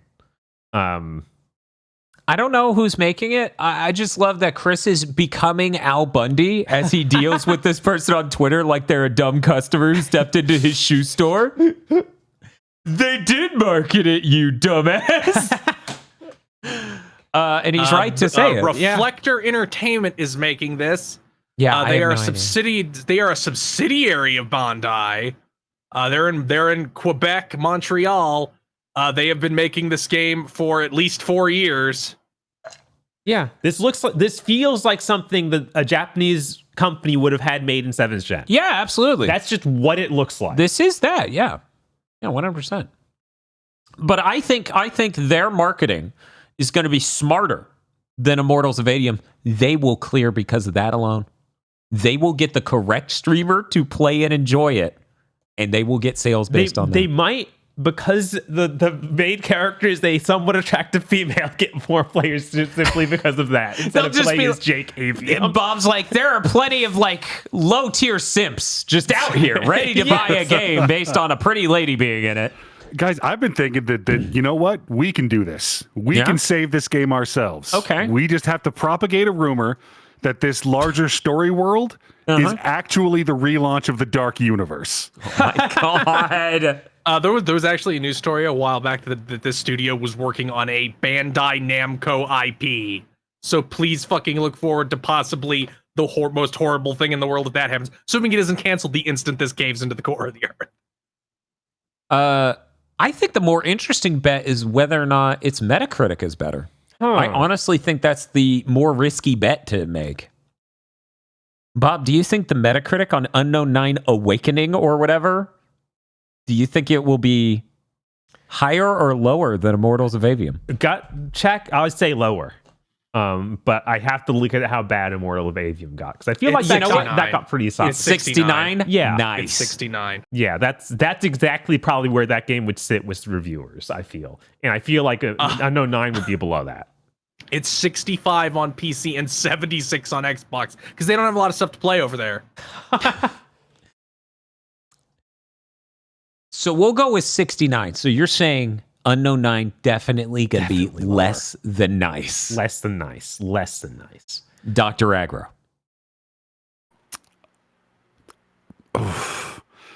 With like I don't have a concrete based on facts call on this one, so I'm going to choose to believe in hope. I think this thing is going to hit 70. Chris Wolfhard. It has a weird mechanic that probably doesn't work great and journalists won't want to interact with, so lower. I'm going to go with aggro 70. Maybe 72. I think that's the highest this could hope for. If it goes higher than that, I'll be surprised. So aggro and I are higher. Bob and Chris are lower. Mm-hmm. I'm very excited to see how that pans out. We have to give it one full week of being out. Right, of course. And then that big think after. Yeah, when is this coming out? Do we have a date? October 18th. So, in between the juggernauts Uh-huh. is Silent Hill 2. And Dragon Age. Dragon Dragon Age, Age. and yeah. Yeah. Yeah. I'm sure there's nothing else in Juggernauts. October. Yeah, the juggernauts. What? I think there's what else Like is in two there? enormous trash barges coming in. Let's see. We have to move the trash barges into the dock so we can climb into the window on the building that's on the dock, right? They just have to compete with Until Dawn, PS5, Diablo 4 DLC, Silent Hill 2, Dragon Ball Sparking Zero, Metaphor Refantasio, Oh. Call of Duty Black Ops 6, Oh my god. Whoops. Are you Life is Strange Double Exposure, and Dragon Age the Veilguard. Yeah, I'm pretty comfortable in my will not cross Immortals of Aviums. The only thing it even remotely has going for it is only $50. Yeah, one might argue that Immortals of Avium got a buff from not releasing in the middle of October this year. People tried to argue like its release date killed it. And I'm like, it was clear 3 weeks before and after. It couldn't have asked Yeah. for a better window. No, Immortals Right. of Avium lucked out there. Mm-hmm. Here's how you know nothing else was happening at the time. We played that game. Dan, are we gonna have to you don't have to hold to this. Uh-huh. But are we gonna have to stream Silent Hill 2? Oh, I thought you were going to say Unknown 9. I'm like, no, Bob, no one would watch that. You're right, because nobody knows what it is. No even one now. gives a shit what it is. We've been spending 15 minutes of this podcast talking about a pretend game. If you look at videos, you won't even believe that's what we're talking about. That's It's true. It's true. The name itself gives you a different idea. But you have to flop swap it in Slitterhead. Oh my God. Why don't we just flop swap Slitterhead and Third Birthday?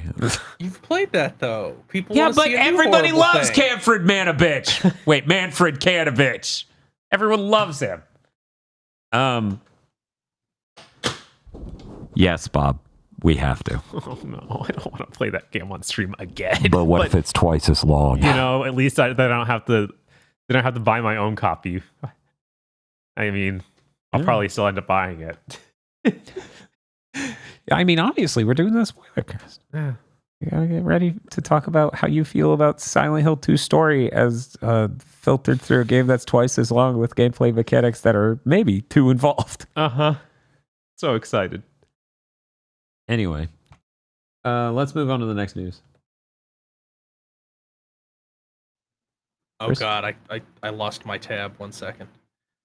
Animal Crossing. Animal Crossing Pocket Camp will end service November 29th. There will be a paid app that you can transfer your save to. It won't have all the features. It won't have an online connection. So they're basically doing like here's the offline mode, pay money. I'm surprised they're doing that. Why didn't Regalia get this? What the fuck? Fucking great question. I would have Regalia liked is to not a know what big that IP. was. It was though. It made a lot of money at the time. Yeah, it but was it's not. popping. It doesn't have like Nintendo, legacy to worry about? Legacy to worry about. Yeah. Mm, So that's fucked up. they were able to get away with just. Oh, throwing it hey, away. there's our sleeper hit launch title for the Switch too. Dragalia Lost 2. Huh? That'd be a good use of that IP to make a It game would. out of it. Yeah. Hell yeah. I think Cygames made it, so Mhm. so they could even be developing the console version. Dragalia found. Yeah, I know many people who would be fucked up enough to just buy a Switch 2 for Dragalia Lost. That would frame one. They'd be Uh-huh. like, God damn it. They got me. They have my soul trapped in this Horcrux. But yeah, it's pretty cool that they're doing that at least for Animal Crossing Pocket Camp, you know? Mm-hmm. Yeah, it's Yeah. way more than I expected. Mm-hmm. Chris, fuck you for tweeting this. You hear this next news, and of course it's the first thing you think, but just seeing the fucking numbers laid out, just seeing the exact dates. It's soul crushing. Concord was in development for 8 years. By the way, Overwatch came out 8 years ago. God damn it. So stupid. It sucks so much, just- man. I hate this industry. You can't just. It's The so trend will stupid. be gone in 8 years. It's 8 years. I just want to say Well, the they most brutal probably way. didn't intend for the game to take 8 years when they began. I just want the most brutal summary of how stupid this is. Imagine Mario Bros. Came out and the Gianna sisters took 8 years. Like, oh man, the pan's getting warm. Let me leave for 8 years. They're striking while the iron is cold, and then they're striking when the iron has decomposed and returned to the earth. Oh man, the fucking non-stick coating is still barely there. Hooray, we can cook. They didn't know how, however. What a nightmare! Yeah. This industry, you can't do this. You just can't. We Like, gotta stop. Yeah. This is bad. You can't.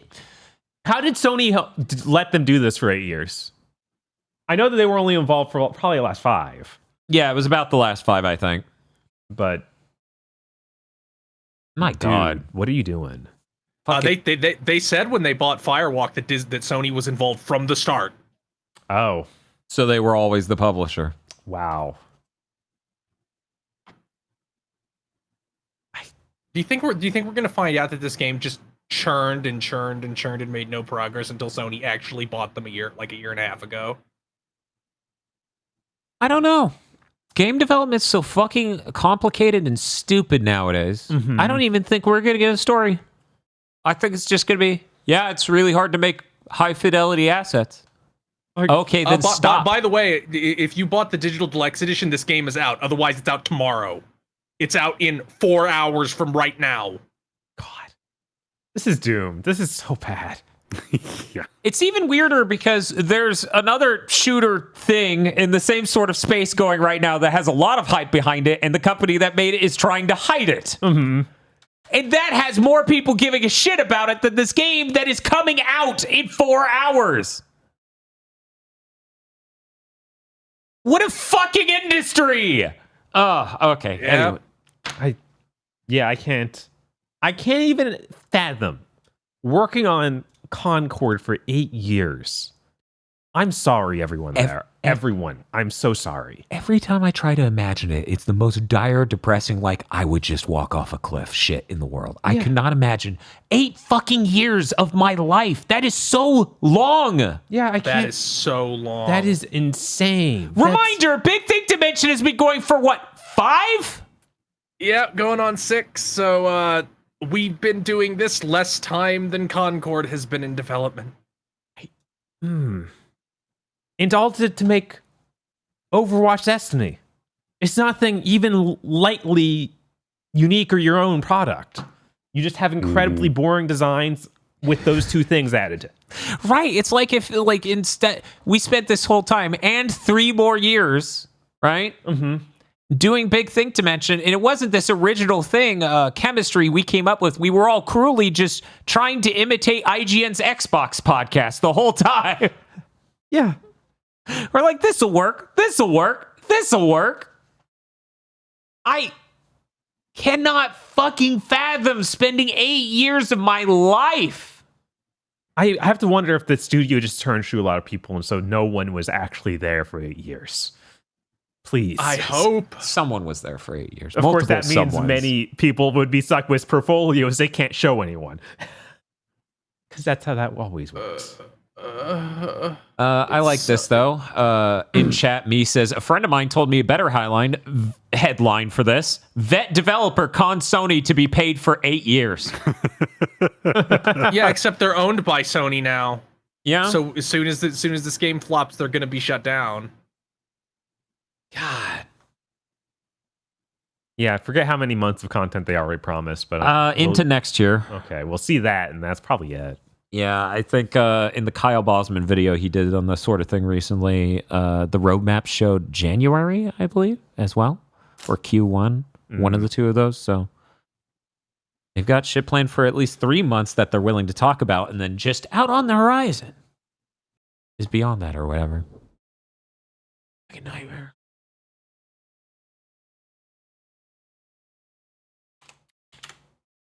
Let's get Chris's last news.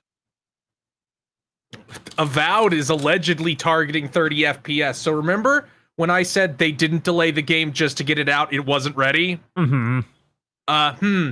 Did you know that every single game this gen that launched with only 30 FPS, other than Gotham Knights, has been patched to have 60 frames per second, even fucking Plague Tale Requiem, or whatever the second one was, not the first one. That's the correct one. Requiem's the next Like one. Starfield? Oh, it's CPU locked. It's impossible for that to run at 60 frames a second on console. Oh, guess what happens when you have an extra 6 months to optimize it?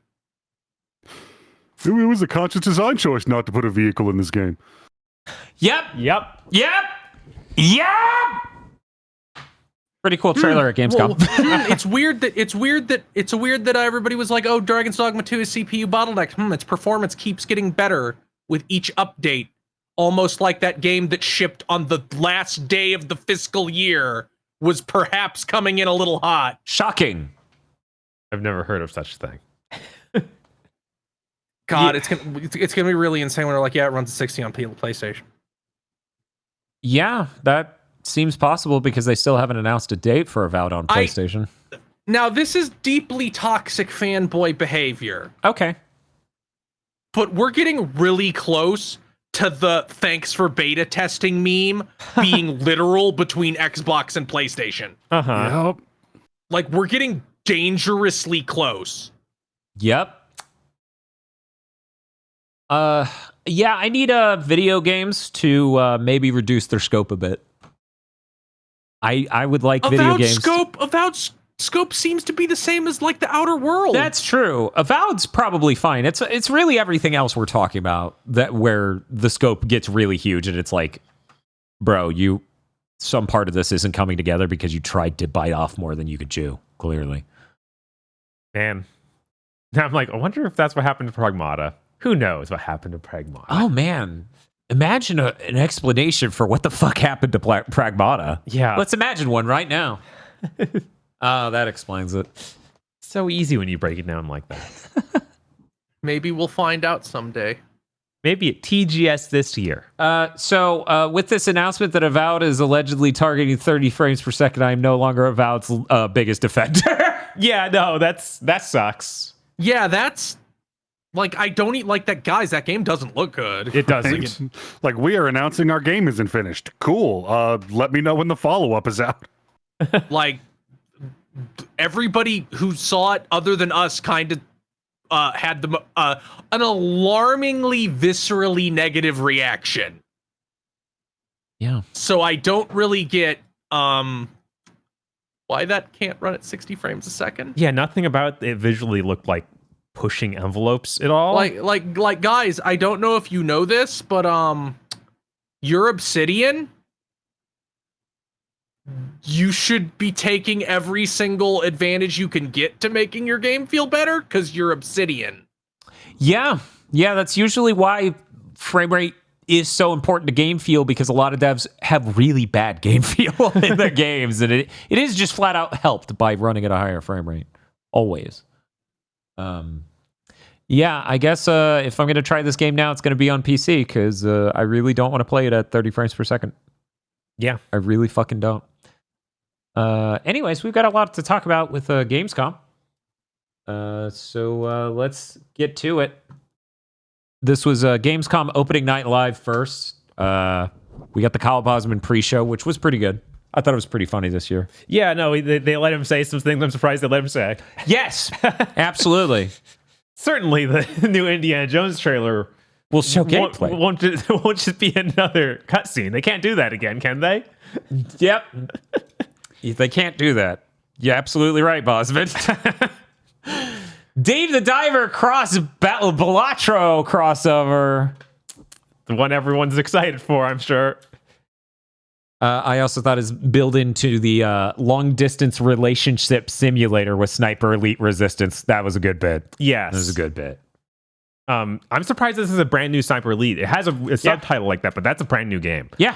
That's cool. This is a brand new one. That is really cool. Roadcraft. Basically, it's some sort of road building simulator for construction-based stuff. That looked cool. Yeah. That game looked really neat. Surprisingly high budget looking. And I was like, oh shit, we're in the pre-show, and I'm like getting shit that I actually want to play already. That was the first sign that the opening night live wanted to spite me for not covering it for the first time in ever. Yeah. Anyway.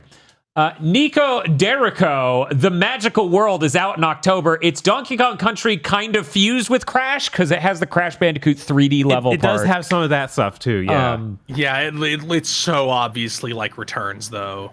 Yeah, so it's definitely that exact fusion. And you play as a furry and it has a Dave Wise soundtrack. Oh, I didn't know about the Dave Wise soundtrack. That's pretty funny. It's funny to be like, hey, we have music by David Wise. And I'm like, so does Gimmick 2. But this sounded good. We Harvest Shadows is announced. It was a first-person farming horror allegory game. It's anti-cozy. It has a postal-style list of things to do. Yeah, that's what all I could think of when they showed that trailer. I was like, why is that the frame of Reverend fucking Postal? He literally pulls up the sheet of like his notebook of things to do, and it has like things that crossed off on there, like in Postal 2. That does sound alarmingly like Postal. It's true. That demo, I believe, is out on Steam right now, so you can actually try. Oh, that. is it? I'm pretty sure. Notice that. I'll double check that just to make sure I'm not spreading misinformation. So can you take the next one? Sure.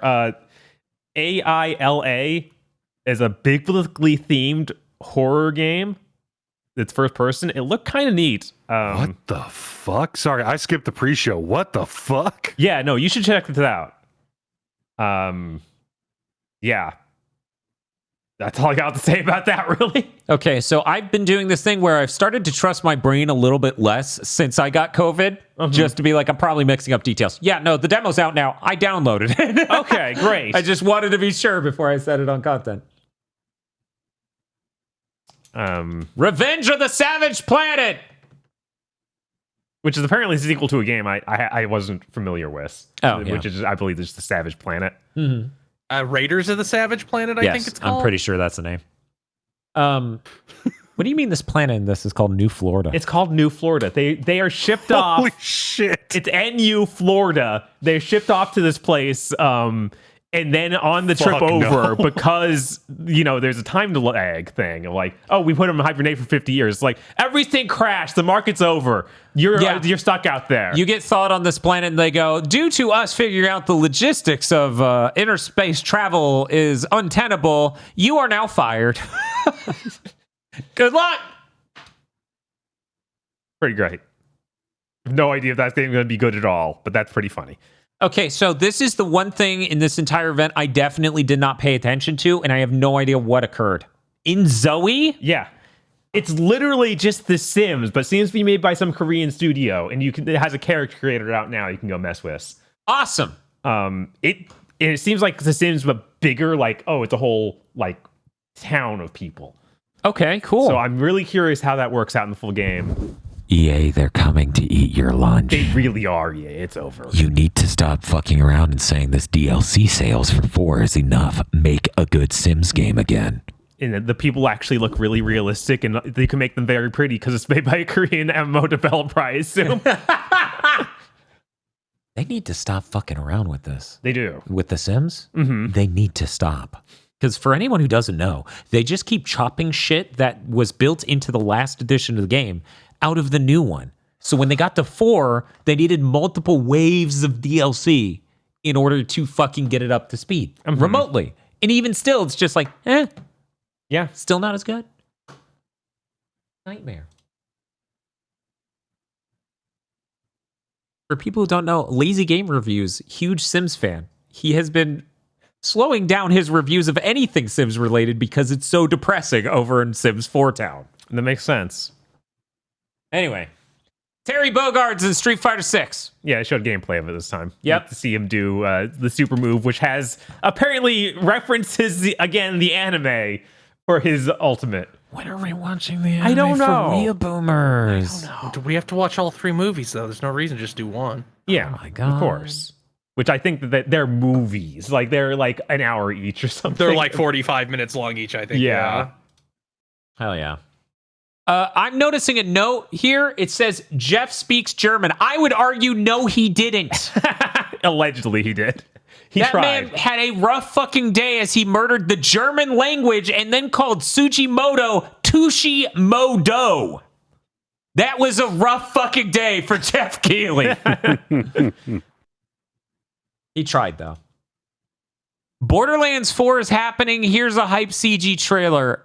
As far as I can discern, there was no attempt at humor in this, right? Weirdly not. No, it's just a purely a teaser. I feel like this was going to land a lot harder after the movie was successful, and they just kind of put it here now. Randy that's pretty probably great. seething. Yeah. They showed Call of Duty Black Ops 6. Return of the King, baby. First good-looking Call of Duty since 2020. Yeah, no, that just literally showed us a mission that looked like a Cold War mission. Yeah, it looked like an even more built-out Cold War mission, and of course, the fidelity looks fucking insane, even compared to that one. And it had, of course, Adler, the most important Call of Duty character. And of course, they do that thing, that fucking dick-sucking thing that Call of Duty does, where it's just like, oh, we just barely got this door down. Oh, no, the guy we're trying to rescue is just being a badass anyway. We're here to rescue them, but they're so cool, we should feel like we're being rescued. Yes. Then you ride motorcycles with Adler while shooting guns going down busy streets. Mm-hmm. This is gonna be a good one. There's a billboard with Bill Clinton. I'm super excited for Bill Clinton to actually be in this game. This is the most thrilled we've been to stream a Call of Duty game ever. Also, you know what I hate? They kept calling it the MP beta.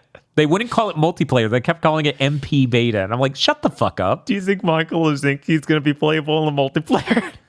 Monica is going to blow Adler. That I feel like Monica Lewinsky doesn't deserve that. But if she get that bag, I guess. Now, I assume that you can do whatever the fuck you want with the image of a president. But how long before it's like this person's no longer like a public figure? You have to pay them money to use their likeness. Yeah, actually, that's a really good question. Yeah. That is a really good question. Huh. They're like, it's okay. we paid for her likeness. And then everyone would be like, well, now it's based. She got 10 at least mil. Hell yeah. Getting money. Get money! You know what? If somebody was like, hey, you know how you gave the president a blowjob in the 90s and like that was a whole thing you had to deal with forever? What if we just referenced that fact, had you in our game and paid you $10 million? I'm pretty sure the answer is yes, please. Like, I already dealt with the bullshit from it. This isn't going to move the needle. I will take the $10 million. Anyways, multiplayer beta, early access, August 30th through September 4th. Open beta, September 6th through 9th. This is the first good looking Call of Duty in fucking 4 years. Yeah, no, I'm excited. I definitely will play that beta. See how this new movement system works. Yeah, I forgot it. They announced that stuff about the movement system. I'm trying to remember They exactly. have like a free flow movement or Yeah. something like that. They have a special name for it. Yeah, they do. It's like the truck stick. I saw this footage of it come out and people compare it to Max Payne 3 and it was like, well, it's a lot smoother than Max Payne 3. Maybe in your ideal dreamscape of Max Payne 3. Yeah, if Max Payne 3 was this incredible game you believe it is. If it is as good as you think 7th Gen was. Then we got a funny trailer with a bunch of video game references as a person went through a prison, and it was Goat Simulator, because that's what they do. It was Ghost Simulator Remastered, which was... What? We have 3... I didn't watch it, so no idea if it's true. Multiple people were like, yeah, nobody fucking cheered when they showed that. It's hard to tell because they turned on and off mics. Mm-hmm. I feel like they went a little hard with it. It was too much. Like they learned to be the worst possible versions of themselves based on the reception of them being trolly about Dead Island 2. Yeah, no, it did not hit that level because it's trying to be everything at once. It doesn't really succeed. It literally is a structure of trailer where it's like, we're going to put all the references, all the gamer references in the thing. Isn't that good? It's like GTA. There's a wanted meter. And then it's like this thing. Remember the Assassin's Creed guy whose face doesn't load in? That's what that one guy was a reference to. That was the Assassin's Creed Syndicate? That would have been the one Unity. before. Yeah, Unity. Mm-hmm. They Yeah, made Unity. a reference to the Assassin's Creed Unity face guy. Weird. Jesus, that's kind of desperate. Yeah. So the trailer's that. The whole end to end. So, was it supposed to be referencing the Assassin's Creed 2 remastered guy? That is also old as shit by now. Yeah, that's ancient. Oh my god. So anyway, yeah, end to end, the trailer was that. So people, I also assumed they did not really. The epic movie of game trailers. That's a pretty accurate description, not Stephen M. Anyway, then we got Persona 3 Aegis mode. It has Persona 5 Joker as a boss. Wow. It's now a real Persona game. Wow. Because Persona 5's people got in it. weirdly. I saw people getting like weirdly heated about this. I'm like, who the fuck else are they gonna put it as a boss in this? Like they could put Persona 4man or Persona 5man. Like, Yeah. Yeah, I don't get getting heated about it. It's like, guys, like they don't precedence tend for to this. cross the. They don't tend to cross the. Like the Shin Megami Tensei Persona stream. Yeah, I was gonna say, like, drop Demi Fiend in there. Let's fuck around. Yeah, you're supposed to be able to win. I feel like the only way I could be upset about this is technically that's from farther in the timeline because the Persona games do actually have somewhat Chronology, of a timeline yeah. between them. Yeah. Mhm. So it's weird that he time travels, but whatever. It's a new I assume Aegis protagonist. maybe has time influence at all. No, nothing. There's no structural There's conceit for this sort of thing. I don't. In all of Persona 3. the Persona, Who knows like what they do they with did that. Persona Q. I mean, not Persona Q. They did They keep like all those crossover games are all technically a million quotation marks canon. They just happen out of time, and everybody's memory is erased before they go back. Okay, people are happen, saying though, for the real. DLC takes place in a realm where time is messed up. See, it's there. Okay. The conceit's there. Okay. So yeah, I guess I don't even know what they would be upset about then. Probably that they like Persona 5 and it's being leveraged against them to buy Persona 3. I don't know. No, I think it's actually the opposite, and the Yeah, Persona probably. 3 fans don't want to be reminded of cringe Persona Persona 5. We can just assume it's both. Persona could see 5 two fans are sides. angry that their dude's in another game. People who hate Persona 5 fucking hate that guy.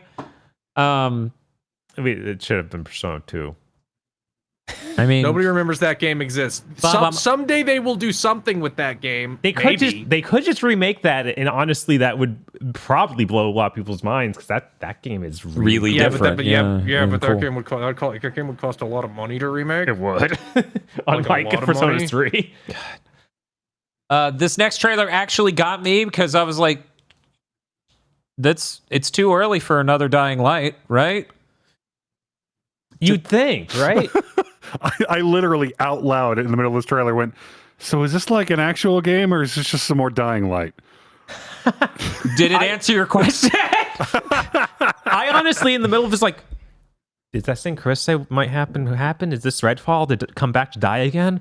Oh my God.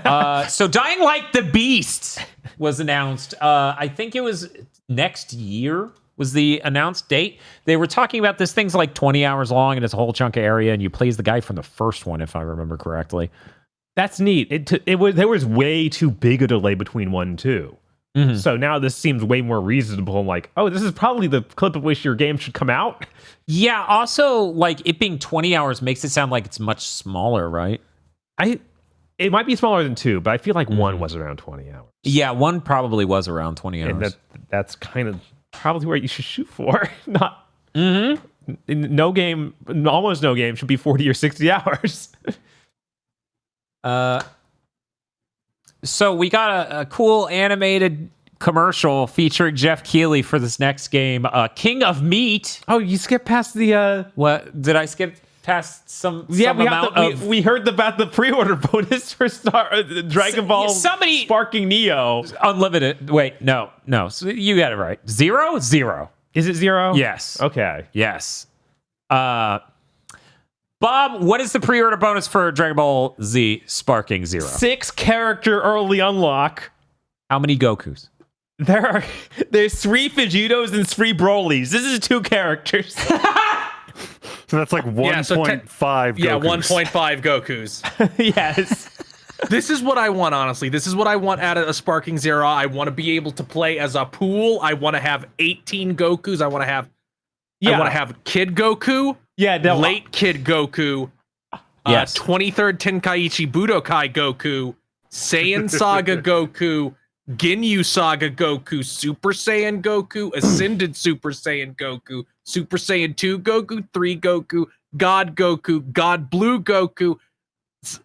Ultra Instinct Omen Goku, and finally Ultra Instinct Complete Goku. Yeah. Oh, and Super Saiyan Blue Kaioken times 10 Goku. Yes. 100%. That's right. What we want. Obviously. And they're giving it to us, they're giving us even more if you pre-order. Yeah, I just think it's really funny that they wrote it like that. And I'll say a playable character they don't want to announce yet in this pre-order. It could be anything. It could be anything. PyCon. Oh, man. What if it's Gohan Blanco? If they don't put PyCon in the game, I will be upset. Right? Like if you're going this far, if you're going this hard and making this much of this game and PyCon's not in it, I'll be very, very sad and cry. Yeah, me too. Yeah. What was even the point? His victory animations are just him yelling mean things, like the movie, where he just spends the whole thing yelling shit. And he's just really bad at it. That's his victory animation every time. Yeah, I actually I got cold sweats watching this trailer. Because I was like, oh shit, that's a real game and it's coming out. Oh no, and it might be relevant to Game of the Year. And tangentially even, oh no. I hope that they make an actual battleground. Oh, go ahead. It also has that mode where you can make your own scenarios and write dialogue for them. So wins we fight on your Dragon Ball fanfic. Jesus. Wow. Somebody's just gonna make the fucking hyperbolic time chamber video as a playable thing. Obviously. People were not talking to Goku. Goku asked them where they were going, and Krillin and Chi-Chi would not answer him. And I'm like, I hate this. This is the funniest thing in the world, and no one will understand why. I cannot recommend they go watch a thing so they understand why this is funny. I will just look like a moron laughing at this on stream. What a nightmare. Anyway, the next game shown off, Kind of Meat. King of Meat. King of Meat. Sorry. Kind of Meat. Kind of a meat deal. King of Meat. It was shown off with a fucking animated trailer where Jeff Keighley was in the competition. It's like some horrible fucked up Hunger Games shit. And it's like, isn't that funny? And then they showed the art style for the game and it's not 2D. It looks rough. Yeah. But it's a 4-player co-op game. You do dungeons. The dungeons are so fucking Fall Guys. Yeah, they're just all God's obstacle courses for some reason. And it gave us this Jeff Keighley, so whatever, I guess. Yeah. I guess. The weird thing is, didn't they call him JC as a fake nickname in that trailer? And it's like, I think it was it supposed to be G? Because it sounded like JC. Yeah, I think they were trying to say G. I think it was just G pronounced really strangely. Okay. Then he had a funny line about like, what's with all these violent objects, violent obstacles, and also unapproved nicknames? Mm-hmm. And I'm like, that's a pretty good bit. Now, allegedly, this next game is named Linked, but after that Podlord, I'm not so sure. I think it might have been O-Linked. Maybe it's O-Linked. I don't know. Banner of the Spark announced early access for October 22nd. It's Diablo-like co-op action game with town building and roguelike elements. Yeah, they came out here and were super hyped about their game, and they spat out like 12 different, just incredibly overplayed things like, our roguelike farming simulator RPG. It's like, oh my god, this is sad. You've been working on this for how many years? But we're all people who got away from big AAA studios, so we can make our own slop. It's like, oh, Yep. cool. Independence. Arc Raiders has a CG trailer. Bob, what is Arc Raiders? I don't remember. I cannot remember for the life of me. All I wrote down here was it was announced in 2021 and is still real. I think it's some kind of extraction shooter with a 70s logo. Okay, that's probably right. Infinity Nikki pissed money all over the screen. Yes, it did. It was so much fucking money. I'm like, this has to be the intro or something to this game. You could have not spent this much money on the trailer. This is getting untenable. I assume what this is the introduction to a new world Nikki has entered. And that every time you enter a new world, they're It just has like, something to do with blows $1 million. here's yeah. $1 million in a fucking MP4. It looked tight as hell. Infinity Nikki still looks unbelievably cool and fake. Right? Like, what the fuck is this game? My ultimate punishment for us not streaming this event was when they were like, hey, remember Paragon? And I'm like, you're talking directly to me. And then they were like, well, this is that. It's called Predecessor now. And I'm like, you can't do this. You can't announce a Paragon during the one conference I didn't stream in years. Uh-huh. What the fuck? I feel like there's two other projects that also tried to revive Paragon. Well, Paragon tried to be revived through that thing called Paragon. Right. There's no way this one works out. Every time these fail so fast. So we got to get in there. Because it's out now. It's true. We have to play it. It's out now. It's got all your favorite Paragon characters. You have those. No one does that. No, they totally do that. Let's pull it up now. We've got this is actually more dire than I thought it would be. I don't even see the one guy I remember. I know they didn't put the one guy I remember here. Oh no. It doesn't even have Angelo. They don't get to steal Angelo, Bob. Not just anyone could have Angelo. He's a PlayStation icon. They probably wish they didn't have Angelo over at Sony. Yeah, I bet they wish they didn't spend $100 million on Angelo over at Sony. Well, now they have a whole new crew of characters they wish they didn't spend millions of dollars on. You know how, like, have you ever you see these people on Twitter, like the really deep conspiracy theorists, where it's like, you might as well not be the same species as me. Like your brain doesn't work. Uh-huh. Like you genuinely believe in flat Earth and like are showing me evidence that does not appear to make sense to me. Uh-huh. I don't see how any human being can look at that predecessor promo image and go, this will be successful. We will succeed. So we agree this is the guy you show to show that it's Paragon, right? Yeah. He's right there on the left. That ain't him. No, that is him. No way. But that's with the him. new art style. That's like him in a new outfit. That's the same kind of guy. I'm sorry. And also you have like the... That doesn't... That's just a big they're guy with it's robot on both fists. sides. Look, you have double Axeman on the left, on the right, and you have Big Fistman on the left. They're the same. It's the same fucking game. Yeah, I'm telling you, this image is for Predecessor. It's not for Paragon. So this dude on the left, just for whatever reason, wasn't stuck in this image. No, he is. He's just been redesigned for no reason. These are the new skins. These are like Overwatch 2 when they came out and had to have new skins for everyone. That's the new skin for him. It makes him less iconic. Every promo image for Predecessor is using the classic Paragon skin, though. I know. All I did was search Predecessor Paragon. Wait, I thought this was a bit. This is actually Paragon? I thought you meant it This was is just literally Paragon. This is the guy from the box. Yeah, no, this is real, Chris. There's no, like, the thing with when Paragon ended, all the assets were made out there for free. So anyone can make their own Paragon. So these guys did. Just so we're clear. Let me be crystal fucking clear. That's him. That's the guy. That is Paragonman. Wonder why it bombed. Yeah, when I think of Paragon, I think of this guy, and I think of the guy with two guns that looks like Angelo. It's like the most generic, just I am white guy. Mm-hmm. I'm so glad I bought this box of Paragon, a disc that does nothing, so I could show you. That's the Paragon guy. Yeah, this is literally Paragon. I'm sorry, Chris. Paragon lives again somehow. I don't know which is worse, this or Peter Molyneux rising up. Like both are This just is worse. This is both are like dark heralds. Like both do not give good feelings about the future of this industry, but one is very clearly worse. That's Peter Molyneux. I am way more entertained by Peter Molyneux, though.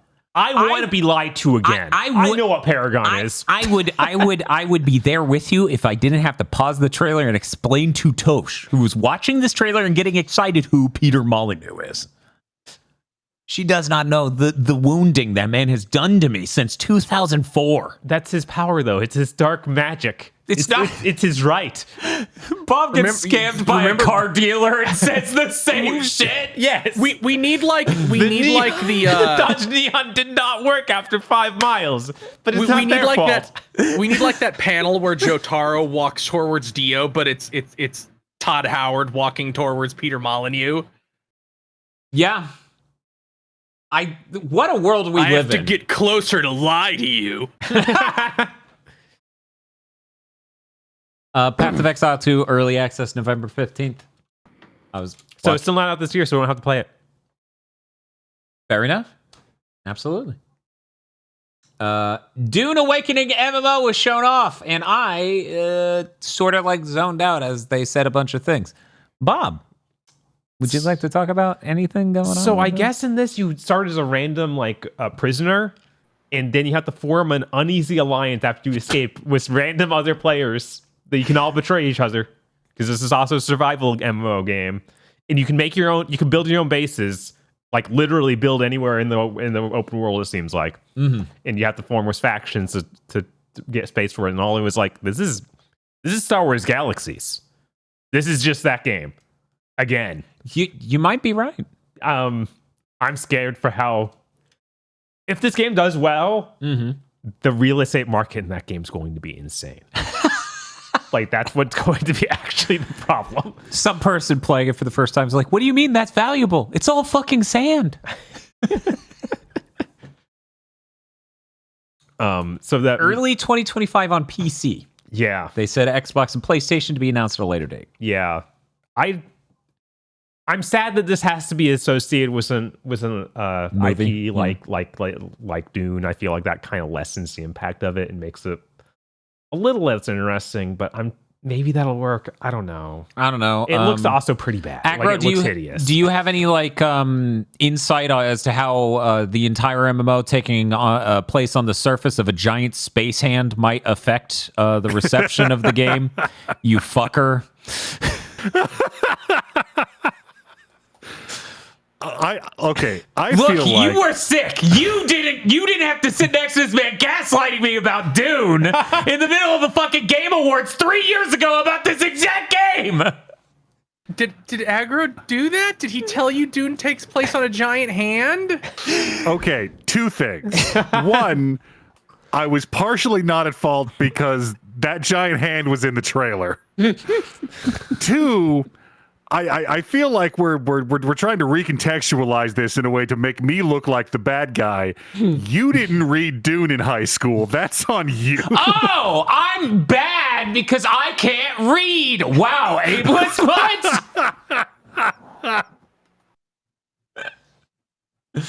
Anyway, if you're making the edit, this is when you jump. Right here is where you jump to him doing that 3 fucking years ago. Anyways, Christ, this game has been promoted for so long. Yeah. At least the movies are taking forever to come out, so it's still relevant. I know. James Movies Cameron are out now. James Cameron was No, rude. there's still another one on the way. Is there? Yeah, but that's a different right. that's a different book. Yeah. James Cameron was rude. He finally shipped Avatar 2, like right before the game came out. Doesn't he know he's supposed to do it a little bit after? He shipped it a year before.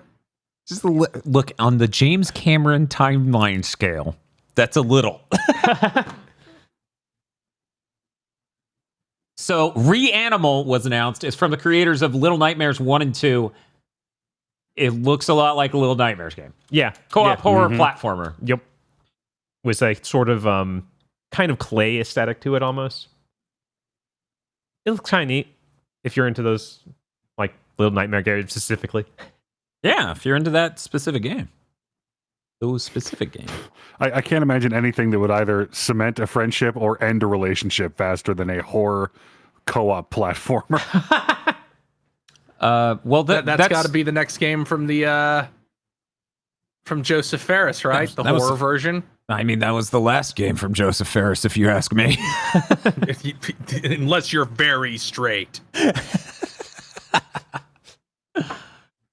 Genshin Impact is finally coming to Xbox after 4 years. Better late than never, I guess. I guess. I hope they got a good So, paycheck. it's not even out yet. It's in November. November 20th. Yeah, nobody is. Nope. It's not going to work. I'm sorry. I hope just they got not. a paycheck for Yeah, this. hopefully. Because that is a lot of wasted effort. They have to get that working on the Series S. I'm really curious. Digital Foundry. Well, it worked on the PS4. I'm sure they can get it working on the Series S. Do you think Digital Foundry will do a video on Genshin Impact? I don't Maybe. know. It seems kind of outside their interest. It does. It's not really pushing the newest tech because it is a 4-year-old game. And it runs on phones. Yeah. That's true, it does.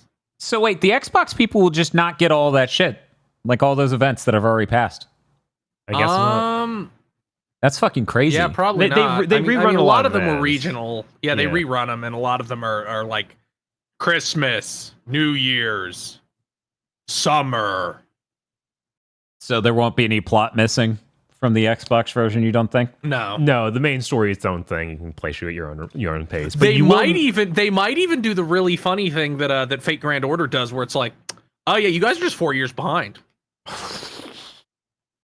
They announced this. enormously They announced this with the newest region. They showed a new region and everything. That'd be insane if they shipped it without that. That would be so fucking funny. After that, we got Monster Hunter Wilds. Yeah. They showed a new really we've scary seen, spider. We've seen it a bunch of times already, so That something- spider was fucking wicked. I was like, I bet Bob's hating this. Yeah, it's real bad. Did not like that spider at all. Some info that came out next to this, like the next day, was that armors are now wearable by either gender. Like if there's no Cool. locks on any of that stuff. That's so good. Yes. Don't gender lock your armor. Some dudes want to be caked up and out there. Yes. I continue to be like, man, I guess I'm going to play Monster Hunter again. So I skipped, like, Rise didn't do anything for me. It didn't work. Even though that's the one that's super Japanese and I should like. Mm-hmm. But I'm excited to see what they do with this one. Apparently now there are new pooping animations for monsters. Is this a much demanded feature? I guess. Did someone at the studio spearhead the poop initiative? What the fuck is this doing in this game? I mean, the whole thing's about tracking monsters and that watching them just live, so I understand the intent. And all the monkey-like ones masturbate now, and you can watch. That's going to be in Sekiro too.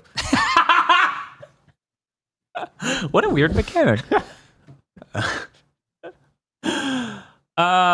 Naraka Blade Point is crossing with Tomb Raider, August 28th. Yeah, what the hell? I laughed so hard.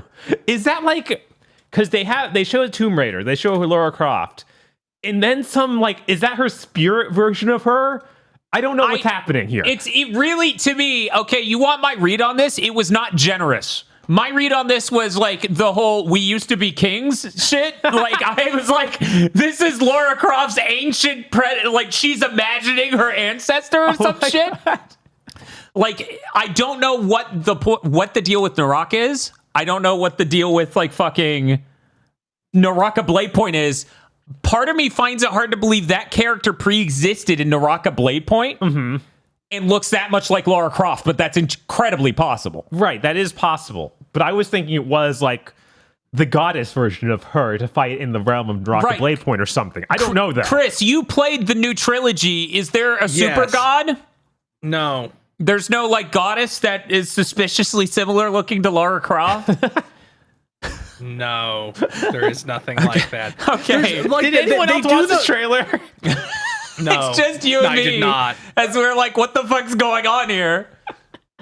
But they do the Uncharted shit where it's like there's a supernatural thing, but it got destroyed, so now nobody knows it happened except us. Why didn't Maximilian Dude have an ancient predecessor him, some ancestor that's spectral that he's diving into water to touch hands with? That would have been great. God, I need to watch this again. It's like, did I make that up? That happened. I was losing my mind. I'm like, what the? Which one of these two games is responsible for this? I don't fucking get it. Anyway, Mai Shiranui was announced for Fatal Fury: City of Wolves. Yeah, she's 35 now. She has a new costume in the classic one. Special just is $60. Comes with Season Pass 1 that has 5 characters. Pre-orders get you early access 3 days early. And the Fatal Fury 2 Terry outfit. Yeah, the new costume for Mai, I guess. They showed it in the trailer with the classic one because I think they were too afraid to let people think they put pants on Mai. I think she just turns into her super, maybe. Like I don't know. Ninja mode. It seems like just two separate things. Yeah, it looked like two different costumes. I think it could be both. It could be. One moment, Mai Shiranui wearing pants. Yeah, she's got like a biker outfit almost. Yeah, it honestly, I'm like, oh, this could have had a little bit more sauce. Like, it's not on the level of Garo Terry. No, that's a high bar though. Is this the outfit? I kind of liked I think that's right. Yeah, that looks. I kind of liked her blue outfit. I forget what game that's from. Maximum Impact, I think. Yeah, like the Maximum Impact one, I think is blue. I remember that one had like one really bad design and one that was okay. There you go, Bob. Yeah, it gives her short hair, which I think is what most people complained about. But I liked like the more like yokai-esque Belle rather than the thing she has normally. Bob's living in her shadow. I actually love that this PNG has a forced drop shadow, so it's just like, ooh, depth in cinema. Anyway. Yeah, that's the... Yeah, I saw. Is that a post? I saw one of the KOF fine artists I follow apparently woke up out of a cold sleep to start drawing again. Them drawing just like fucking Death Note animation, fucking epic camera swoops. That's awesome. They announced Monument Valley 3, which they said is exclusively on Netflix games. Yeah, that was very sad. What? I think that's do they only on mean just phones. the streaming shit or just on the Netflix app on phones? I think they mean the Netflix app on phones. I think. I hope. Because, oh my God, if it's via the streaming app, that's going to feel like shit. Yeah. Anyway, it's a weird comparison because I feel like nowadays Monument Valley is infinitely more known than... Probably. I'd never heard of it, but You've never heard of Monument Valley? No. Wow. It was huge. And then the second one was an Apple app arcade thing because the first one was so big. It's like That's why Echochrome. I never played it. Yep. It's like Echochrome. It's Speaking of that, did you see that that Star Wars Outlaws will not be on Steam? That's a Epic Game Store exclusive. They Real better have stupid. gotten a lot of money. Yeah, that's so dumb. Epic better have paid like them like they better have given them like $70 million. Mm-hmm. I mean, it's Star Wars, so maybe. You know how they usually derive the how much should we pay this dev based off of weird analytics of how X game does in the market. Right. God, Star Wars Outlaws is like soon. Yeah, no, that's later. This like next week or something. It's really close. Yeah. And I really do want to play it, Yeah. but there's too many things, and There I'm are like, too many things. if I wait like a I'm couple like, should weeks, I it's just probably wait for the $60. PS5? Yeah, it's gonna Right. might be lower than Yeah, that. it might be 40 or something. Yeah, I might be able to shove the game somewhere in early December, November. What the heck is up with this here? If like there's 3 Ubisoft games I have to buy, because there's Prince of Persia, and there's Assassin's Creed. Actually looks good. Yeah. What's up with that? That's not allowed. And we got to flop swap it. Yeah, we need 2 copies of Assassin's Creed. We need one digital copy. I mean, which is yeah, I guess effectively that's 2 true. copies. And then when I stream for 20 hours straight, someone will be like, "Oh, the Sony servers didn't check in correctly," and I'm like, "Yeah, they probably didn't test for some freak who plays games for 23 hours straight." But yeah, no, it is really crazy that Ubisoft made 3 video games worth buying in a single year. Yeah. Civ 7 was shown off. You know what Civ looks like? Imagine it fancier. That's Whoa. it. I'm all for that. You know what I like? Iterative, improving sequels. Mm-hmm. Pretty cool shit. Pretty cool shit. That is out February 11th. Hey, Aggro, you were saying something about Starfield? Something about how the game was like, what was it? An experience designed to not have vehicles or something? Yeah, like they made a conscious and thoughtful design choice to not include vehicles to traverse their giant barren worlds. Starfield's buggy is out now. You can drive around on the surface of these giant barren worlds in this cool little buggy. Starfield's so depressing. Yeah, no, it's. I had to write this down. They used the Wilhelm scream in that reveal trailer. They That's used how it much in of hack they are. They used it in a pretty unjust, like, Yeah. that was not a good No. implementation of a Wilhelm, in my opinion. Absolutely not. It was honestly cringe. It was honestly cringe. The Shattered Space expansion is out September 30th.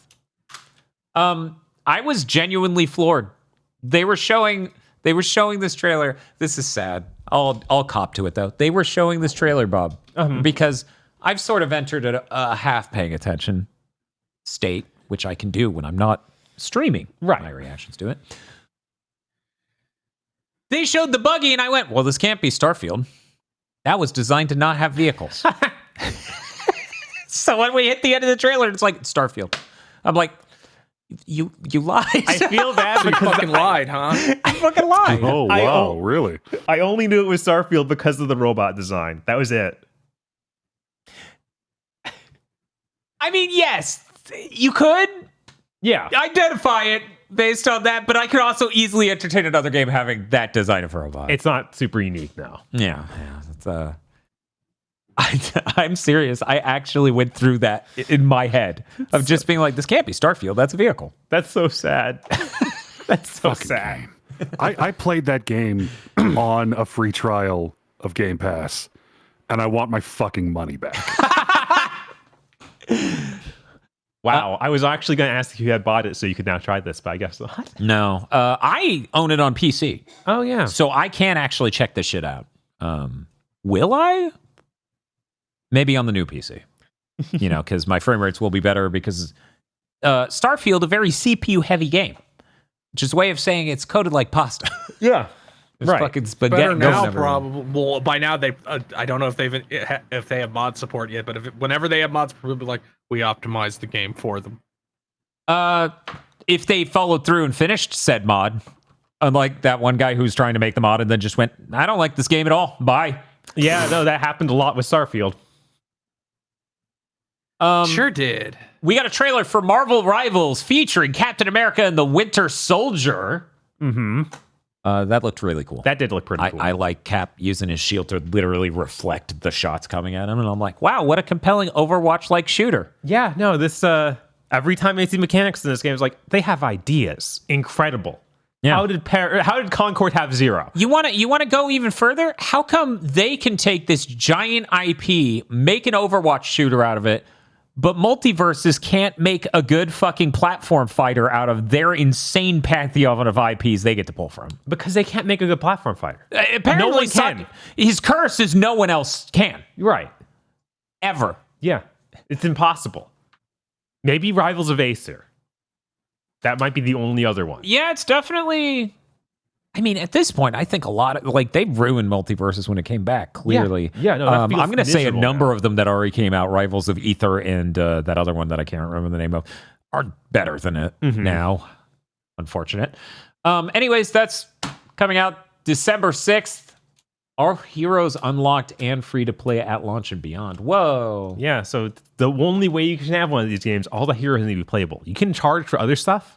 You need all this heroes playable. Something that Overwatch 2 didn't even figure out. Well, they did later. They did later. So this is our infamous second son moment of this conference, where a man takes the stage and he starts tearing up and getting real serious about video games. But instead of it being about police brutality and the idea of it being in a video game, it was about video games and it being in an animated format. And him being able to do it. Yeah. And him getting away with it. Blur Studios, they have worked on a shitload of different video games for cutscene generation and shit. Yeah, they've basically been doing that this for man 20 years or something. This man's literally getting away with what Sony's division wanted to do. Yes. It is unfucking real. That man must be the most tilted man with the biggest chip on his fucking shoulder in the history of man, because Sony Visual Arts Group, man, no, get out of here. Fuck off. Get stuck in the NFT dimension with fucking Days Goneman's director guy. Blur Studio is working on an anthology called Secret Level, where 15 different episodes, where each episode is a different video game. One of them is Megaman, who that is on the left wall there. That's Yeah. Megaman. Yeah, it's Megaman, allegedly. With his iconic pouty lips. I can't get over how pouty his fucking lips are. Another Anyways, Mega Man product that's just like, game though. Game. what if he was in a game? Here are some of the other ones. We have Armored Core. It says with Keanu Reeves. Yeah, Keanu Reeves is the star for Keanu Core 1. Are you serious? I am serious. That is Keanu Reeves. They actually got him. Concord has now replaced Horizon as the biggest industry plant game. Right? This whole to be brutally honest, every single one of these reads like an industry plant. I certainly hope the fact that Capcom very obviously shelled out money for this, for Mega Man, means that there's something coming, because I don't see why you do this otherwise. Mm-hmm. Yeah, a few of these feel genuine, but a lot of them are like, bro. Crossfire. What? Yeah, Crossfire. The biggest game in Asia. So big. Honor of Kings. I'm just going to go through the list real quick. Dungeons and Dragons? Not a video game, but okay. First off, if you're going to be a bitch like that and be like, we love video games, here's the Dungeons and Dragons thing. fuck you. Just make it Spelljammer, so at least one person's happy, and it's me. It would be nice if they chose an exact one, like Dungeons and Dragons Thing. This exact thing that's been Right. made a video game before. Right. That's not just if you get hyper specific, right? Specifically be like, Neverwinter this Nights. is Baldur's Gate 3, or this is Baldur's Gate, or you saw that movie where they said the phrase Baldur's Gate. By the way, I didn't mention it. I forgot to mention it last week. So part of what I did when I was sick with COVID is I caught up on a movie backlog thing. I watched Dimitri Martin's 2017 film Dean. Finally. And I watched that D&D movie from last year. That man, movie is good. I need to watch that. Yeah, you should. That's actually good. I was surprised. The fact that movie didn't do well, actually speaking rather poorly about humanity. I thought it did do good. I thought it did fine. It did terribly. It did not do well. And like, I don't blame humanity for not going to see the Dungeons and Dragons movie. Yeah. But Yeah, we but that watched movie the other one deserved for cursed better. content once, so I understand. Yeah, this one's much better than that one, in my opinion. Anyway, Exodus. But does it have Jeremy Irons going rage? It does not. It does not. And that is a downside for certain. What is Exodus? I don't know. Okay. Does anyone know what the game Exodus is? Second book of the Bible? Oh, I thought you were going to Magic the Gathering. When I stopped playing Magic the Gathering? Exodus. That was my Exodus. Anyways. It seems like a thing that isn't out yet, so industry plant for sure. No, it is not Ultima 3. I will shit my pants if they just called Ultima 3 Exodus Exodus. On the NES. Exodus Become the Traveler, introducing Exodus, a new AAA science fiction action adventure role-playing game franchise from Archetype Entertainment. This looks like knockoff Mass Effect. This is bad. As Chris said, Honor of Kings, New World Eternum. Really? New World? God. I know this is on Amazon Prime. Yeah. So it makes sense. But Okay, so that Exodus game is made by a studio owned by Hasbro. So it is Oh. Okay. They have tight connections here. Pac-Man. PlayStation. It has like various just PlayStation. PlayStation. yeah. There's Kratos and Jin Sakai. Concord were gets its some. own thing. PlayStation is here though. All the rest of PlayStation take a back seat. Yeah. To Concord. People are gonna have already announced into service for Concord when this comes out. Yeah, probably. Yeah. It's December, right? Mm-hmm. Yeah. Yeah. They'll be like, Uh, after the first season, it's over. Sifu. That's cool. I Yeah, think that Sifu's is cool. Bizarrely late, but okay. Yeah. Yeah, No, like that. Sifu's cool as shit. Spelunky. I'm like, I I can like see. that game. I didn't don't see- really know why you'd Yeah, what I couldn't angle see. you'd go at from this. Right, I couldn't see making a video project like this about it, but at least it is like a neat pick. Like It's a neat pick. It's a strong IP, and it has an idea with it that you would stick with. Mm-hmm. I actually didn't see it in the thing. I kind of want to rewatch it, trying to find what part of it was Spelunky. Yeah, I think there was something that was like you could see a hat or something. Ooh. The Splunker. The Outer Worlds. What? The Okay. Outer Worlds. You guys realize that you have a successful Fallout show, right? Unreal Tournament. And my favorite video game, Warhammer 40K. How many times?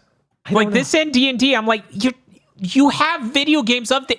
What you're doing right now is going, my favorite video game, Batman. Right. Yes, there are Batman video games. They are iconic. That's not... Yeah, no, it is just frustrating to see that. I'm excited to see what they do with Unreal Tournament. Does Hasbro also own Unreal or Warhammer? Oof. No. No, Okay. that's Games Okay. Workshop. Right, Games Workshop. Yep. Yeah, they have somehow remained their own thing through the years. But yeah, this is like you couldn't think of 15 video games? Really? Name 15 video games. Mario, Megaman, Donkey Jackie Kong, Chan. Jackie Chan. Fuck, shit. I don't think you understand how much money Hasbro has. And I guess that this is the first season. There could be more. Who knows if it's going to do well enough for that though. Yeah, Okay, I so- wouldn't bet money on it. A Spelunky Twitter account, like a fan account, seems to have found the parts of it that were Spelunky. Okay. So let me. I do not know enough do- about the game. I do in fact remember this shot in the trailer, and I'm like, Okay. oh, okay. Yeah, I could see that. And then there was this. Oh, there she is down Yeah. there. And Yeah. okay. Okay. Why does Megaman look like that? His lips are so beautiful. I just wish I could touch them. Yeah,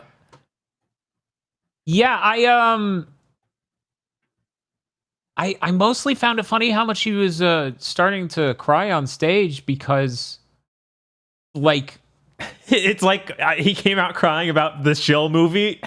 yes, one, that it was like he has the most bazinga thing at the conference in a sense. Mm-hmm. Two, part of me was like, it doesn't even make sense because it's not tying into real life horrors like the infamous Second Son moment. No, it was just him being emotionally caught up In that he got to do this. yeah, that he got to make it. And three, because I'm sick with COVID, my brain kept going, he's pretending to cry because he's trying to not cough because he has COVID. Oh my god! Wow. He's just like, I'm so emotional right now, and he's crying, and he's like trying to hide. He's coughing on stage at the center of Gamescom.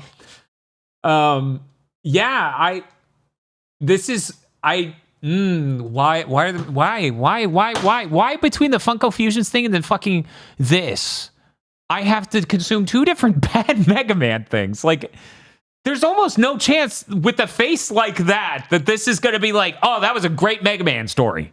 Yeah, I know. I'm going to hold out hope for this. It does. Amazon Prime dropped everything on the first day, right? I think they did. Did they do that for the Lord of the Rings thing? I don't know if they did it for that, but I think they did it for Fallout. Okay. Yeah, they did do it for Fallout. You're right. So I'm gonna watch it. yeah, no, I feel like we're almost certainly gonna have to review this. We're gonna Look at have it. to review this. It is a gamer thing.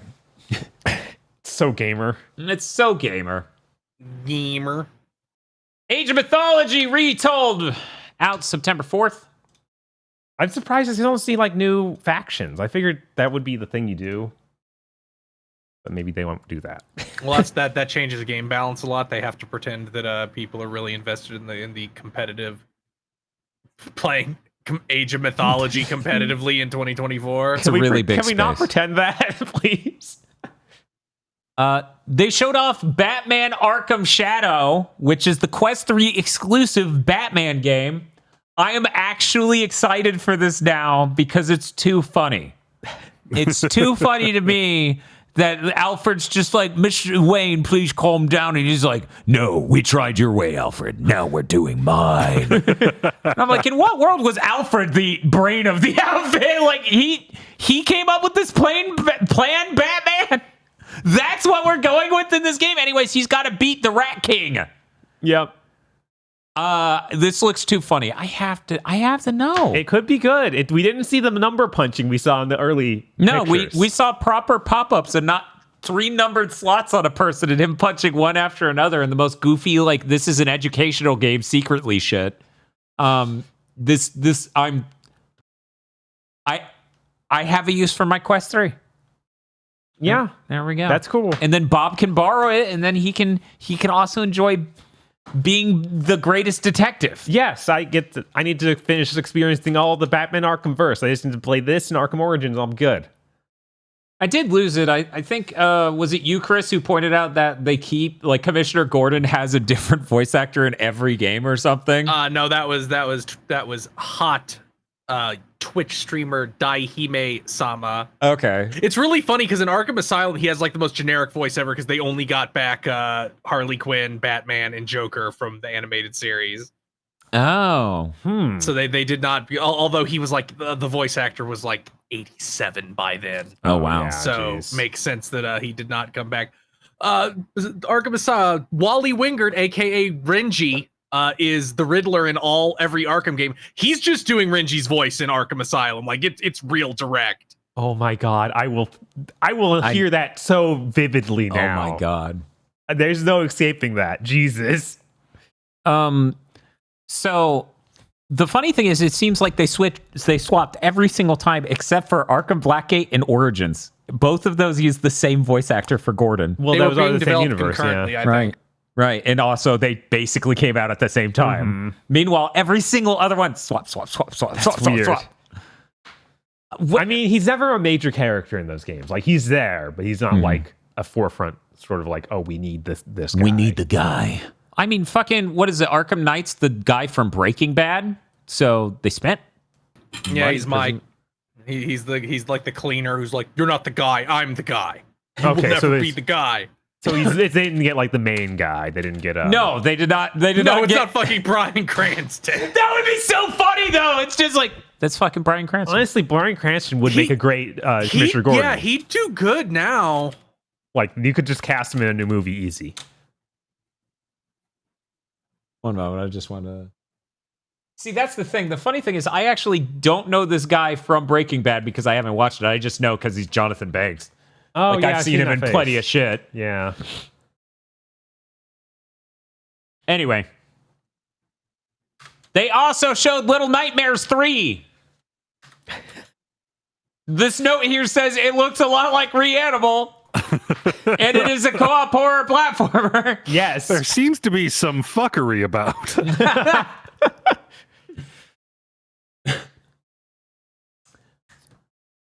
Bob, Yeah. what was Herdling? Herdling was a weird, like, you played as some kid in a hoodie, and you guided around this herd of big, like, monstrous beasts in a sort of colorful-looking world. It looked like it might be neat. I forget what the developer was, but they had done, like, some big indie game for, I think it was on the PS4. Lost in Deep or something like that.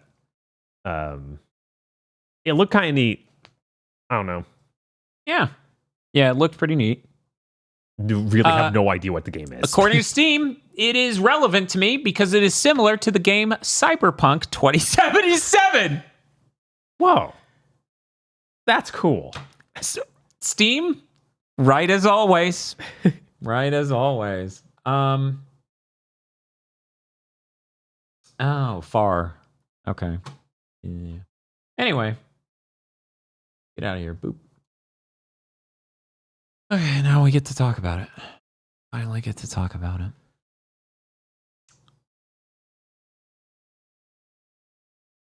Somehow, Peter Molyneux has returned. Boo! I like how Someday I he gotta came pay it back. forward and play Fable just to really know the depth of his lying. I played Fable 2 and 3. I never played the original. That's not enough to play them. You have to watch all the interviews. You have to read No, I magazine don't. coverage. I certainly don't No, have to do that at all. how do you not? How do you know when he's lying then? You need to know that when you cut this tree in Fable 1, it will scar it. And as it grows throughout the game, it will grow around that scar. But that will always be there.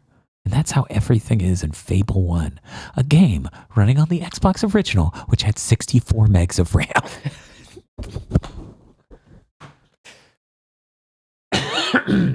His It new is disgusting that this man was given a platform. I actually genuinely agree. Yes. No, after Goddess and Milo and all of the bullshit with Fable and all of that. I like how yes. he came out and was like, "Yeah, I don't know what I was doing on mobile phones."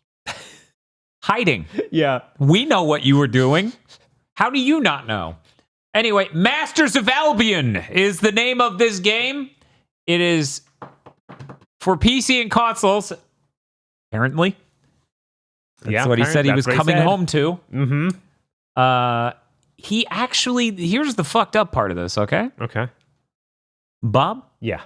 Mark Healy was announced as one of the dev members. Do you know who Mark Healy is? I should. I recognize the name, but I can't. Co-founder of Media Molecule, left last year. Oh. Wow. What the fuck? He was being legit when he said a bunch of former Bullfrog people. Because that's where they came from. That's where Mark Healy started. He started at Bullfrog in the absolutely ancient days. And yeah, Mark Healy's, oh man. Okay, so if you Google Mark Healy, the first one that comes up is the British game developer. And the next two that come up is some surfer guy and some buff guy who probably also surfs. I would not want to line up like that. I don't want you to Google Dan video games and you get me and then two guys who are like way more buff. That is absolutely not. So, anyways, yeah, Mark Healy left. Media Molecule is now working on this game, which is fucking bizarre. I guess that gives me some hope that this game will be real, and that hopefully this team he's like coagulated from these old developers actually want to release something and won't listen to him. Yeah, you would hope. Yeah. That's ideally the direction this goes in, that it gets released ever and something ever forms out of it.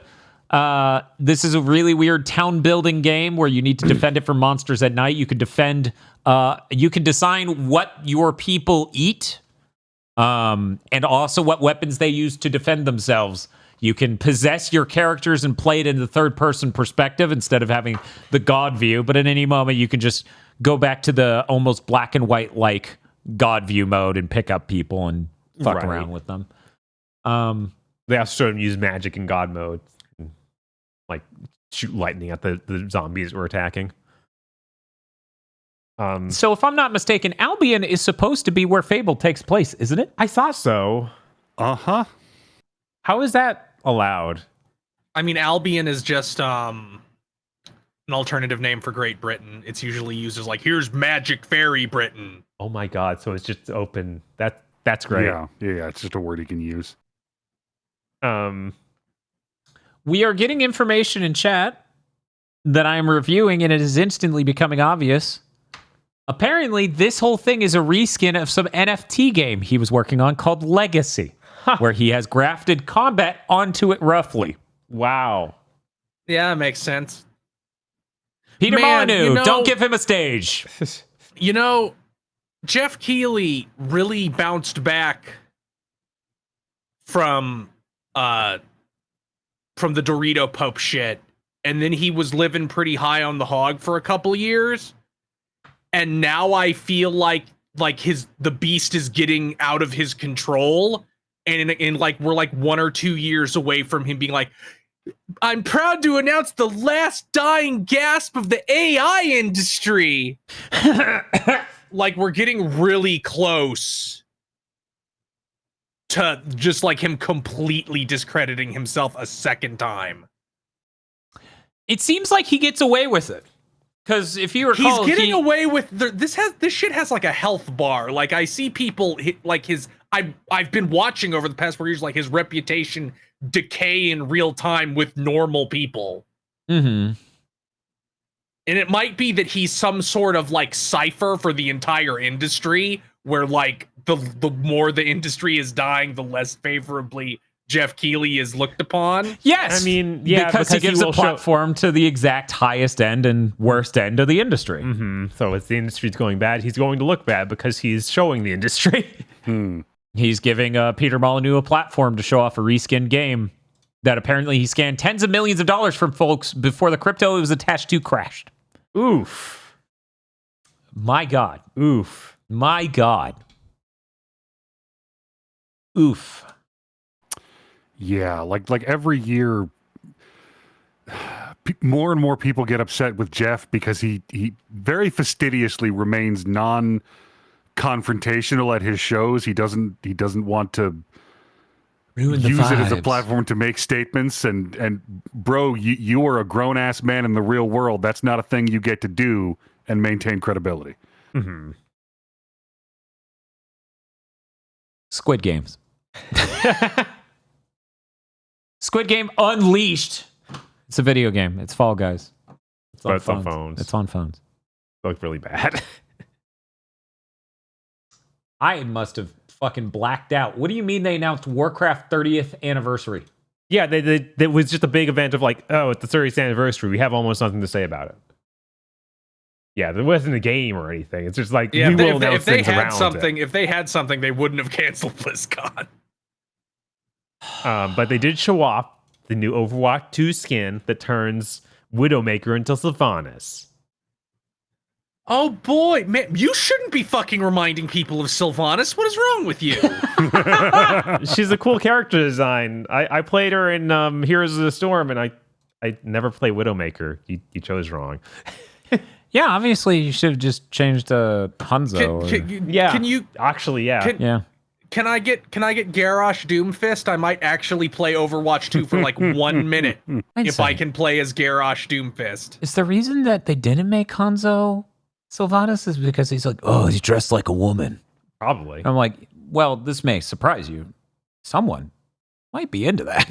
They No might one even would give like you to see shirtless Hanzo. in some sort of cool skirt-like outfit. Right, nobody would like No one would be interested in that. Just give it to fucking Widowmaker. That's your new strategy, Blizzard. You listening? Just absolutely do opposites every time. Your new skins, even if you have a better fitting person on a matching whatever, Uh-huh. swap it. Yeah. You're going to get anyone interested then, which is better than what you got going now. They showed off Diablo 4 Vessel of Hatred with recruitable mercenaries, a new PvE co-op mode with combats and puzzles. I was so like baffled by this trailer, and then at the end of it's like, yeah, those are recruitable mercenaries. It was like, oh, I thought that was cool, and those were 4 new classes. Yeah, I was very confused. I was like, this can't be 4 new classes. These designs are so bland, but I don't know what the fuck else this should be because of the way they're showing it off and the fact they're clearly different character types. Mm-hmm. Yeah, mercenaries, recruitable mercenaries. So is there That's- even a new class for this DLC? Or I'm sorry, expansion pack, whatever it's called. I don't know anymore. I swear they had one, right? I don't think they do. They already said no more classes, chat. Oh, no? Someone else in chat says there is yes. Okay. Who knows? It's a mystery. There is one new class. Yeah, that's what I thought it was, but I can't remember what the one new class is. Have they not announced it? Because my brain knows there's one new class, but it cannot pull a value from that bank. And given that no one in chat is saying what the class is, I'm not sure that it's... Anyway, Spiritborn. Okay, well, that also explains why. Isn't Spiritborn one of those mercenaries they showed, though?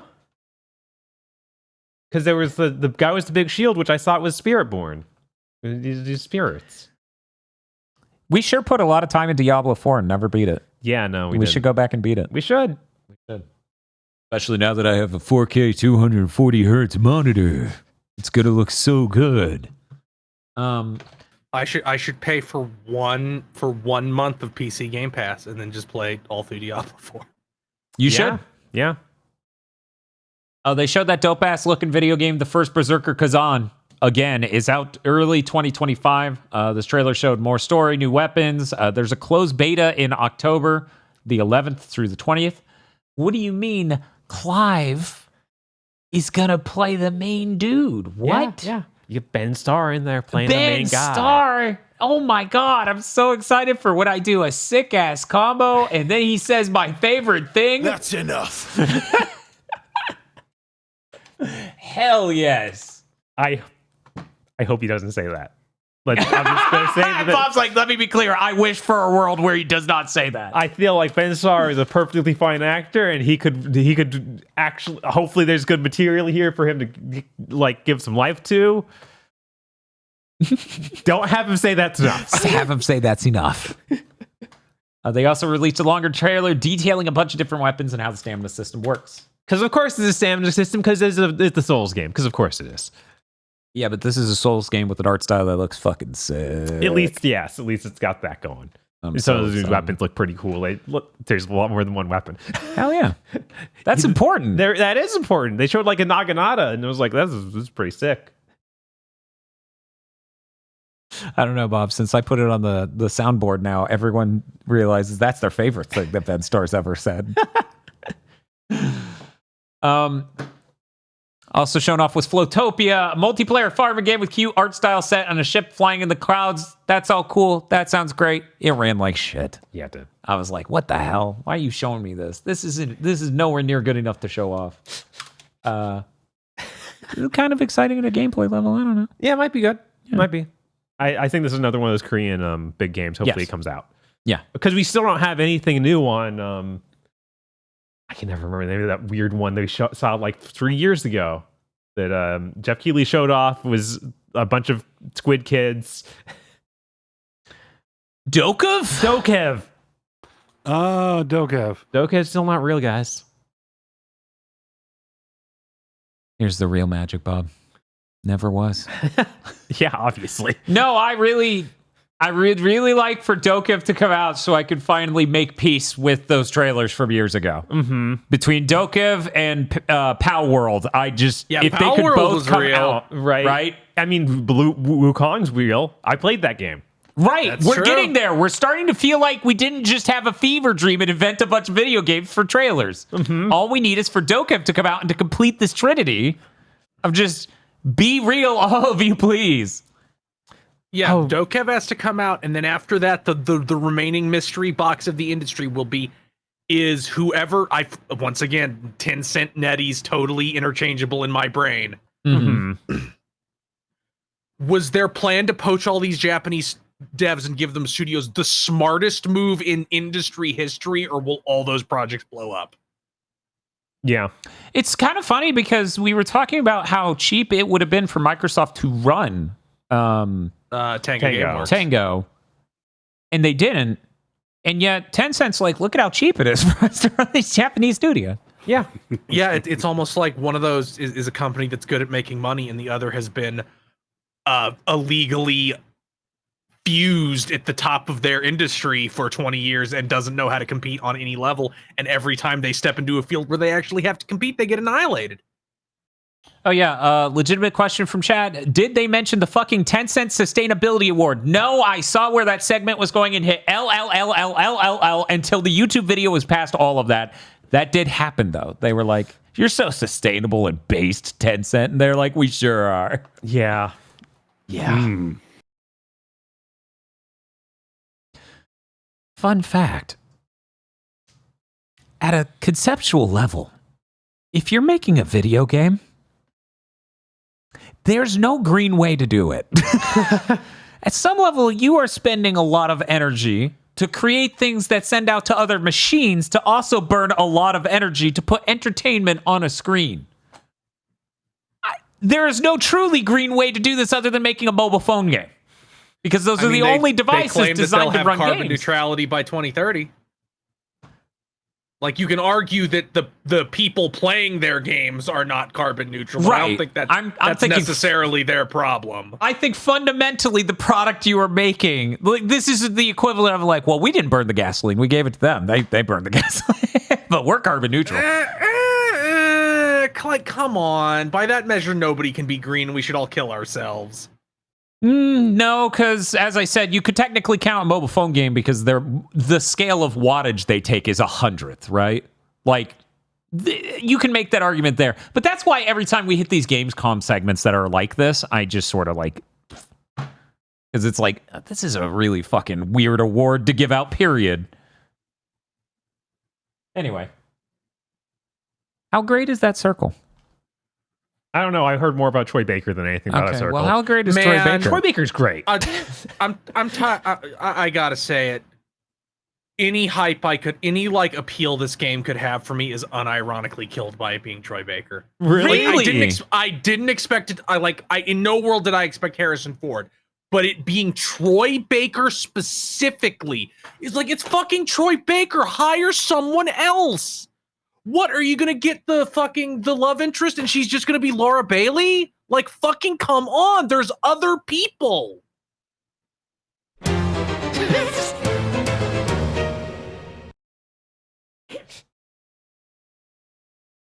I have no problem with Troy Baker. Let somebody new and unproven be Indiana Jones. I'm totally fine with you even like getting like a lesser known TV or movie actor. Yeah, but it's just being Troy Baker, it just like turns my brain off instantly. Where they're doing all the mocap stuff, they wanted someone with experience with that sort of exact field of things, and he's been in Last of Us and in Uncharted, so he has full experience with that. So I understand why you would choose someone like that. I understand the practicality angle, but that's part of why I like it turns me off so hard. It's like when you make the most obvious move possible, I begin to lose interest out the gate. This would do something to my brain if Indiana Jones weren't the most fucking heteronormative, cool, mainstream action guides, dudes rock fucking 80s IP ever.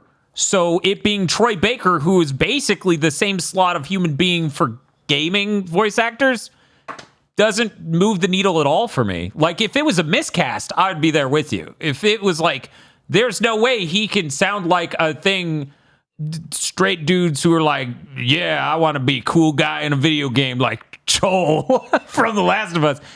Like, if it was some role he doesn't fit at all, then I'd be there with you. But he fits it's literally roughly. the hard opposite for me. He fits so hard that it like I bounce off it. Okay, It's like we have a suggestion from chat. How do you feel about Yuri Lowenthal, Indiana Jones? I think that'd be funny for young Indy. Like they do like a young Indy flashback and he's Yuri Lowenthal. Oh, jeez, and it's like he's fucking 40 or something. I mean that's just Yuri Lowenthal's life. I think he's still Kago when they brought back Bleach. Yeah, of course. He like was, that, yeah. That's still his voice. Like he can't change that. Spider-Man Like- sounds like Kago. Like I don't have anything against Troy Baker. I like his work when he isn't doing AAA prestige games. Like the Bountark. I think his Baki is unbelievably funny because you watch Baki in Japanese, you're like, why does everybody want to kick the shit out of this kid? And then you turn it to Troy Baker's voice, like, oh. So, okay, we gotta ask the hard question. You're telling me that you actually think this is a more obvious choice than just getting Nolan North? Yeah. Is Nolan North even still voice acting? He is. He's not starring in stuff anymore. Yeah, he does seem like he's always in side roles. Mm-hmm.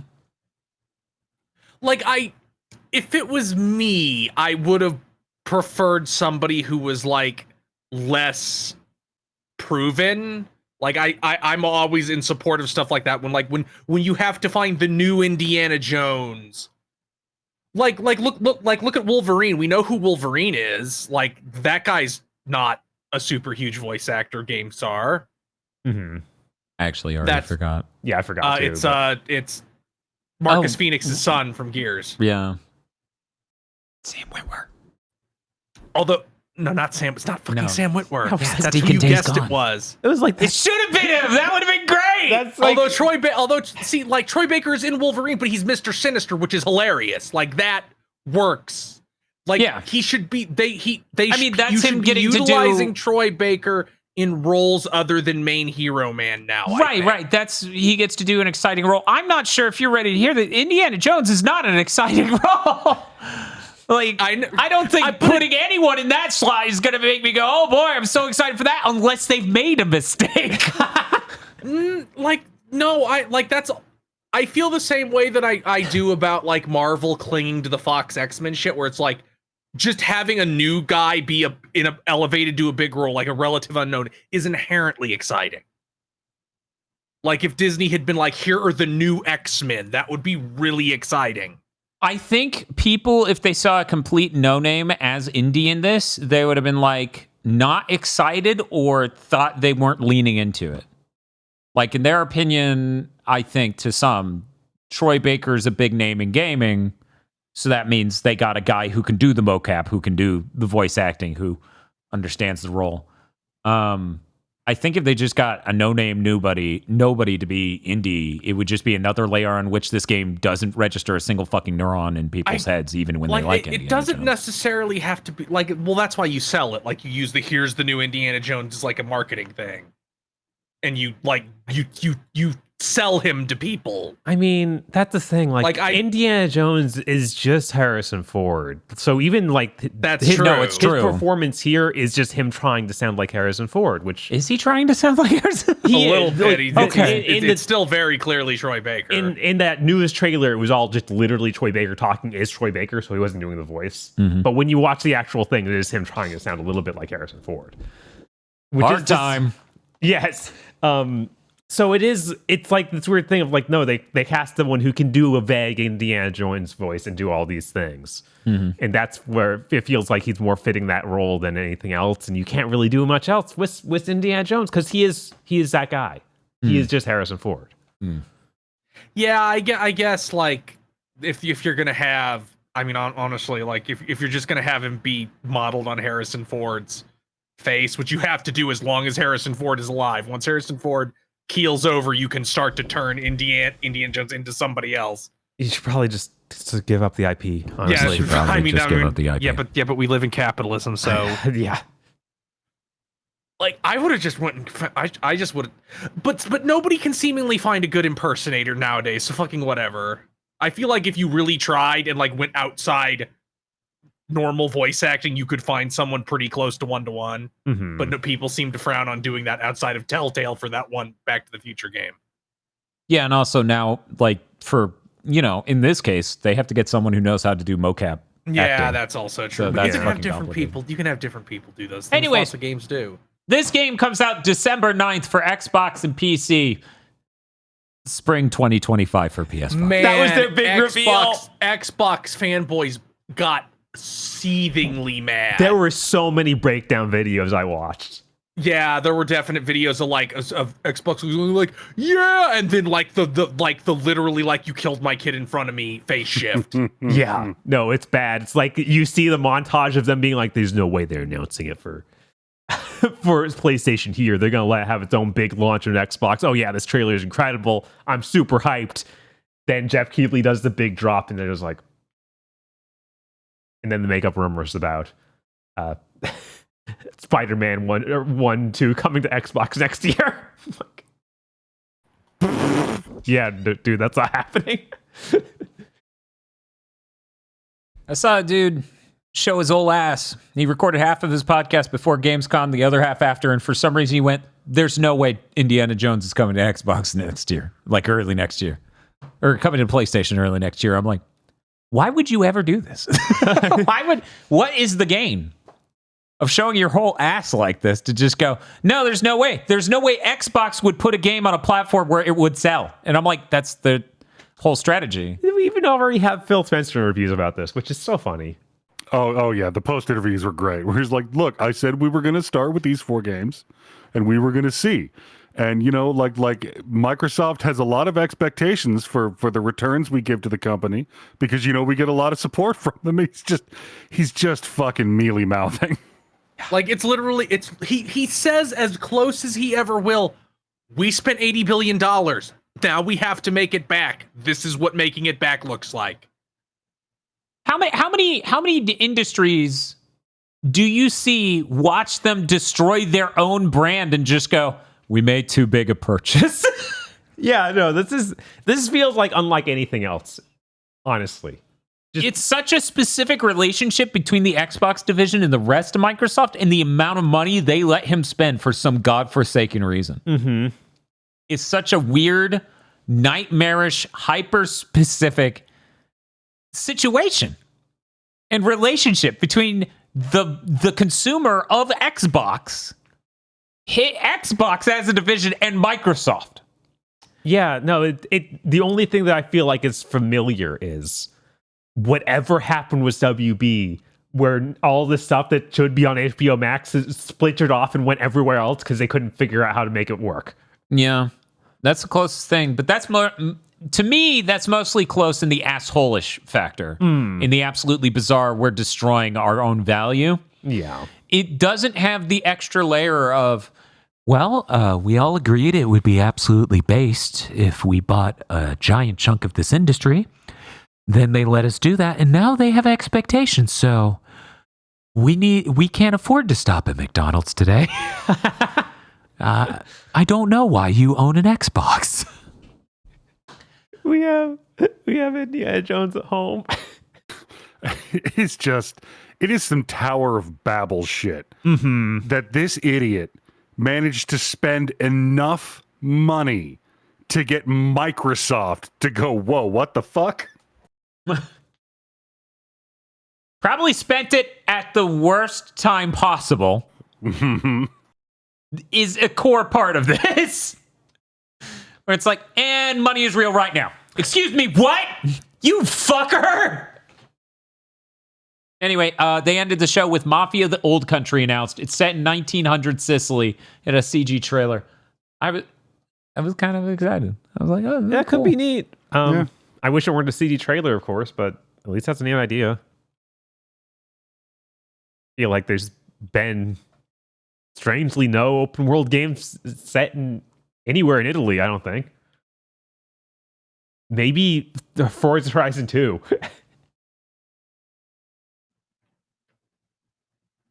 Assassin's Creed Yes, 2? Assassin's Creed, yes. Yes, yeah, I guess that obviously. has to be it. That Yeah. and Revelations, or not Revelations, Brotherhood. Yeah, there we go. Then we got to the Future Game Show. They showed off Mars Attacks, a park builder in the Mars Attack universe. What? I don't know. Why? Every time it's like you need an IP. You need an IP. I Like, think you they don't. announced this already. Spine. Yes. Reminder, that was a winner or contender for a fakest game trailer of 2023. Trailer with music by the composer of John Wick. It now has real... Oh, wait. Chris, do you want to read your part? There's parts that are obviously real now because they look way less impressive than the rest of it. Yup. Some of those animations are starting to look feasible. Oh, that's crazy. I'm excited. This game's going to be great. It's going to be great. It's going to be great. It's going to be great. The Explorator, and FPS with a mix of 3D and 2D enemies on Kickstarter, and demo is out now. Yeah, and earlier in this podcast, Dr. Edgar talked about playing the demo. That trailer was great. It was complete tonal whiplash. Yes. Civ 7 was shown off some more. Gwendolyn Christie will be the narrator. She was Captain Phasma in the Star Wars sequels, also from Game of Thrones. Obviously the smaller role. Everyone knows Captain Phasma. I actually, did we not, when we were watching a little bit of The Force Awakens, just go, hey, remember Phasma? How do you think she feels about her lack of presence in all of this? Yeah, I don't Do you think she feels 'Cause she pretty wasn't all even right in- about how that went? She wasn't even in the third movie, yeah. Yeah, I don't know. Do you think she was like, I got off easy compared to some of the other actors? Possible. I don't know. What a nightmare. Also, Croak, a 2D frog platformer that looks like a Celeste-like. Some people that worked on Cuphead are working on it. Ooh. Yeah, it's all hand-drawn and stuff. It looks pretty neat. Will Follow the Light is out in 2025, a puzzle adventure game with a sailboat. Just a bunch of panovers of environments, so I don't know what to expect of the puzzles, writes Bob. Yeah, I literally was watching this like, how do I describe this? It's in some sort of northern region with lost snow. There's a sailboat. I Yep. don't know what else. I was watching that trailer yelling, "You have established your tone. Show me the puzzle." Greedfall 2 is real. Early access September 24th, out for real next year. Or New Year? New Year's what's written. Is it supposed to be it's next year? Yeah. Okay.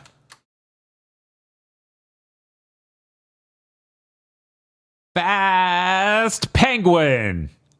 I figured it was supposed to be said like Ridge Racer. Probably. Okay. Downhill kart racer with penguins. It's free to play and it's out September.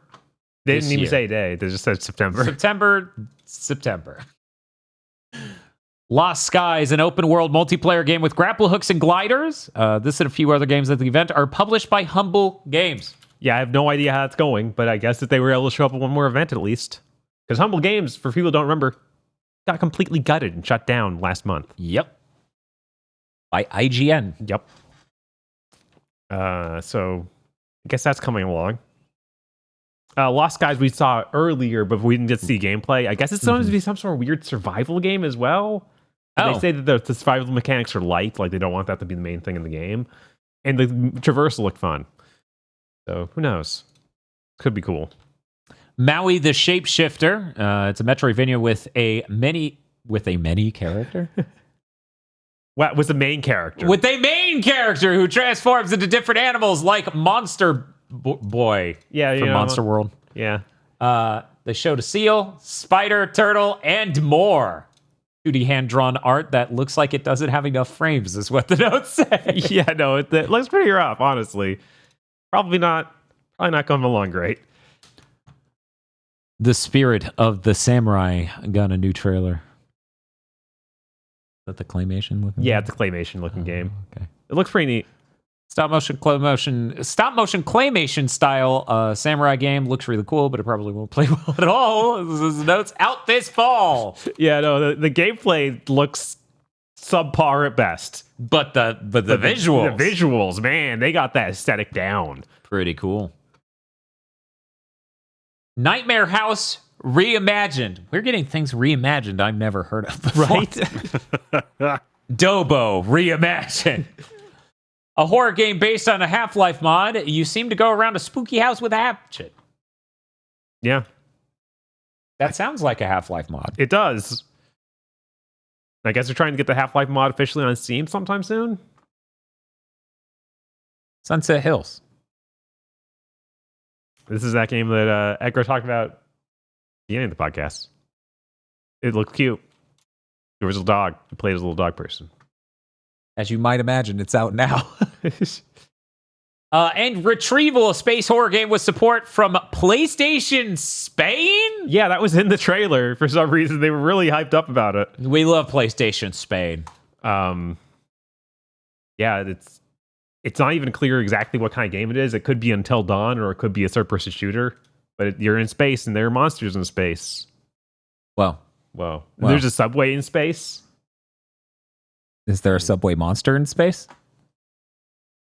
Possible. Can we go to the space Quiznos instead? No, that's shut down. We're sorry, Aggro. Oh. We didn't want to tell you. We were hoping you just lose interest in Space Quiznos. But that's it. That's Gamescom, basically, Yeah. for now. Right. We'll cover the scraps of news that happen around it next week.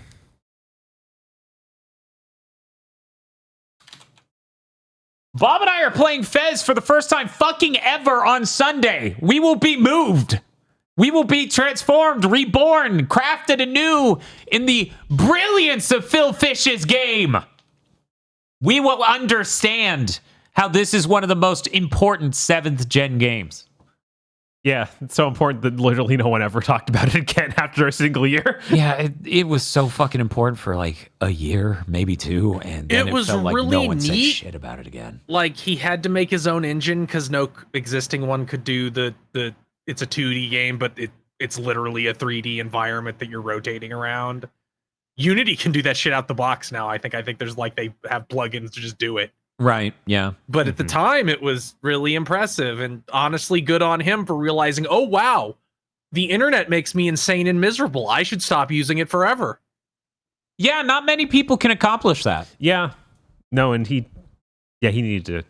Get the Like, fuck he out. genuinely, Get out. he genuinely seemed to realize that, like, this just makes me act like a horrible person and be nasty to people, and people are nasty to me, so I'll just leave. I mean, to some extent, can't blame the internet. He got Q&As at fucking GDC and said the most That's true. He is he Rants and He shit. is an asshole. He's just a guy who should, all due respect, shut the fuck up.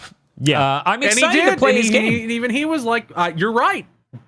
Yeah, at some point, you know you're right when he agrees. I'm excited to play Fez, though. I've been really wanting to for a very long time. I hope it's good. This, in my opinion, it's not going to be a Braid situation. There's no way. There's no way it's that. Because Braid is so fucking limp and pretentious. So I'm really excited for Fez. Like, genuinely excited for Fez. That's going to be Sunday. Tomorrow, Friday, 90 minutes from now, when it becomes Friday, I will be co-hosting Daihime Sama's. That's Daihime_Sama. Good luck spelling it. Batman for Palestine Donathon charity stream. That is, if he, we haven't checked in with the stream today. Maybe he's already hit the $2,000 goal to play the fucking Suicide Squad Kills the Justice League. Why? Just play the Arkham games, man. Who in their right mind would want Die to play fucking Suicide Squad, Chris? Yeah, nobody on this podcast. Look, he needed would another suggest that. goal. He hit his first goal so quickly, and he was playing all the Arkham games. How would I not recommend the final Arkham game? Like this. And then I you don't have recommend that it. in me. Dan. Man, at least it is no longer the final Arkham game because we have Arkham That's MetaQuest. Arkham MetaQuest mode. He hit the goal. God damn it. Of course he did. Damn. Okay, I guess I better send him some money later because I said if you hit it, I will buy the game for you, so you do not have to pay your own money for Suicide Squad. Oh man.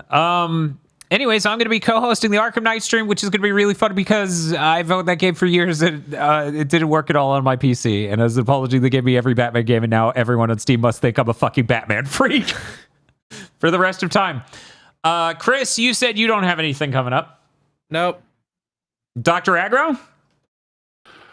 No, when I'm not doing a podcast, I just sort of sit quietly in a bare room in my house and stare at a wall and think to myself Metal Gear Solid 2 references. This motherfucker's Sounds so like a rich. really good way to spend time. This motherfucker's so rich, he got a room for bears in his house. Jesus. Anyway, that's going to do it for Big Think Dimension. See you all later. Goodbye.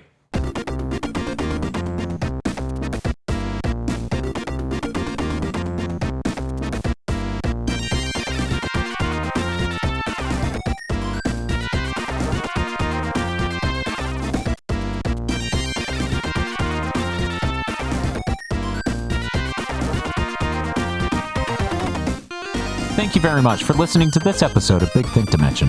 Big Think Dimension is possible because of you and your support over at patreon.com/gbpodcast, where you can get early access to Chucky Bleach, early access to Pokemon Go to the Movies, exclusive access to Blessed Blonde Tent Blood, where we watch the movie Krull, and so much more. That's Isolation 119, Armchair Devs Extra, Gamer Premonitions Extra, and so much more at patreon.com/gbpodcast.